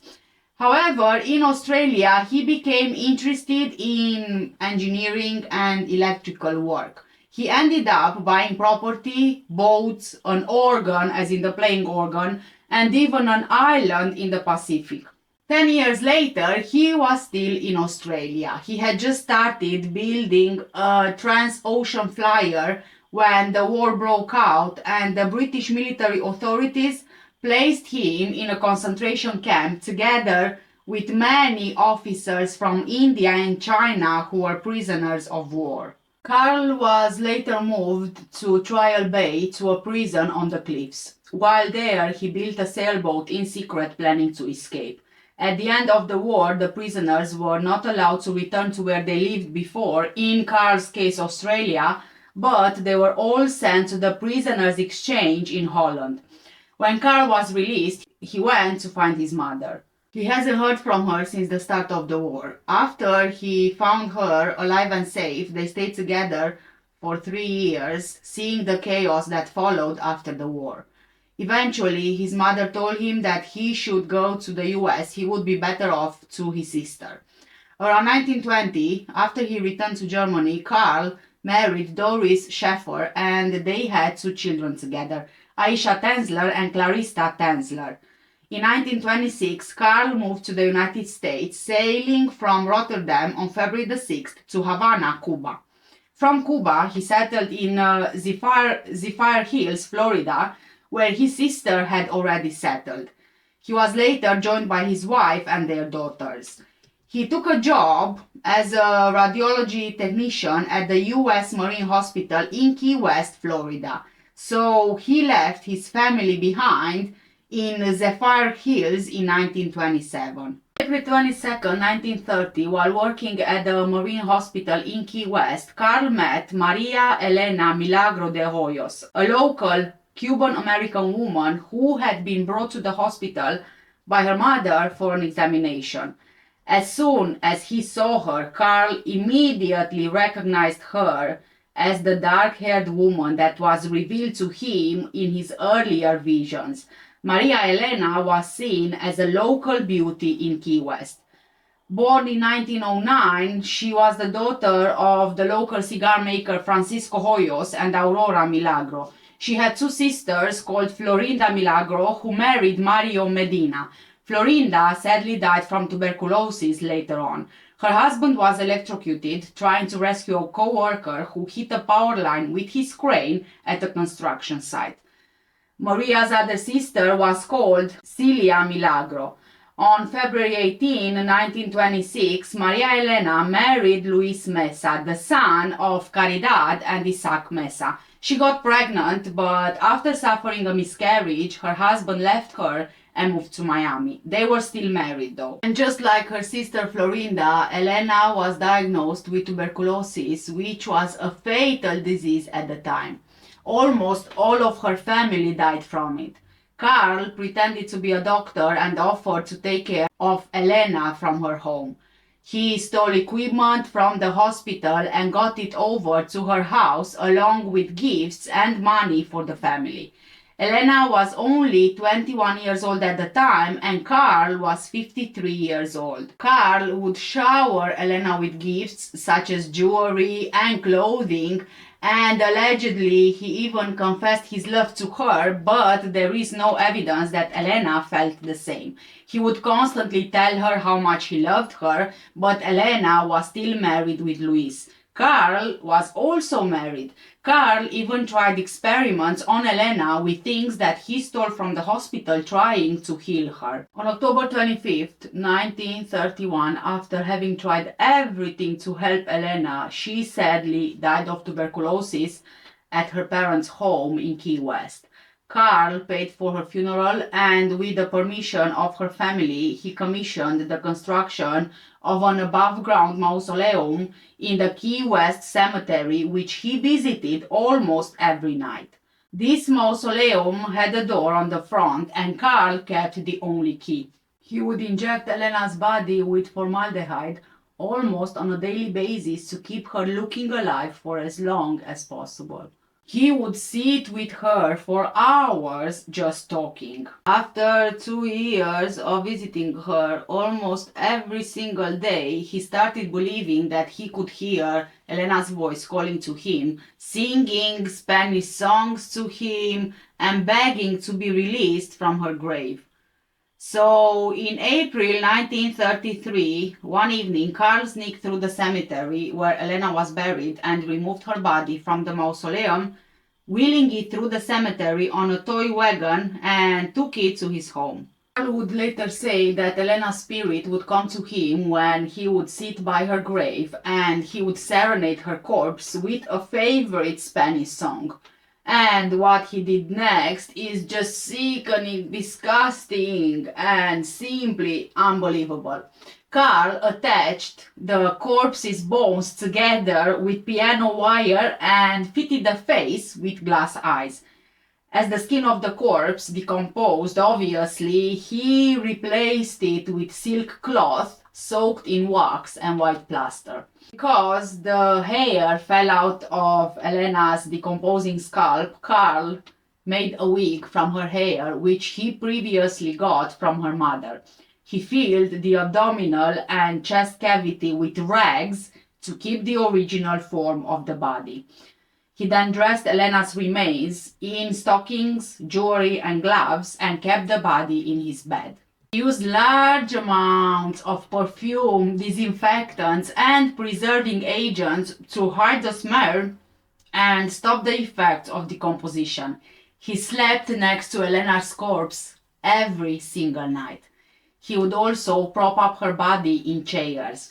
He later said that he spent entire days and nights with the body, even dancing with it. The hospital where he worked at figured out that he was stealing supplies and expensive equipment from them, so he lost his job. He just got fired. Carl's wife actually started supporting him by sending money in the mail. He lived in a shack, which he also used as his workshop. With the money he would get from his wife, Carl would go out and buy women's clothing so he could dress up Elena just like a life-sized doll. Carl believed that if he took Elena's body into space, the radiation would bring her back to life, very similar to electricity running through Frankenstein's monster. So what did Carl do? He built a spaceship which he planned to take into space, and he called it Elena's airship. But he never actually had the technology to bring it into space, so it just stayed there.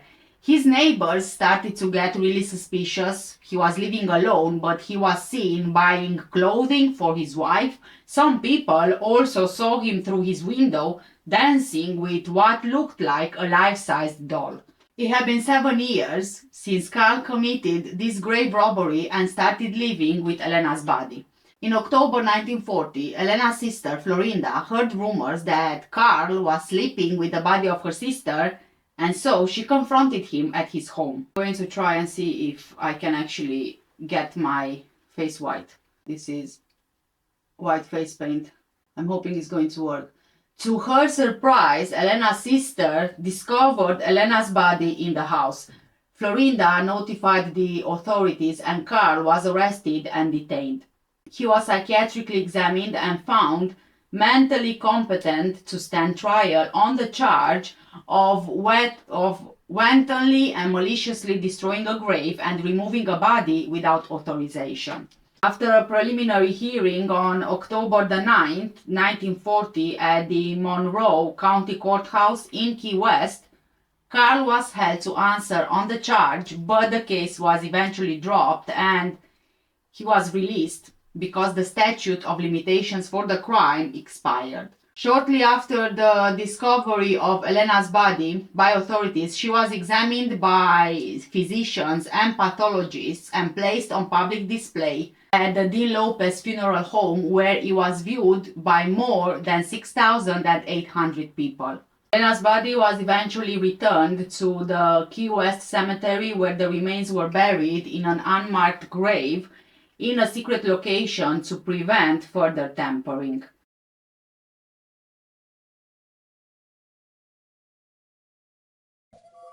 En 1931, el Dr. Carl von Cosel trabajaba como bacteriólogo en un hospital en Key West, Florida, Estados Unidos. El hospital estaba lleno de personas afectadas por la entonces incurable tuberculosis. Elena Hoyos era una de esas desafortunadas personas. Carl von Cosel intentó de todo para salvar a Elena, pero, a pesar de sus esfuerzos, Elena murió 3 meses después a la edad de 22 años. Von Cosel estaba tan cautivado por su belleza, que cuando Elena murió, él hizo una máscara mortuoria de la mujer que había llegado a amar. Pero en el cementerio, se dio cuenta de que el agua pronto entraría en su ataúd y destruiría su cuerpo, así que consiguió la autorización de la familia de Elena para construir un mausoleo de concreto en el lugar donde se encontraba su tumba. En su interior, puso un ataúd de metal sellado al vacío, junto con un tubo de formaldehído para detener la inminente descomposición del cadáver. La obsesión del Dr. von Cosel con Elena comenzó a consumir su vida. Dejó su trabajo en el hospital y comenzó a pasar cada vez más y más tiempo en el pequeño mausoleo. Él escribió en su diario: "Estoy tan feliz de estar de nuevo junto a ti, querida. Pronto llegará la hora en que te traeré a casa junto a mí". Pero las visitas nocturnas del Dr. von Cosel empezaron a atraer a los curiosos. La gente se preguntaba por qué iba von Cosel cada noche al mausoleo. Hasta que un día sus visitas terminaron y la gente comenzó a preguntarse por qué. Varios años pasaron antes de que Carl fuera visto de nuevo. Para evitar a los curiosos, transportó el cadáver de Elena a una pequeña casa cerca del mar. Sus vecinos afirmaban que podían escucharlo tocando el piano hasta altas horas de la madrugada. Muchas veces lo veían ir y venir cargando bolsas llenas de perfumes y preservantes.